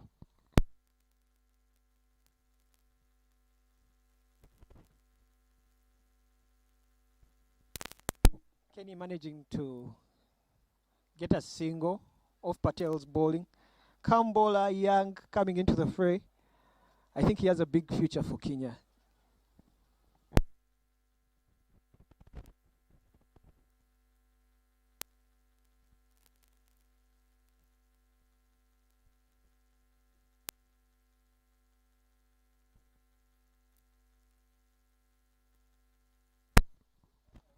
I'm not too sure it is. This is the wicket to be playing big drive zone, considering the amount of turn that is on the wicket.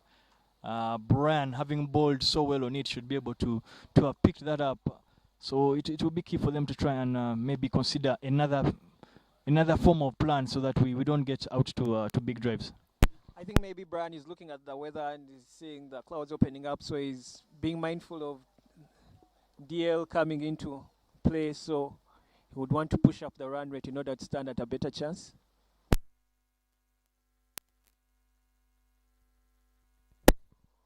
I think we actually in a good position in terms of Duckworth and Lewis. I'm not too sure about it. I haven't had a look at the card itself, but one of the last things you'd want is to lose a wicket. But importantly is we are always taught not to worry about things we cannot control. Things like rain are things we can't control. So just keep things as simple as possible and let the other things take care of themselves. Good running in between the wickets. Brad Masaba manages to sneak in 2 runs in the last over.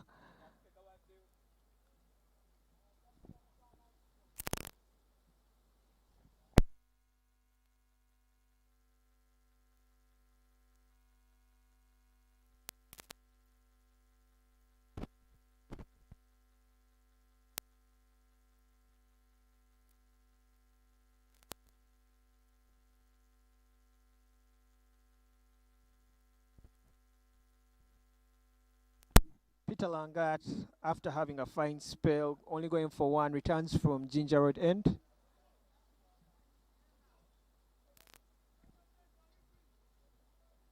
Small guy, but pretty fast, with a fine follow-through, smooth follow-through.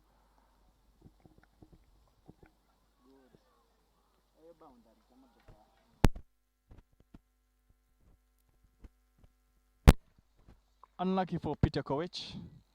Bowls the dream delivery and manages to get a big outside edge from Kenneth Wisewa's blade, but that only goes above the waiting slip field, and they concede 4 runs for there.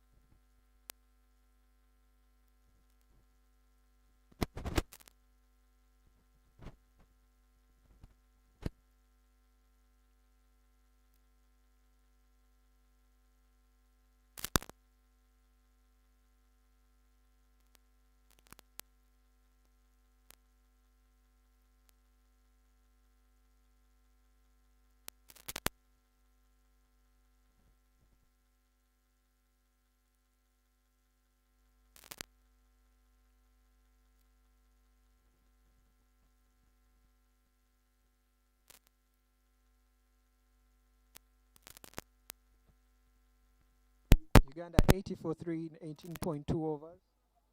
They'll need 146 runs off 190 balls.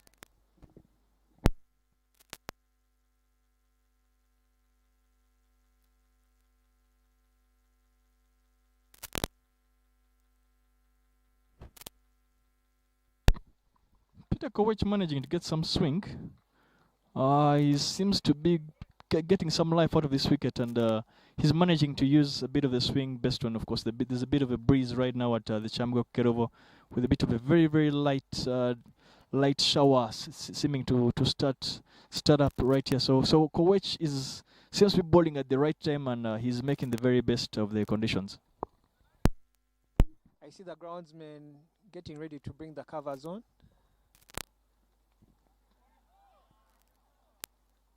Or are they simply being proactive?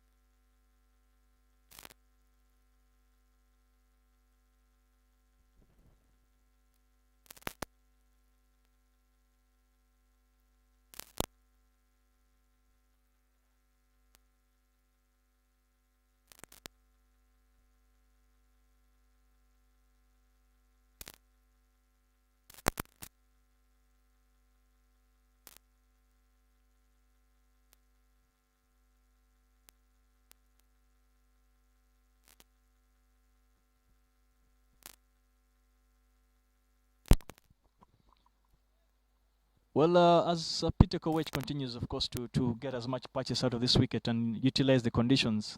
As I said, there's a bit of a light shower right here in Chambogo.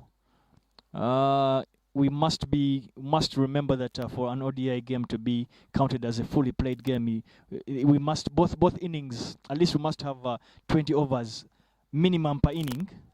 Oh no! Oh no! Oh, yes, 20 overs on per inning. So it would mean that for the game to have a result today, Uganda would need to bat 20 overs. So I don't know if Shemo Bado is aware of that and might be trying to consider the option of trying to delay the proceedings, because I reckon Kenya should be behind on Duckworth and Lewis unless they can pick a wicket here to get back to get the equation in their favor. And what would Mr. Hare Davis do for such a situation? Well, it's 19 overs gone. Raj Patel continues to bowl from the university end. Let's focus on that. A little bit tells me that you would fake a player falling ill or being injured in order to pass time, so that you kill the overs or you kill time so that you don't reach the 20 overs. But the clouds look to be clearing, so it's not over yet. It may be a little blessing from the Lord.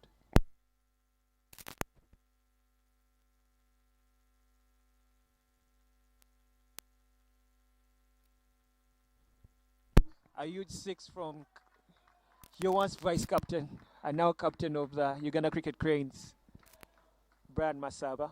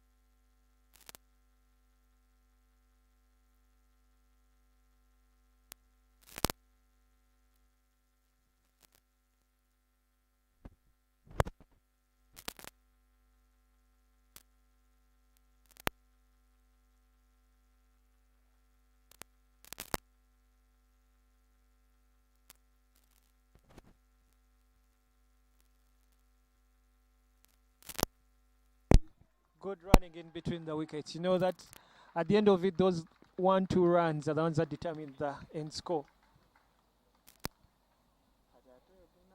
It looks like the clouds have cleared into your Marky Tricks Davis. The DL won't apply. It has to get down to the wire, fight it out as men, and let the derby be ruled out by batting or bowling.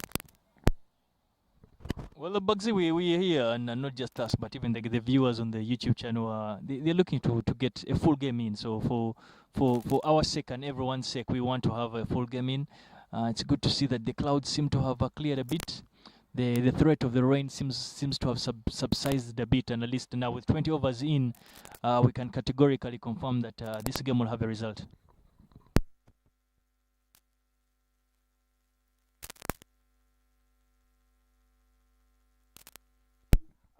I've just had a look at my weather forecast. It says the winds are from the Mijingo Island, and they've come onto the Ugandan end. They've just declared now the island is 60% on the Ugandan side of things, and I think it's a prediction for the Ugandan win. Spoken like a true Ugandan, but you need to remember, man, sport has a way of reminding us that there are no such thing as sures. so it's key for us to keep our feet on the ground and keep knocking off his runs nice and slow to make sure that we can get to knock off his target as easily as possible. Are you doubting science? I'm a neutral, remember, Davis. I'm just following geography.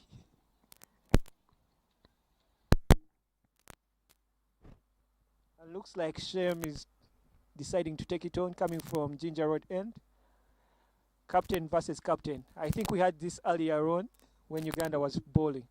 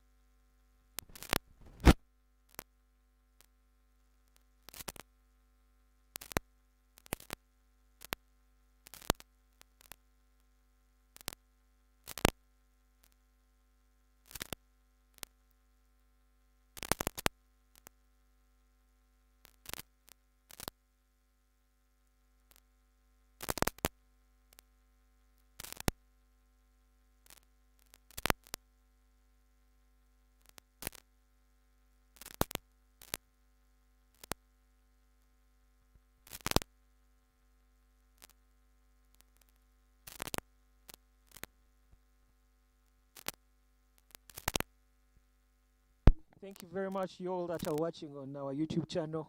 We don't take it for granted. Thank you very much. We can see we've hit a century with an extra one in terms of views. We promise to keep you entertained and more action and keep you engaged.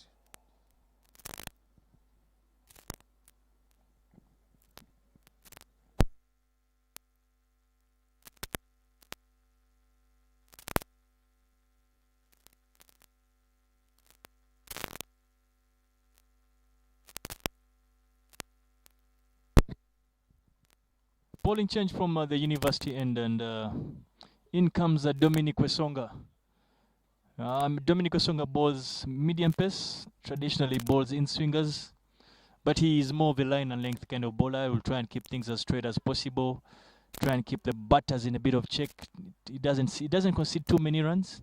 He is one of those bowlers that he's a captain's dream bowler, medium kind of pace bowler. He bowls to his field, and that is one of his strengths. So it will be an interesting battle between him and Kenneth Waiswa and Brian Masawa. Hi to my Kenyan brothers.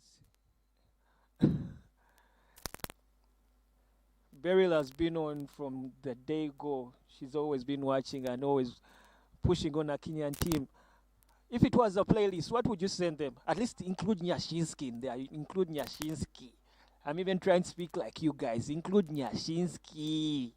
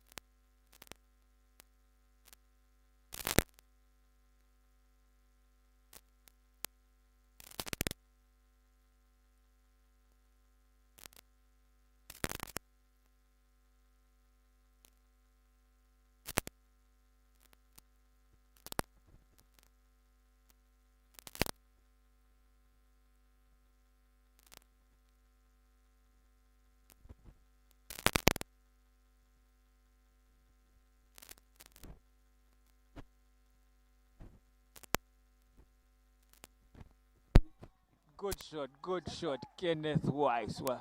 Straight on. Davis, you've been speaking about that gentleman at long off being too wide. Is that Obundi? I'm not too sure who that is. Looks like Bondi, but Bondi should be too experienced enough to know that he's way too wide. He's too wide for a long off field, and With the experience that he has, he should be able to not have to wait for the captain to try and reorganize him. So it's a little bit disappointing to see from him. But great shot from Kenneth Waiswa.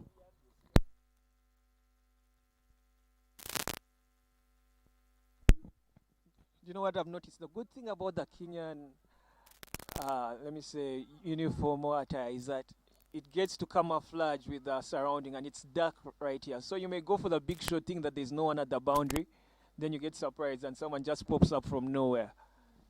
So the color of your uniform is really working out. I think it was a good selection for such kind of weather patterns. That's well run there. The Uganda picks up an extra couple of runs. Kenneth Waiswa looking absolutely very good. He's looking solid. He's batted really well. He managed to go through the tough phase when he had just walked in when Kenya were fully on top, and now he seems to be capitalizing on all his hard work. Beryl, thank you very much for that one. Asante sana, asante sana. Who else should we add to the playlist? Who else should we add to the playlist? Oh, well, let's add some a little bit of flavor from Uganda.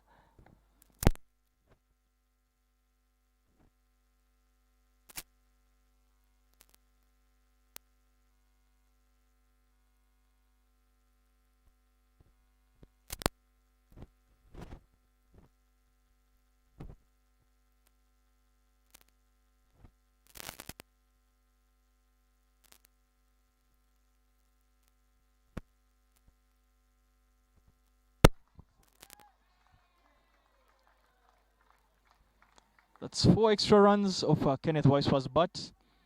That's gone to the screen. Not the screen that he might have wanted, but he gets 4 runs for that, and those are valuable runs, of course, for the Ugandan chess.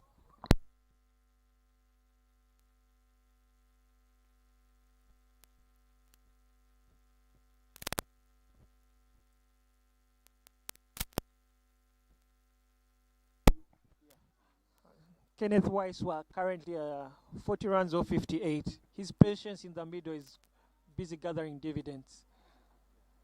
Such a fantastic player. He has a good head above his shoulders. You may think he's Davis's age or my age or something like that. It's like he has played cricket for a while. The difference is that someone is busy enjoying his 20s and others are busy knocking on retirement age. Oh, pardon me, Davis. I'd forgotten you're retired.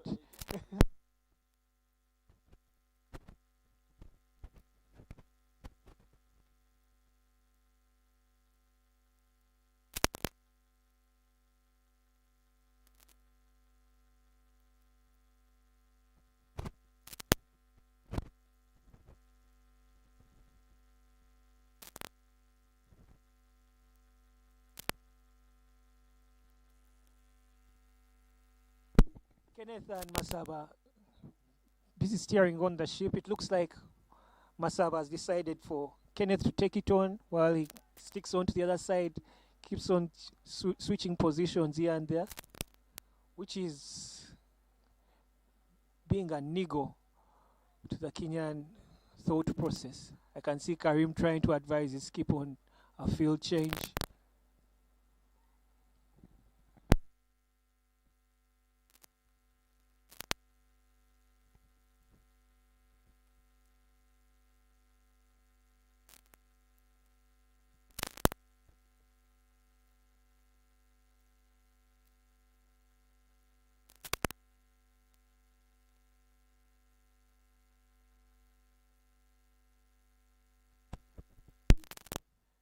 And there goes Brian Masaba, bowled out by Captain Shem Goche, trying to play across the line.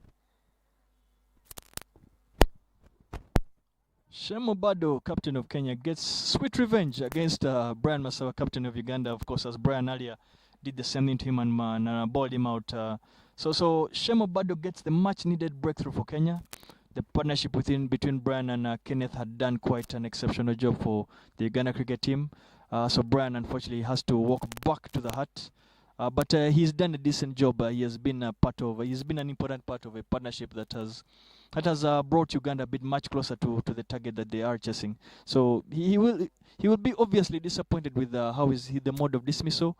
he'll feel that that was not a wicket-taking delivery to get him out, and the fact that he had gotten into the game. So that brings an end to his day, and good, decent all-round day, considering he bowled 10 overs for 30 runs, picked up a wicket, and then he's come back with a bat, and he has been part of a massive partnership for Uganda cricket team. He'll be hoping his team can go over the line.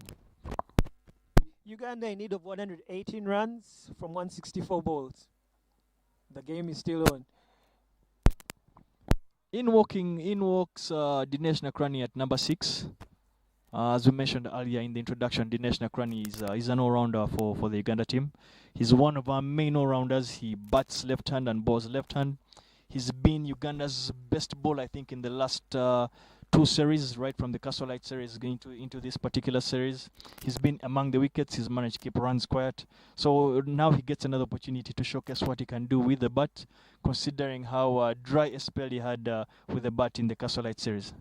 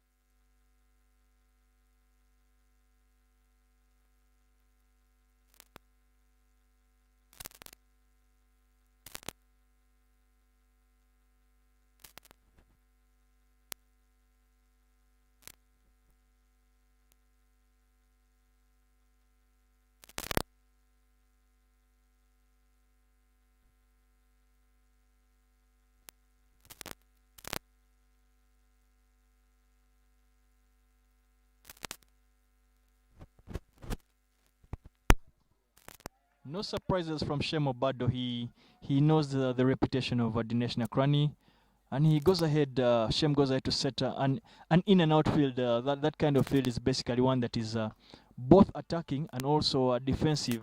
In the sense, it's attacking in the sense that he has retained, he has brought in the slip, of course, to create that wicket-taking option. But he has also left the long on and long off, plus a deep mid wicket down onto the boundary to ensure that Dinesh Nakrani doesn't get an easy let-off at the start of his innings. In Southeast All speak, we say short and sweet kind of field setup. Yes, sir.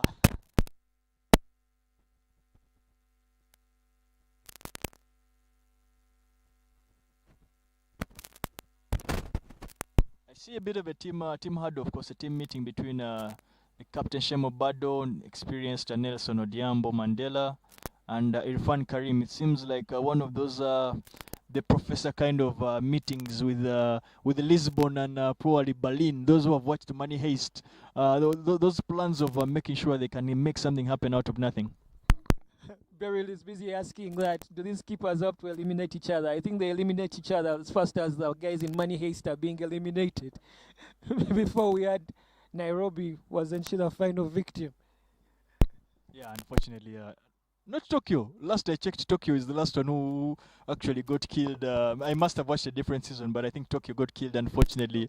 Yeah, very, very recently. But we can only hope that Kenya do not pull out one of those Aturos to try and create a bit of a menace to the Uganda ranches. Is Shem going to be Mr. Professor? Going by the meeting they were having with Karim and Mandela, I'm hoping he doesn't pull off one of those moves. And here I can see on YouTube in Daula saying that we should play kilometer. He was referring it to Kenya, but it looks like Uganda has a couple of kilometers to catch up on. With Shem and his team being the Banner Boys.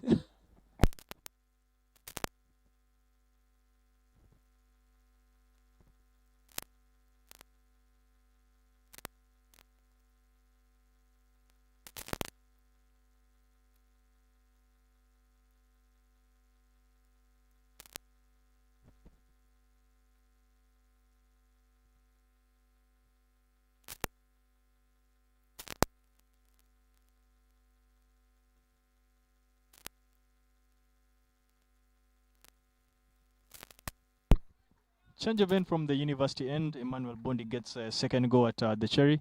comes in for his second spell. Of course, he's coming in as Shemo Bad will probably be hoping that he can nick off Dinesh Nakrani, but Dinesh Nakrani answers the first question with a sublime drive down to extra cover.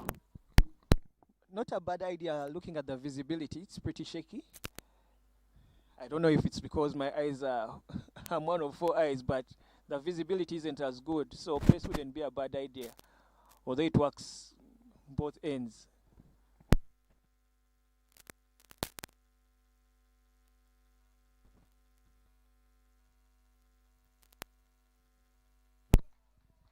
Yeah, of course. I think it's a very good return and an addition to bring Manuel Bondi back. Manuel Bondi is the one that has he's one that has troubled Kenneth Waiswa right from the start. So Shem will be hoping that if he can actually look to break this partnership as quickly as possible, and he thinks Shem, not just Shem, but he thinks that Emmanuel Bondi might be the person to hand him that chance.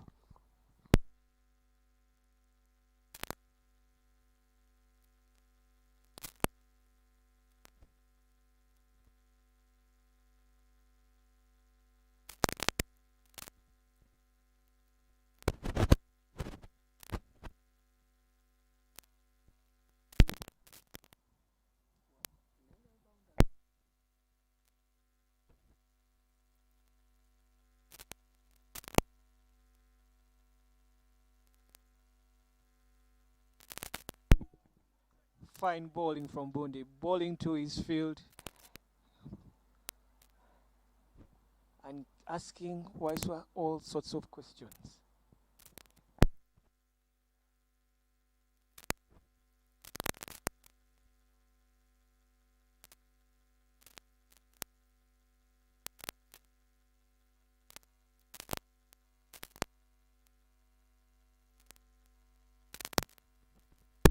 Good shot, good shot.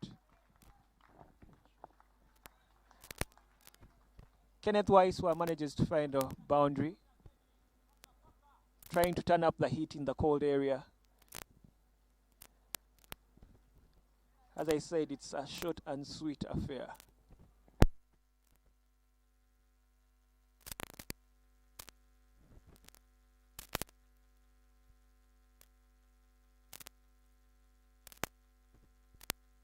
I've been told to correct that it's a Tuesday, 20 to party.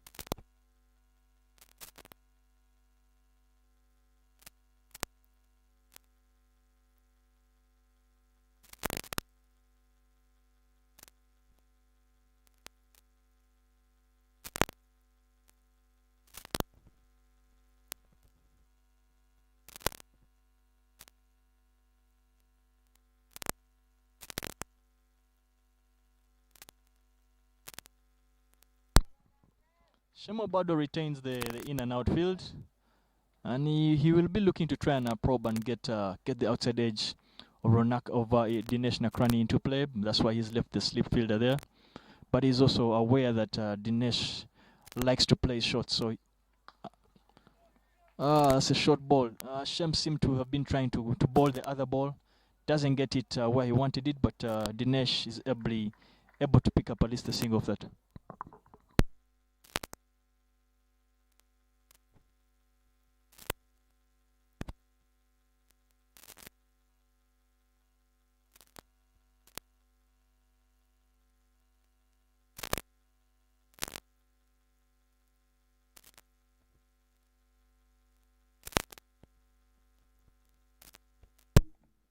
Required run rate currently stands at 4.32. with 111 runs needed in 154 balls with 6 wickets to go.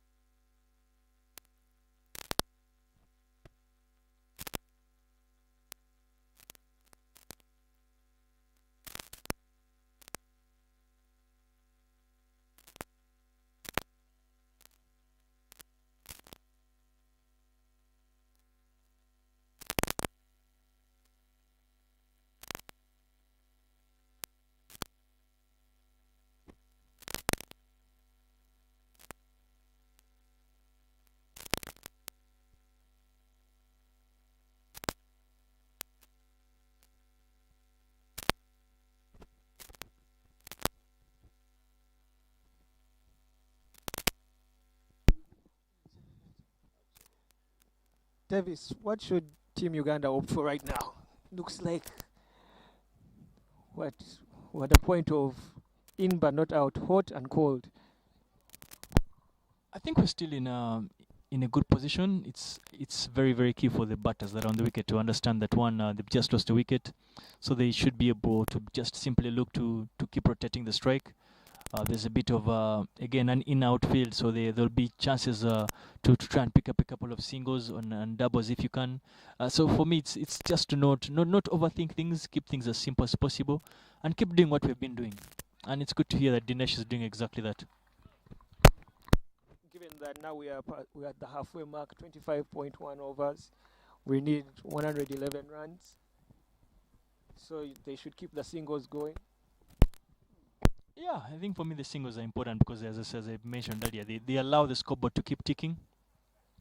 So without overthinking things, just keep getting the singles and maybe putting the odd bad ball away to pick a boundary. If we keep doing that, I think we should be fine.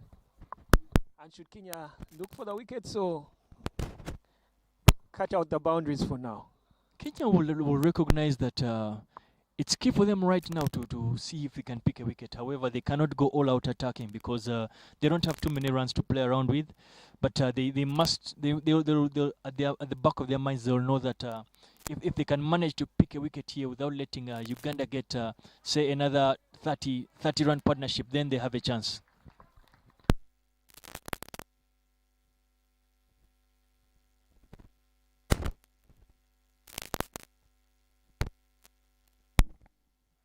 Because looking at Bundi now bowling his 7th over, he has 3 more to go in store. Would want to get the best of, I'm sure his captain would want to get the best of him because his Anu has had a fine spell of all the bowlers so far.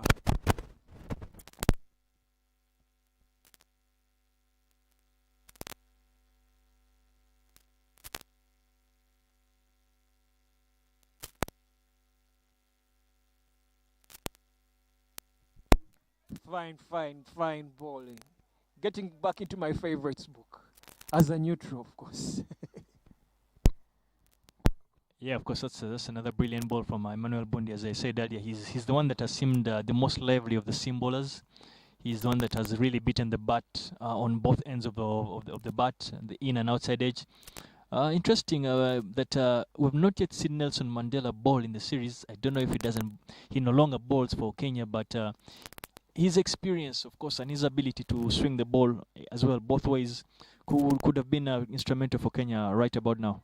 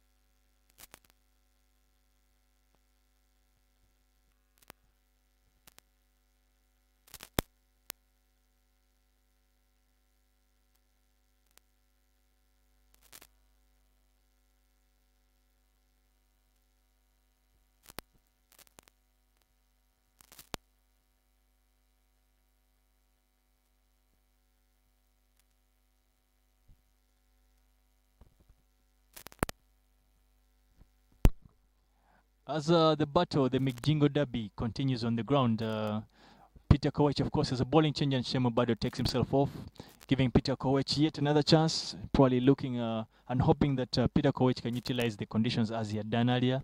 If he can manage to nick off one of these two, maybe that will give Kenya a chance at defending this total.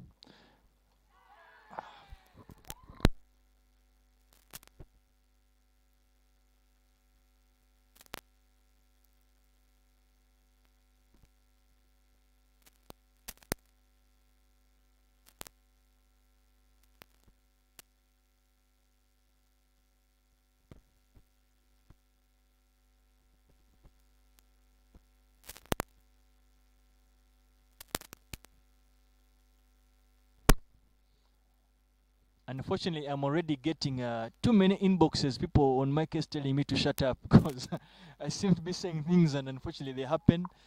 That's totally not what the doctor ordered for Uganda.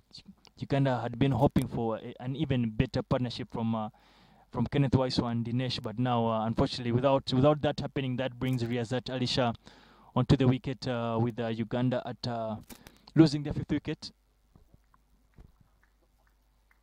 I'm a bit too far from the scoreboard, but that looks like about 118 for 5. So this right now is a very, very important partnership for Uganda in their hunt for the Derby series.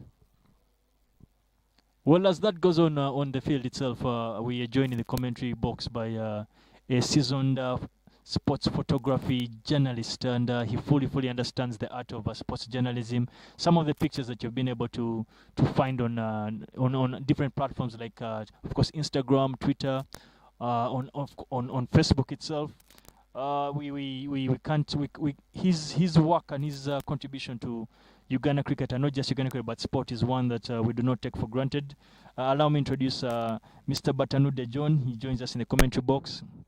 Batanude John, of course, is one of those people that he's one of those people that is awaiting. He's part of the. There is an award going on, the photography award finalist award for Rugby Africa, and he is one of the nominees for his splendid photography. So we are joined in the commentary box by one that is absolutely at the top of sports photography, the business and also the understanding of it. So John, welcome, of course, to the commentary box. Humbled, and I'm happy to be in the commentary box. That's very good. We are the ones that are humbled to have you here, but not just that, but we are also very, very thankful for the work that you do, not just for Uganda cricket, but also for the sporting fraternity as a whole.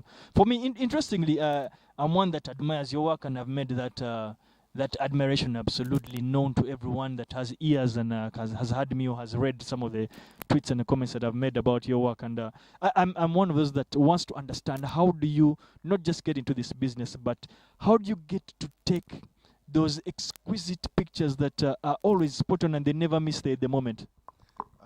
Davis, thank you very much for that question. But fun enough, cricket has not been my sport. I've just been coming in and out. My sport was football and motorsport. But as you know, shooting sports remain shooting everything, because now, as I do other sports, it's the same as I do cricket here. The only difference is just to understand the sport. That's a very important part. You seem to speak. You seem to want to say that your success in taking cricket pictures is largely to do with your understanding of the sport, and which is very good. But besides that, John, you have continued to scale the heights and only get even better. It's a sport like cricket is one that many moments get missed, because there's always too much going on. Every ball is an event. There's always something happening in the middle itself. There's a catch that is being taken in the outfield. Just the other day, you took a beautiful picture of Bilal Hassan completing a catch at the boundary with one hand. And it's things like those that continue to not just fascinate me, but continue to fascinate lots of the sports lovers out there. How do we again, you might have answered the question, but I'm looking for a lot more detail on how you'll probably take this beautiful bit. Right now, you've just taken a picture of Brian Masaba, unfortunately getting bowled. Do you have a sense of sixth sense to tell you, oh, by the way, now is the time to pull your camera out? There's probably something that is going to happen on the wicket. Oh, now is the time to move my camera to mid wicket. How do you get that kind of intuition to take particular pictures and get those moments? Davis, in sports, yeah, it's shooting, shooting, shooting, and shooting until you capture that particular moment. Because in especially in sports photography, you have to shoot and shoot until you get that peak. Because now you are talking about that picture. The other one I took of Bilal Hassan. Bilal Hassan. I took, but with the understanding of the sport. Yes. I saw the ball moving, then I turned my camera to the right of the ball, then I managed to get that catch. Beautiful, beautiful stuff. If you're out there and you're wondering how these sports photography guys get some of these pictures, you are listening to the number one sports journalist in terms of photography. He's here with us in the commentary box, and he's giving out a bit of a break, or a bit of a session for those out there that are interested in to try and understand the nitty-gritties of how to get some of these moments. For me, I'm one of those that wishes that you had been there in some of our times when we were playing, so that we wouldn't have missed out on some of these moments to keep for the rest of our lives. But generally speaking, but we are very, very thankful and grateful for the work that you do for Uganda cricket, and I'm sure the players and the fans out here, we can only continue to thank you and be blessed and utilize some of your works. Thank you very much. You're welcome.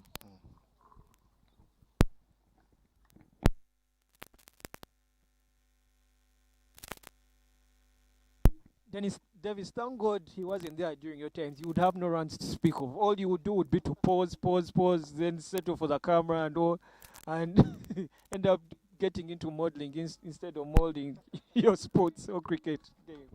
No, to cut you short, even if he has, I don't know whether he has retired on the international team, but I always come in, see him playing. You'll never know. One day I'll be able to capture that moment, which will keep in his archives. Thank you very much. We'll be waiting for that moment. If I'm to have my take, Mr. Butter, how much significance has photojournalism had in the promotion of sports in particular? Because when I look at YouTube, I'm seeing people hailing you, saying that you've reached as far as Kenya. Kenyans want to have a piece of you. How much significance has photography had on the growth of sports? You see, as you know, Mwonge, a picture tells 1,000 words. Yeah, because now, as you see here, for me, I'm able to communicate to my people through those images. But then again, there's a question Davis asked: is there a sixth sense? I believe you decided to. You didn't fully answer that. You kept that away. You just kept on saying click, click, click. Yes, I can also keep on clicking with my phone, but I don't get that fine picture. How do you get to tell that maybe something is coming? As I told you, the moment you understand the sport, because the first time I came in to shoot cricket, if I can bring you those pictures, you cannot tell those. This is the person you are seeing nowadays, right now. because it was practice Yes. until I perfected the stuff. Perfect is the word, because many of your pictures today, they leave a lot of us oozing about how you get some of these, and we can only be grateful for the work that you continue to contribute. Quickly, before you run away, I know it's time for you to work and take some pictures of, definitely. But when you look at say this derby, the derby series between Kenya and Uganda, it's probably one of the first ones that you're doing for cricket. How quickly, how do you think the Uganda team has progressed from your time, from when you started watching Ugandan cricket, what you see them as today? And classic example, give us your best player in the side. My best player so far today, I cannot bring out a player for the series, but particularly today is Cesars. The way he was batting today was outstanding. So far, that is my player of the day. The other player was, I took his picture because viewers might excuse me because I don't know their names offhand. there is a big guy, Ronak Patel. Ronak Patel. Hey, when I saw him coming on the, on the oval, I said, what is he going to do? But the way he was batting, so far those are my two best players. The others, Waiswa has been there. You remember the other time he took four wickets. Yes. That one, it was expected from him to put up such a performance. Yes. But these other two, the other one I did not know him, but Cesar's today was outstanding on my side. That's very good. We thank you very much yet again for your contribution. Thank you very much. Thank you, Bata.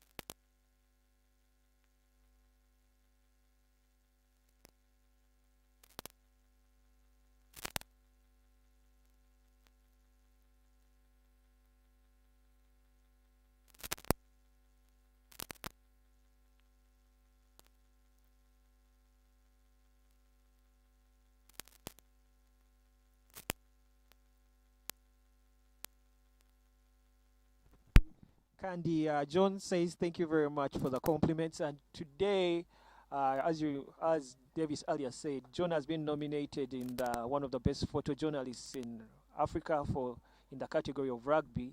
So today, he says it's when they will be announcing. Wish him all the best, prayers for him. And I told him earlier on, he's already a winner to be nominated, being among the top 3 in Africa. That's great. That's great. Alongside a fellow Kenyan brother and someone from South Africa.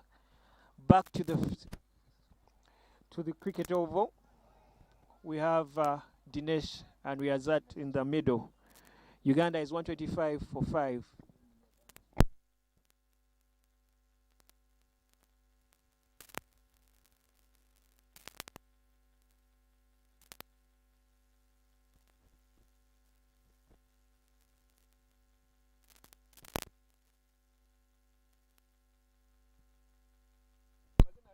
Riyazat goes over the top, manages to pounce on Peter Kowech and sends that down to the boundary at long on, taking the score to 129 for Uganda for 5. This is a massive partnership for Uganda. They need to bat for quite some time and look to get this target, to get as close as possible to this target.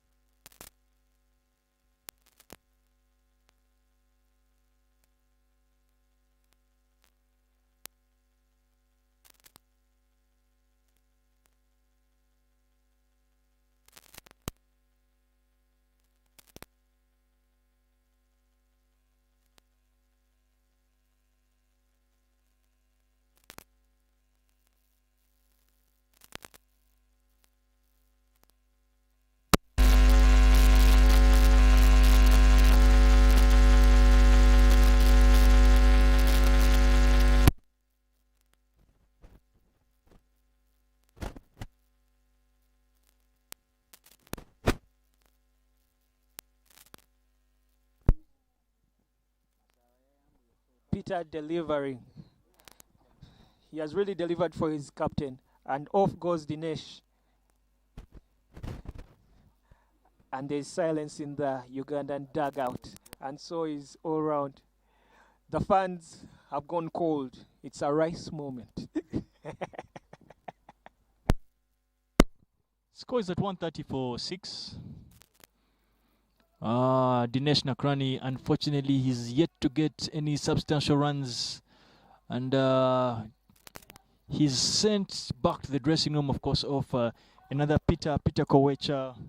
Another Peter Kowech delivery. Peter Kowech seems to be doing the unexpected damage. He's bowled out Kenneth Wise, and now picked up the priced wicket of Dinesh Nakrani, whose challenges with his former continue. But in walks Fred Achelam, wicketkeeper of the side. Did pretty well in his first outing in this series. He walks on at a time when Uganda need him to stitch a partnership alongside Riaz Talisha. So he just needs to be able to play a much supporting role to Dinesh, to Riaz Talisha. Time to build the partnership all together. I'm seeing a number of Malwa meetings happening from both ends. I'm sure our Kenyan brothers and sisters remember the combination of Bebe Cool and Sauti Soul, Mboziza Malwa. It's a local kind of meaning of having local meetings at your local drinking joint. As you can see, they are there are short discussions on the Ugandan side, and so the Kenyan team, because the game can swing either way. But now Team Kenya having the top edge, with them digging deeper into the Ugandan batting side. But the fans seem to be taking it on, cheering on. However much the weather isn't as fine, it's getting gloomy and cold. I don't know if it's what's depicting what's in the Ugandan dugout. But as Julia said on, water breaks don't come with good results.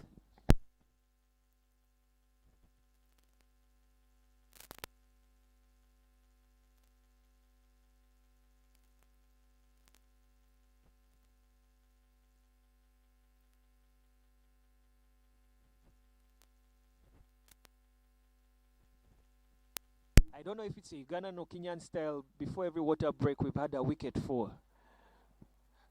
I don't know if it's part of the contract or it's people carrying it on. You know, betting is full of all sorts of things.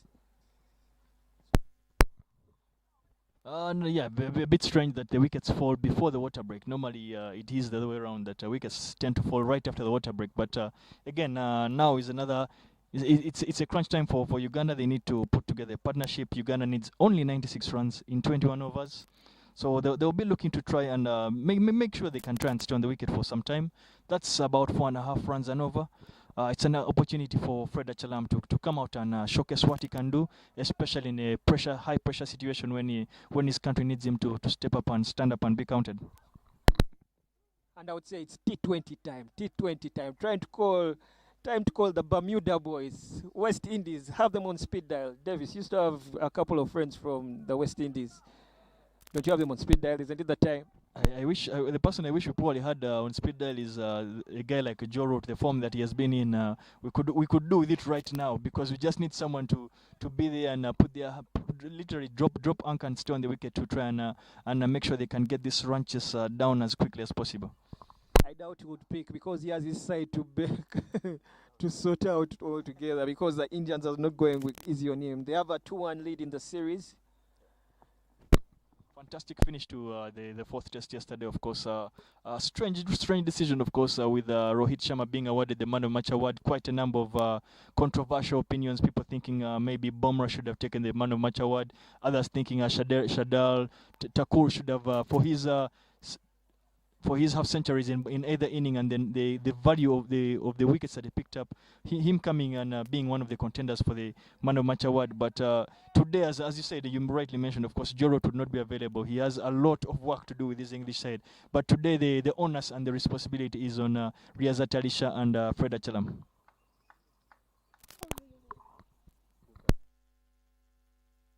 We're getting the game we paid for, sitting on the edge, being on the edge. And I'm sure our brothers and sisters across in Kenya having it all fine.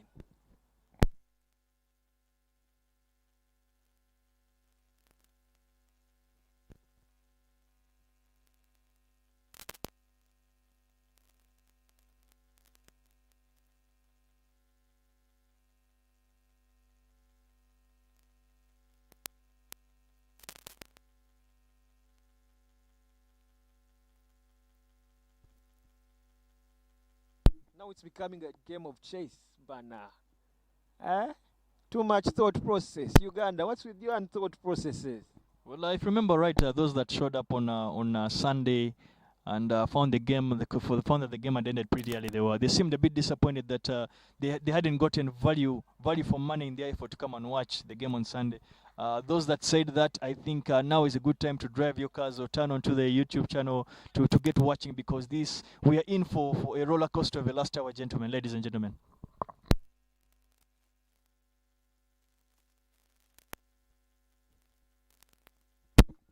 Davis, remember when I was telling you that Sesazi would have taken advantage of the singles? Now we are looking for everything. Now we're even celebrating the wides. Uganda, have you fallen that low? Well, as we've talked about the whole series, really, cricket and life, it's a series of trying to pick up as many lessons as possible, trying to utilize your chance, and as I said, we can't dwell too much on those that are already out. Right now, it's key for us to understand that the responsibility has fallen on Fred Achelam and Riyazat Alisha. Now is a good time for them to put their hands up and be counted. But Uganda still standing good. 96 runs needed in 126 balls with 4 wickets to go. Required run rate of 4.57. Time to get into the crunch time.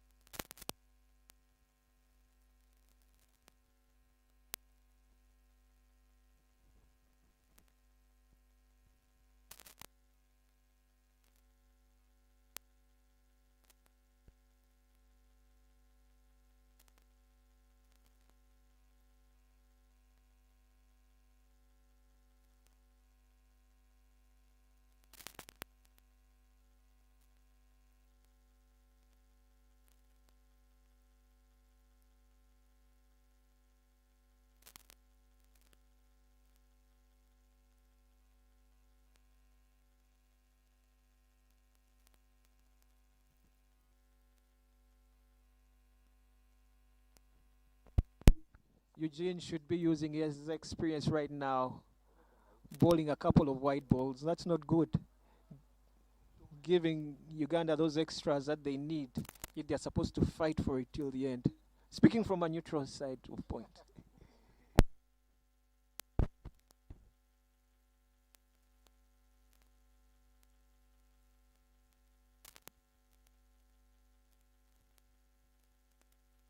Come on, Eugene.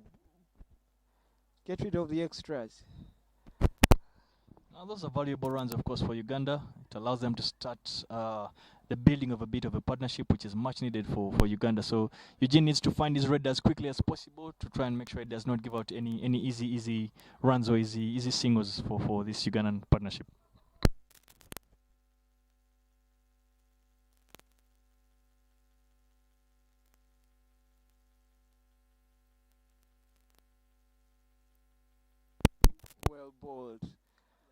Well bowled. Interesting sights and sounds at the Chambogo Cricket Oval. The amount of batting advice that is coming from the fans all over the ground to Achelam is coming in tons, but that only goes to show you the amount of love and heart that the fans have for their team and for their players. They'll be hoping that Uganda can get over the line in this one.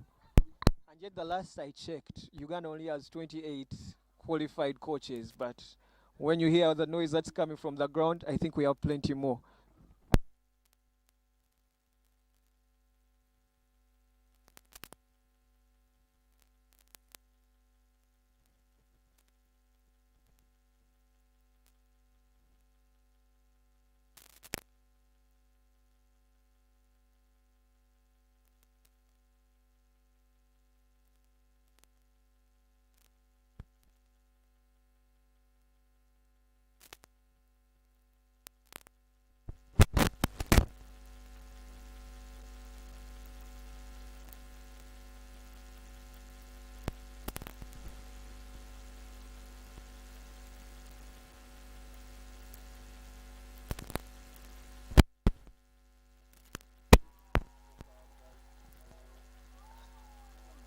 And Uganda gets to nick in 2 runs from a misfield. As per now, the first song I have on my playlist is It's Getting Hot in Here from Nelly. I wonder what Beryl has. Davis, what would you have on your playlist for now? Zinenaku. Please translate for our brothers in Kenya. Just for those that don't understand Uganda, it just simply means that hard times or these times. Well, let me make it very simple for them. You remember Reddy and Weasel were very popular in Kenya. As per now, there's lots of talk and talk. You remember Talk and Talk by Reddy and Weasel? There's lots of talk in the outfield. All sorts of chants.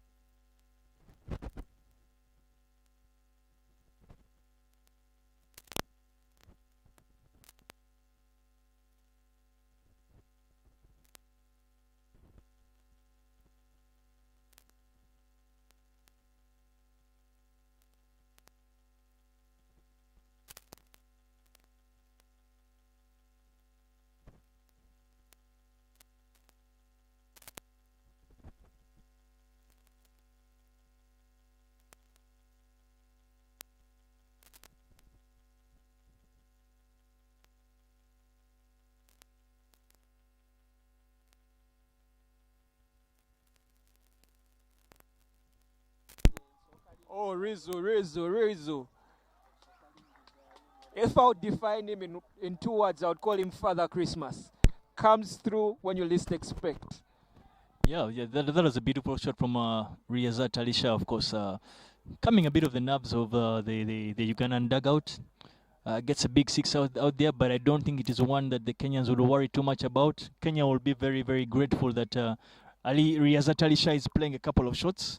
That would only mean that there'll be a bit of high risk and which might create wicket taking opportunities, which the Kenyans badly need right now. So they may not worry about that big six from Riyazat, but that was a beautiful shot. I can see what you've done there. You're just trying to keep it calm, keep it cool, not to get too excited. I can see Captain Shem has had to walk up to his bowler coming all the way from the boundary on the Ginger Road end, trying to give him some piece of advice.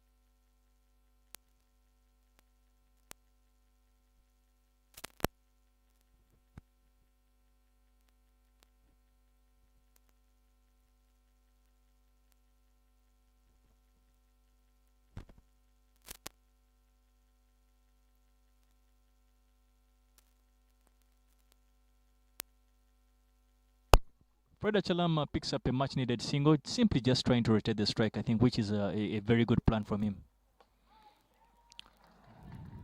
Riyazat Ali Shah continues his fine work and plays that down to extra cover, but shabby fielding from the Kenyan outfit on the field, and they concede 2 overthrows. The Kenyan team looks to be losing their heads over a couple of misfields here and there. The captain moves up to mid off, having a discussion with his fielders and big brother Nehemiah. The heat is on.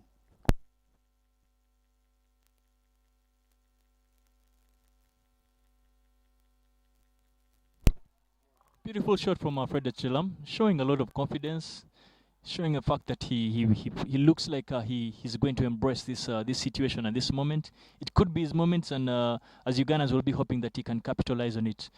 But of course, interestingly, is that the game is getting a bit tight. In rugby, they call it malaria time. It's getting to that point whereby a couple of nail-biting affairs are going on in the tents around the oval. It's time to slip under the net.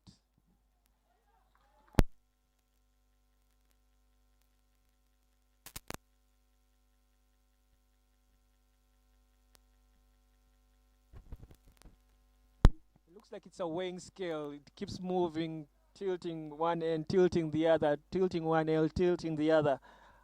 And there comes Nehemiah. Nehemiah.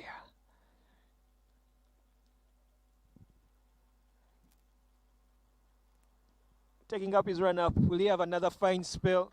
Time to think.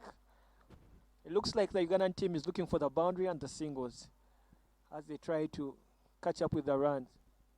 For now, Uganda needs 78 runs from 114 balls with 4 wickets to go. Well, no big surprises with the Kenyan tactics. Of course, they feel that they have their noses up. They feel that this game they can't win this game by bowling 50 overs. They understand that this has become a wicket game. They need to pick the 10 wickets as quickly as possible. So Shemo Bado is wise enough to consider returning his senior statesman in Nehemiah Odhiambo Ngoche to come and see if he can pick a wicket or two. So that he looks to peg this Ugandan chess back as much as possible. Looks like there was some little bit of exchange of words between Riazata and Odhiambo. I hope it was nothing salty, but something just any other talk. Bugs, it is derby day, and it's not just derby day, but it is crunch derby day. The series is on the line, so you expect a couple of words to be thrown around from the players. You expect a couple of sledges coming from either end of the field. So it cannot exactly be a friendly affair on the field, but these are guys that are and a big one, and a biggie. It's big brother time. And out goes. Achelam hits Nehemiah out of the park. Fred Achelam, as I mentioned, he seems like he's walked out with the attitude to try and embrace this kind of situation. He looks like he's going to take this game by the horn of the bulls. Regardless of the result, he looks like he's going to impose himself on this game, and he smacks. He walks down the wicket first and foremost down to Nehemiah and smacks the slower ball down into the Chambogo football ground.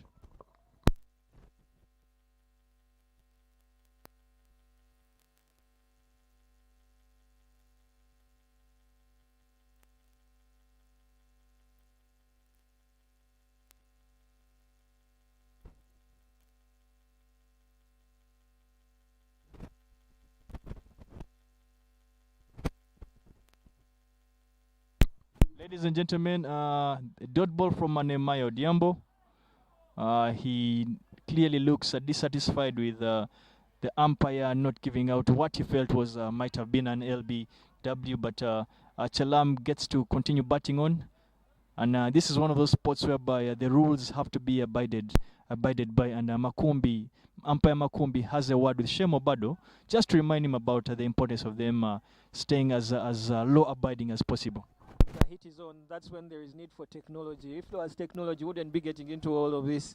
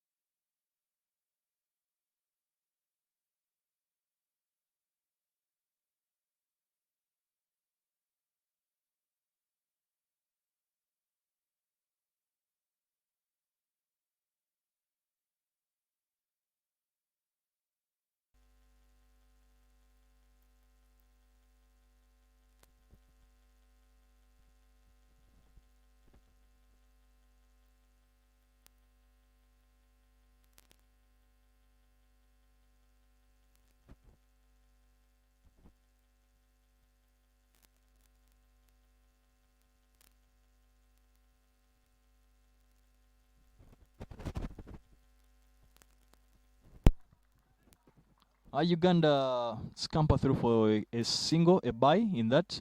So that brings Riazat Ali Shah on strike. Actually, I'm looking a little careless. He has gotten the boundary. What more does he need? He's above the 4 mark. All he would do is to settle in, look for the bad ball, look for the quick single. No need to rush it. We have all evening. Bugsy, you'll be shocked the things pressure makes people do. We used to play with a guy called Daval Patel. I don't know where he learned his physics, but he used to say pressure turns people into diamonds. I don't know how that actually works, but pressure will make you see things that you didn't expect. And that's what you do. That's what you do. What Riazat has done. Place the bat, let it give it direction. No need to rush it. Now those are 8 runs in the over. Those are 9 runs in the over. You get. No need to rush. No need to put your side on pressure.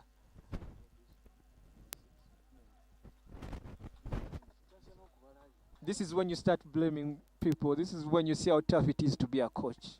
You give all the advice and it's not applied.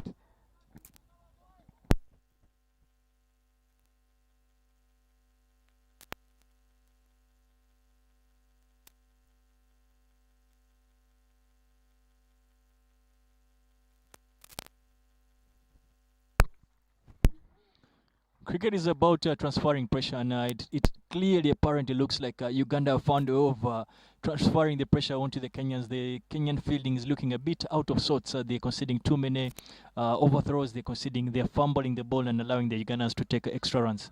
If there was timeout in cricket, this is when I would call for it. Shem needs to call his people, put them in order, tell them it's okay. We have the experience.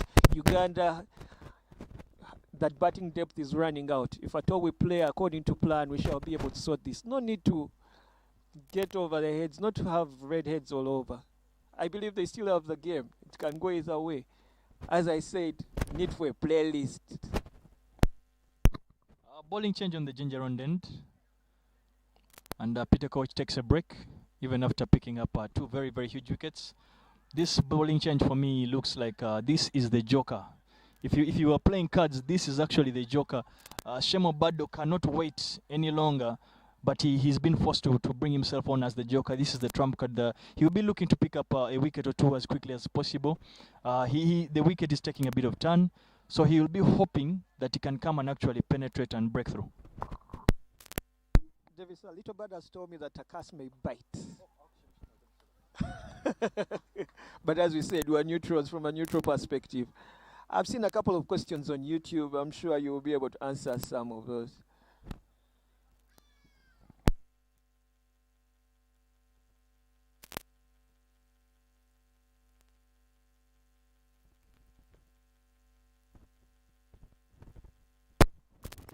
There's a bit of a question in the live chat. The question is Kenya the favorite, or has Uganda become a stronger team? Just looking at it, just before I answer that, Shemo Bado has conceded a boundary. Fred Achalam has managed to sweep that down to the deep square leg boundary for 4 runs, much needed. But Shemo Bado will not mind that, because he will think and believe that where Fred has picked the ball from is was a clear wicket-taking opportunity. But just to answer the question, it was a risk take. It was a bit of a risk that has paid off. But the question is Kenya the favorite, or has Uganda become a stronger team? A bit of both. I think Uganda has the resources that Uganda cricket team right now have. They are immense. The skill level has certainly improved. It's no longer the Uganda of 5 years ago. The batting is a lot better. The depth is much more. It's there. There's a lot of control at the top of the innings. So Uganda, without a doubt, has improved.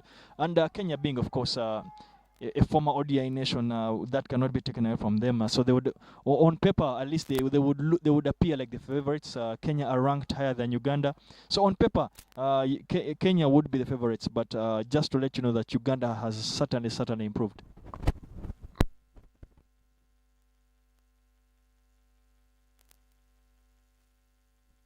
A fine comeback from Captain Shem Goche.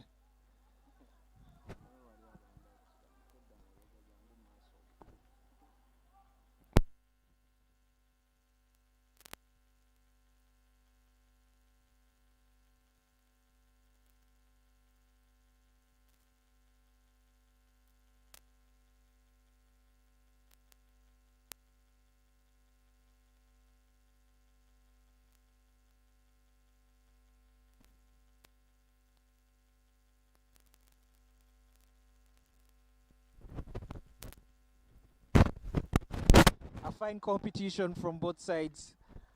Good batting from Achelam. The 4 runs gotten were needed in there. So it's just all about getting between 4 and 5, 4 and 5 to just stand in there and get to a better end of things.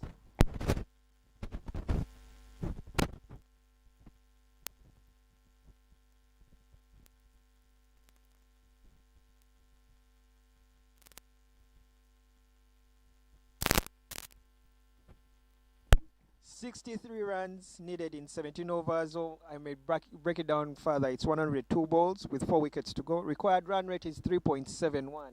As I said, keep it between 4 and 5. Once you get the boundary, it's a bonus. No need to push it.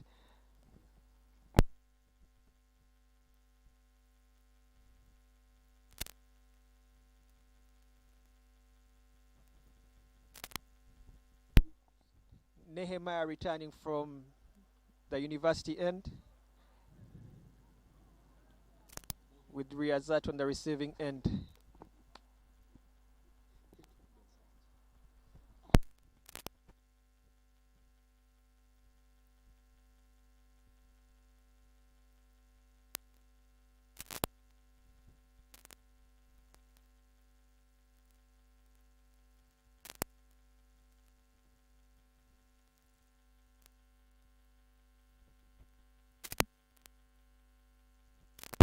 Quick run in between Achelam and Riyazat. They managed to sneak in 2 runs.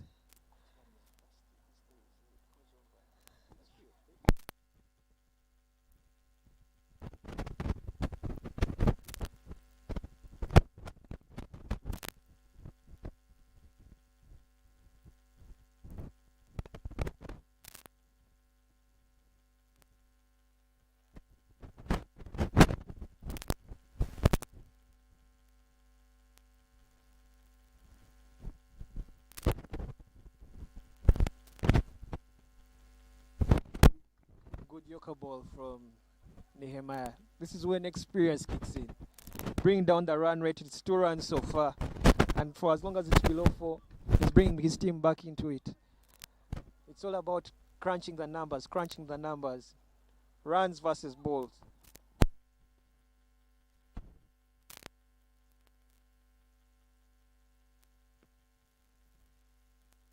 Well fielded. Riyazat tries to pull the short ball, but well fielded from Mandela.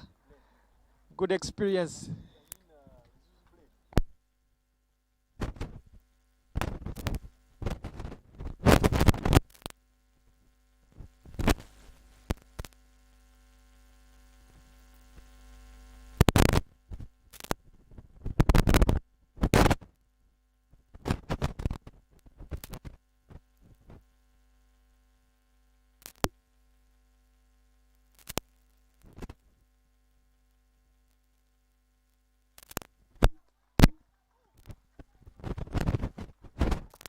And Kenya misfields. Uganda gets that. 4 runs deserved, keeping them in the game.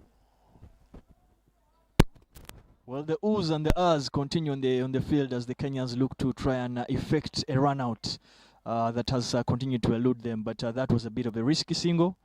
Uganda lucky to have picked up 2 runs from what should have been nothing and a wicket.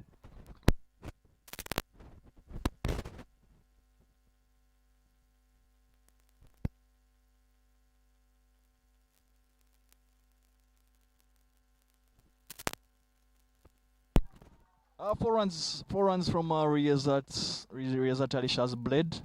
He manages to whip that down to the fine leg boundary to pick up 4 runs. Much needed 4 runs. That only helps to allow the cause. That's, I think, an 8-run over. So for me, clearly, for the only way Kenya can win this game is they need to pick the wickets. And absent that, if Uganda bat 50 overs, they should easily it should be an easy chase for them if they bat 50 overs.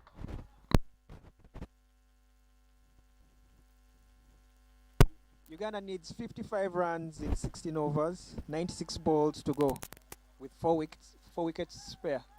Required run rate is 3.44. And there returns one of my favorites on the ball, Bundi, coming from the Ginger Road end.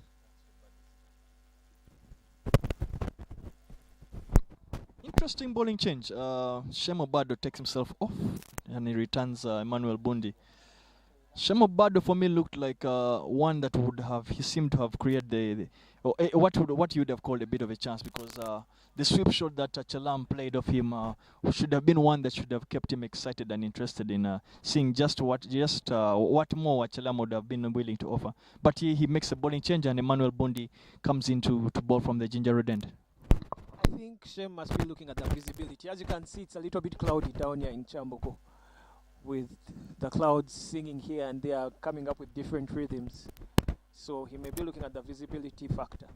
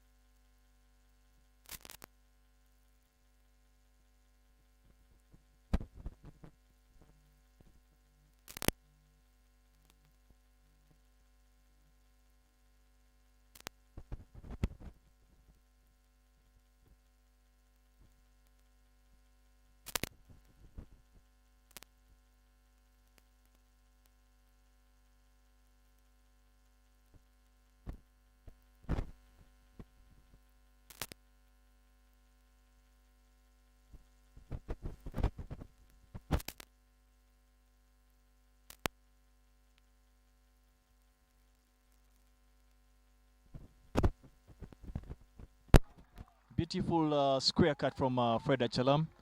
Chalam continues to enjoy the moment. He's made his presence very, very felt by the Kenyans. He's managed to cut that down to extra cover for 4 runs. Bundi is not happy with that. He feels the field could have been placed a bit more square.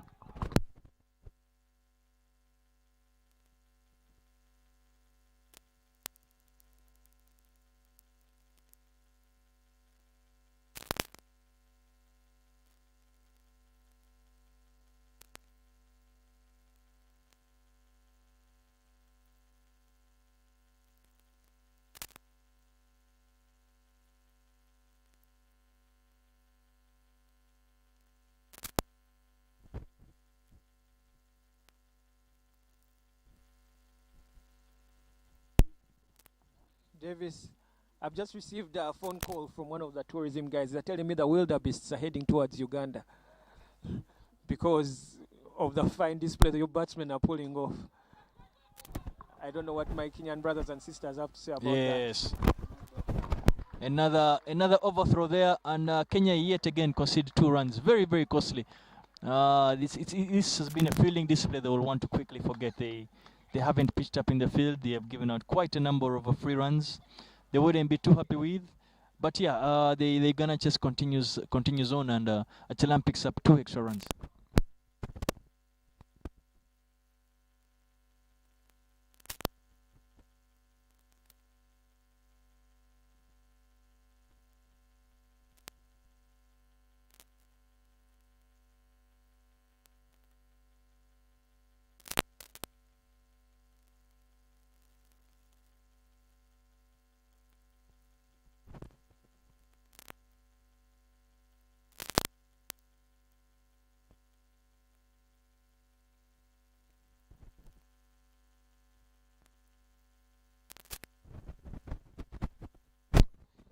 Interesting question on the chat, on the live chat. Diana Musime is asking, Davis and Bugsy, would it be fair to say Riyazat is Uganda's most prized asset? Bugsy, what do you reckon? I can only put it that he's one of those. I can look at him like Michael Essien, very good person, needed in the back end but not valued. You know, one of those players that do a whole lot but don't put it out there, yet they are very prized. So in short, I think he is. When you look at the previous innings, the tournaments we've had, he always delivers with both bat and ball. And the way he fields, earlier on today I was telling Davis, this boy is full of heart. He goes all out there, he gives everything 100%. He's someone any team would want on their side.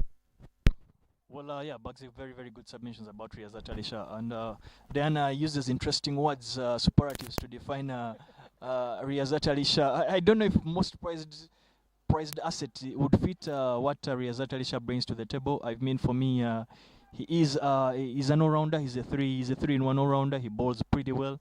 He bats absolutely well. He feels like a demon when he's out there in the field.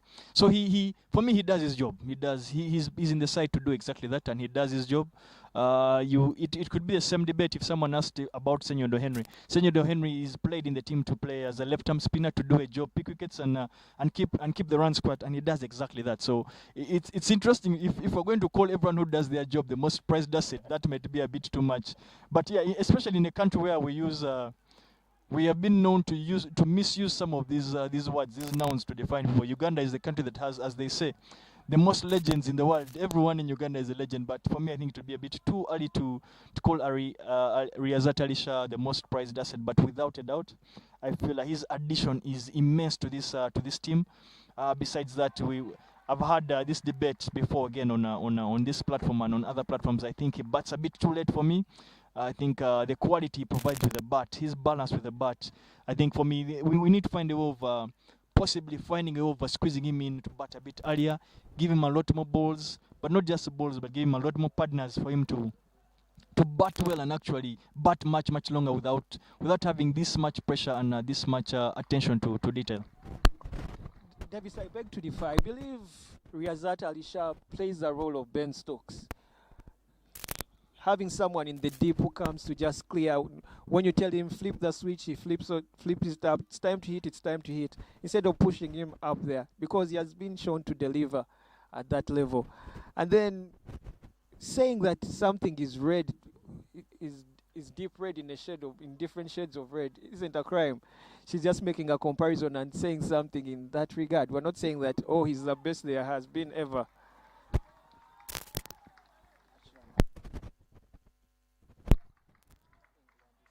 Well, for me, really, I find the Ben Stokes comparison it may not fully match because Ben Stokes bats at number 5 or number 6 for England. The number of guys that come after Ben Stokes allows the freedom that he is sure, first of all, of two things. He's sure that he'll get the ample number of overs for him to face, and two, he's also sure that he'll get quite a number of able partners to bat with. That is not the case with Riyazat Alisha. I find that Riyazat Alisha bats, in my opinion, again, I find he bats a bit too late. Right now, the person that bats right after him is Fred Chalam. When you think very deeply to it, it would only mean that right after Chalam, he is now batting with the bowlers. That becomes a bit of a tough conundrum to have one of our best players in. So for me, I'm not saying I am actually, first things first, I'm saying that he's an absolute of a gem of a player for the Uganda team. But besides that, I feel that we need to find a way of squeezing him higher.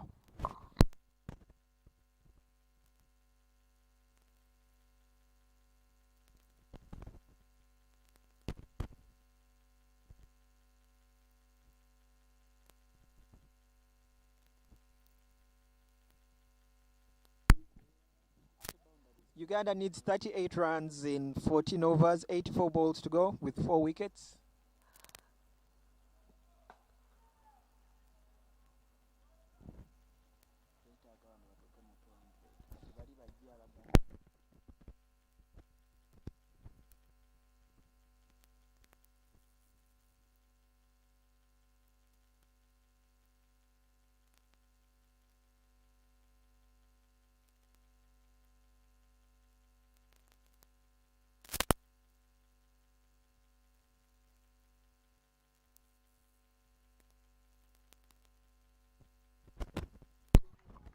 Riyazat Alisha again manages to squeeze that between point and the short third man, squeezes that down and it runs down to the boundary, picks up yet another boundary. So very, very important runs, and the partnership continues to build. That's a very painful one for the bowler, for the fielders, when you're trying to get tight in, trying to win the game, then someone sneaks in that boundary. Team Kenya still has a chance to fight on. Experience always comes through.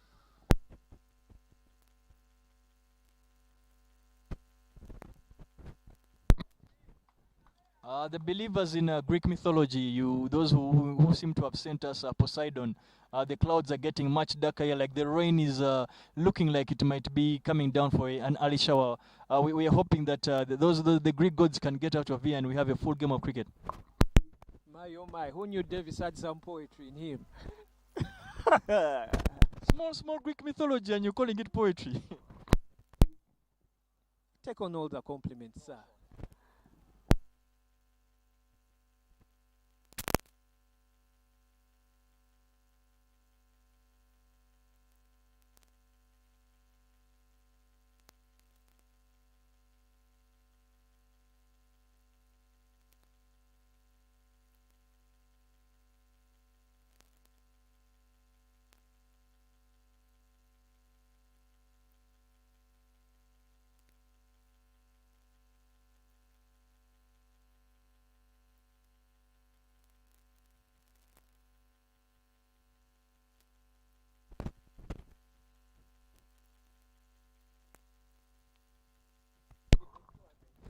Fantastic shot from Fred Achelam out there. He manages to cut that very square of the wicket, and it runs. It plays a beautiful square, and it goes down to the third man boundary, picks up yet another boundary.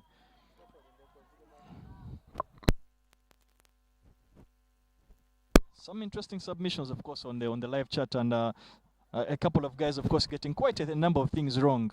And just to let you know that Riyazat Ali Shah won place for Aziz Damani.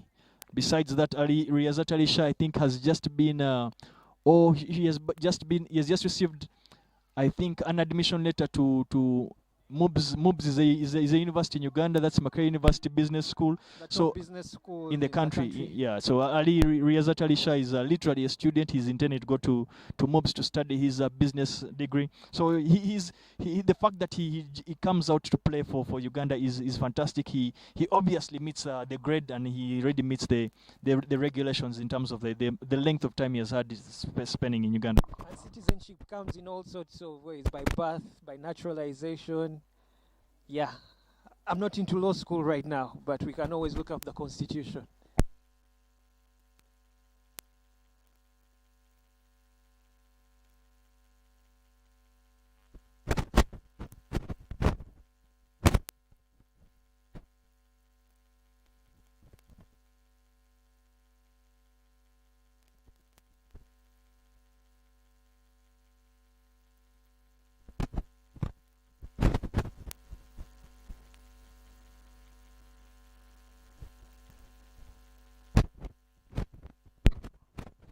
Umpires don't seem, they seem to be, they've come together, not too sure what the debate is about. I don't know if the worry is about visibility. We are not privy to that conversation from where we are seated in the commentary box. But the hunt, the chase down for this total continues. With Riyazat and Fred Achelama managing to crop together at least a 50-run partnership, which has been extremely vital for the Ugandan chess. The scoreboard is reading 197 for 6 in 37 overs. Uganda needs 29 runs in 13 overs, 78 balls to go with 4 wickets. There seems to be a complaint about the visibility, the lighting not being as good.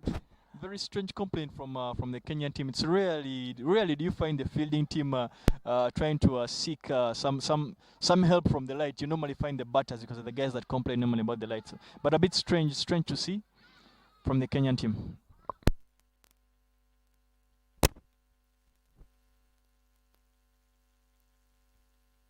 Maybe with the spinner coming on, they are saying their fielders may not be able to catch the...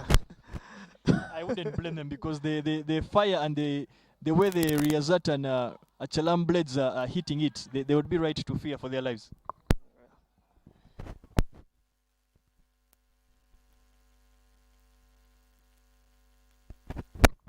Shemo Bado again takes that side of the end of the Chambogo University end.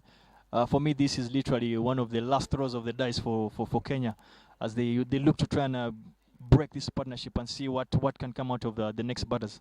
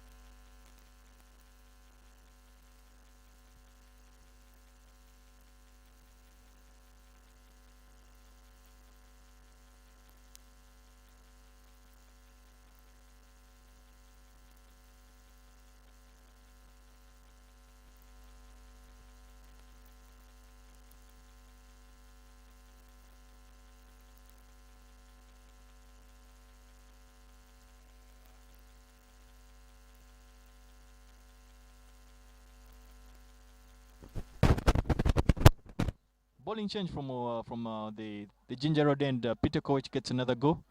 Shemo Bado, his captain, is poorly trusting and hoping that Peter Koech continues his form of picking up the big wickets. Now is the time Kenya would really do the wicket to try and get the Suns back into this game.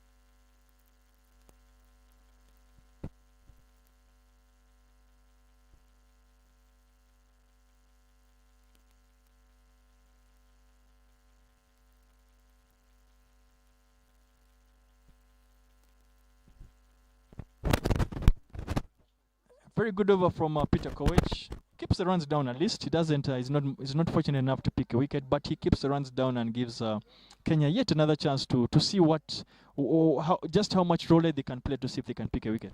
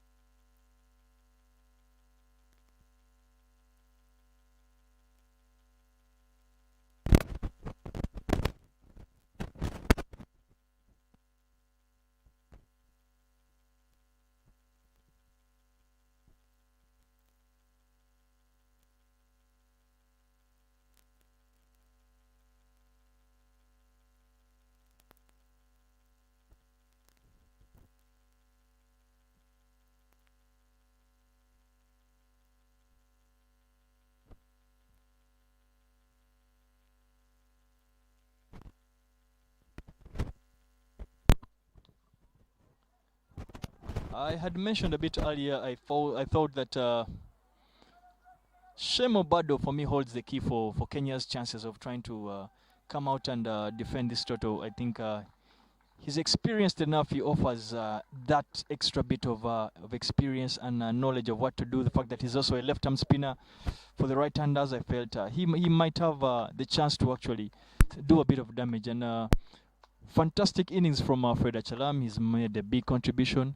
He's managed to put together a partnership of over 50 alongside Riyazat Alisha. So he's done 34 of 34 for me. He's 100% strike rate. He's done his part. He's been fortunate here and there, but he's done his part. I think the dugout will not ask too much of him.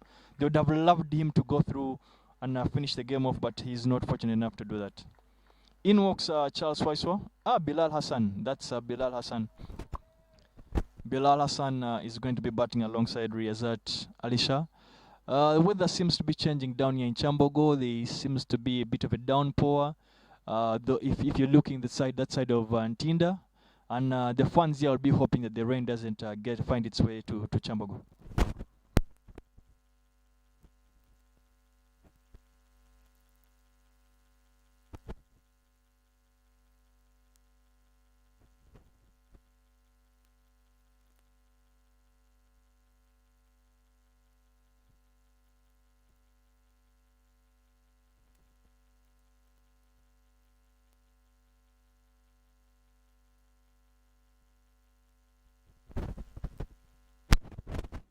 Well, another inside out, in outfield from Shemobado keeps the sleeping attacking option, but also keeps the fielders on the boundary for Bilal Hassan.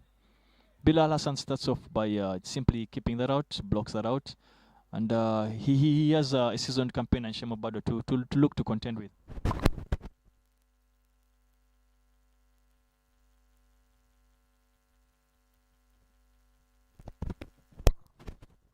Bilal Hassan gets off the mark with a splendid drive down to long off, picks up a single.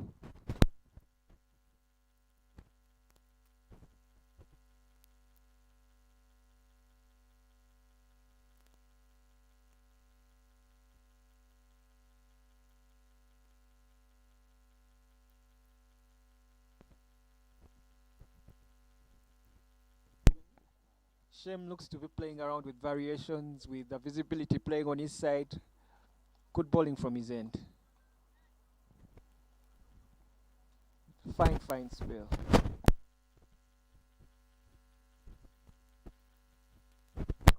Successful ever for Shemobado and Kenya in particular. That simply means that Uganda at 201 for 7 as Riyazat Shah continues to battle it out to try and get Uganda past the line.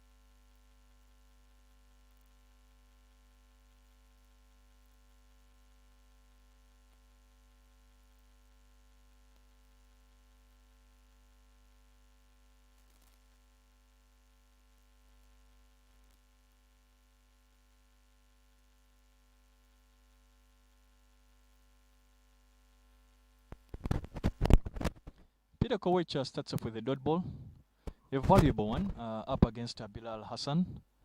I must admit, it's a bit of a strange field that you only have 4 men in the ring for Bilal Hassan.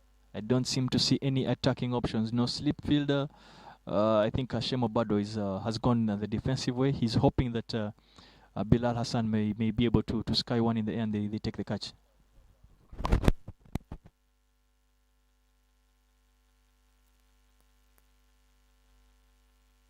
Davis, if you remember well, in the first game, Bilal he was busy tickling all the nests in Chamboga. He was hitting the ball here and there over the boundaries. So I think they got to see that and they know he's one who likes going for the big one. So they are looking to trap him.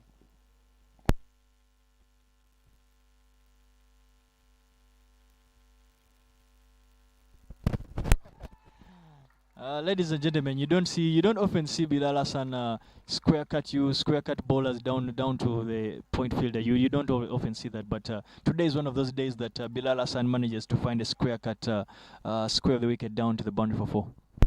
As I told you, they know he goes for the biggies.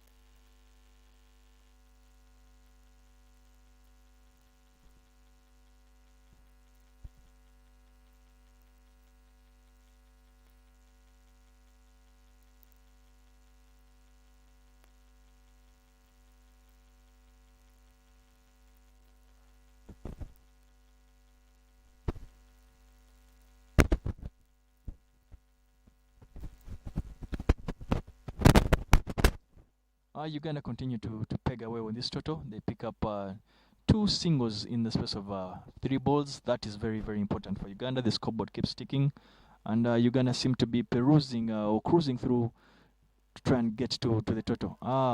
And Bilal Hassan continues to tickle runs. He hits that down to mid-wicket and manages to scamper through for 2 runs.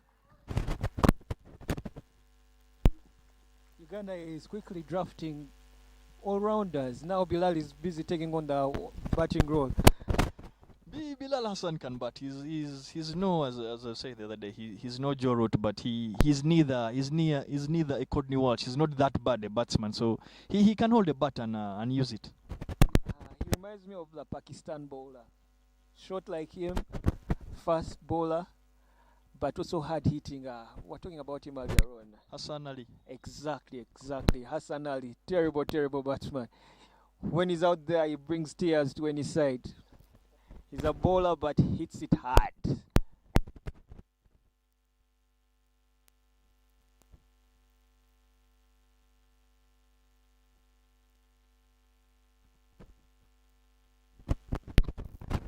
Last over coming from Shemo Bado. The score is at 207. So Uganda seem to be cruising through to try and get to this target. Last over from Shemo Bado starts it off with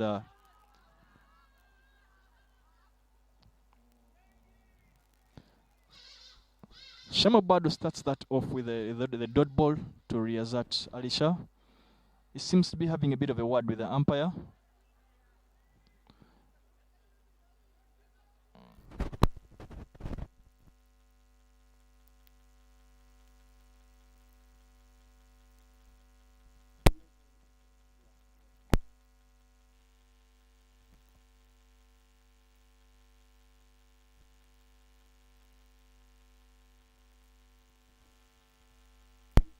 Fine bowling from Shem. I think the Ugandan team have to see him out because he's a 1-1 tricky deadly bowler. He can easily change the game right now.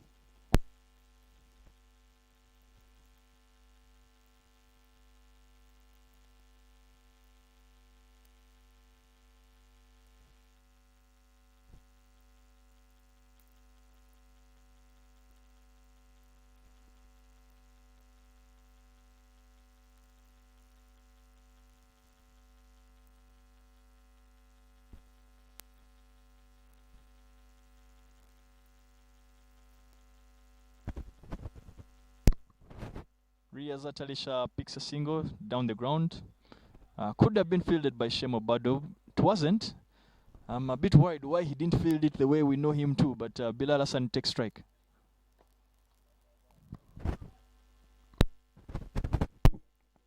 I thought you were taking all the runs as they come. Now you're quickly judging singles right now. At this point, Shemo Bado will be smart enough to know whom he wants to bowl to. Yeah, and he's found a competent Bilal Hassan who manages not just to keep it out, but also gets a single on the over ball, and not just the over ball, but the last ball of Shemo Bado's overs. Speaking of which, I had of a tale of a certain inter-house game where you were captaining, and we had Hamza on the other side. Knowing that Hamza was a hard hitter, he had someone else on the other side where people used to keep on skying the ball and you would drop them just to avoid Hamza from coming in. I don't know how true that tale is, Davis. And speaking from the way you are taking on Shem's idea, you're speaking like someone who has experience in this whole kind of trickery.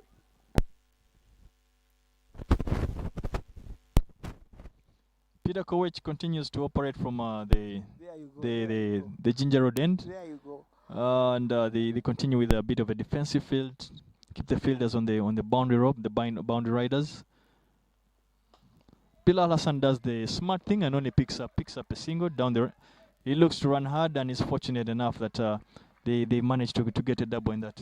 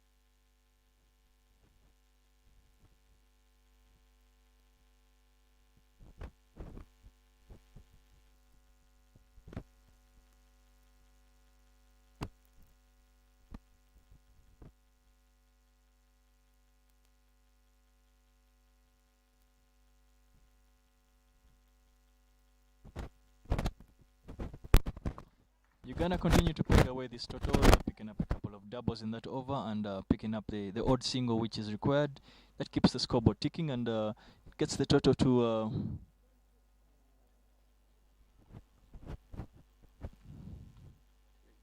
218. Not too many runs to go. We are down to single figures for Uganda to pick up not just the win in today's game, but also to pick up the series win in the Derby series against Kenya.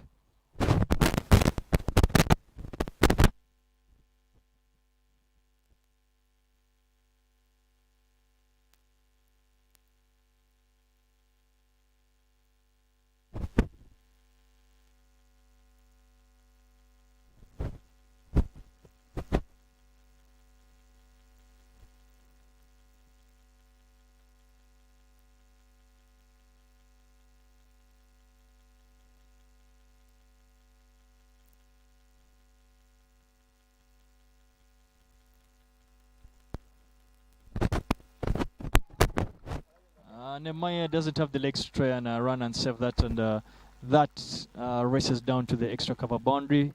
Riyazat Alisha picks up yet another 4 runs. But Riyazat Alisha has really he has shown the class that we know him to have. He has come out and he has put in the big required inning, and he has managed to take Uganda all the way to what is seeming like another successful run chase.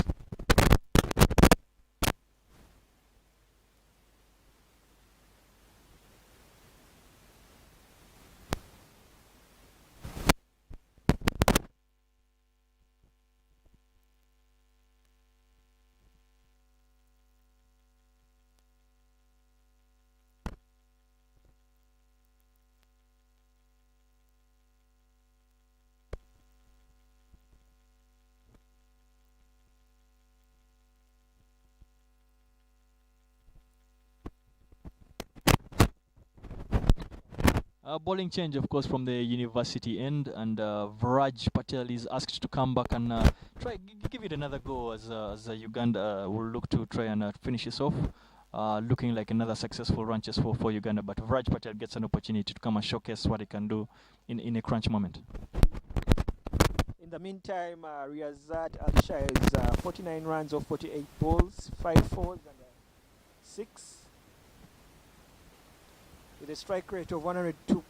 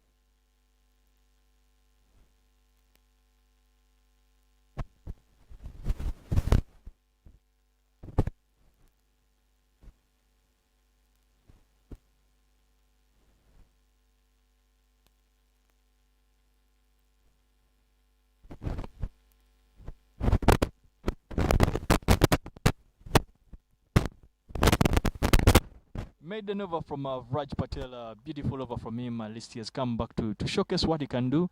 Mentioned before that I think Raj Patel, he looks like he will be a quality spinner over the years for the Kenyan national team.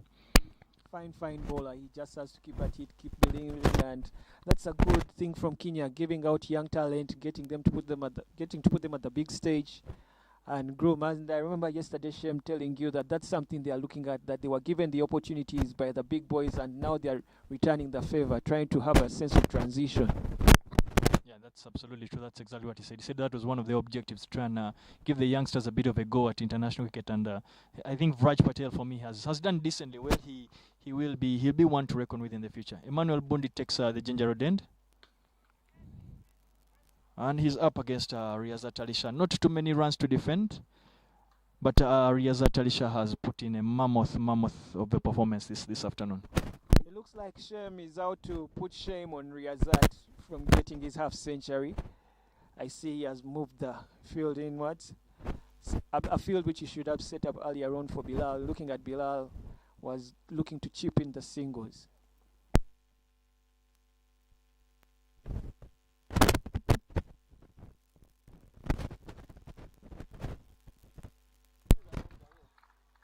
Bilal and Riyazat Alisha managed to knock these ranches. They complete these ranches with Riyazat Alisha hitting that down to mid wicket for 6. That brings an end to the derby series between Uganda and Kenya. And just to let you know, we can categorically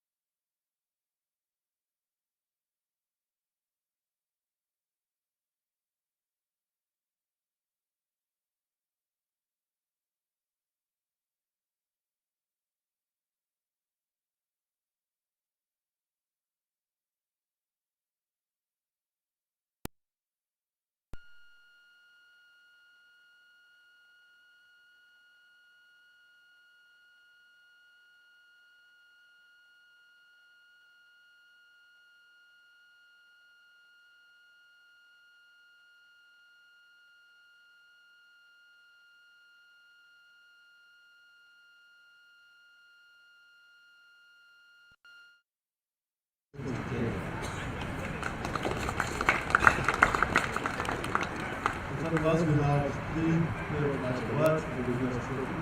In return for the players award for first game match number 4. Post of player who scored the right goal 72 and held the 2 matches for the final game.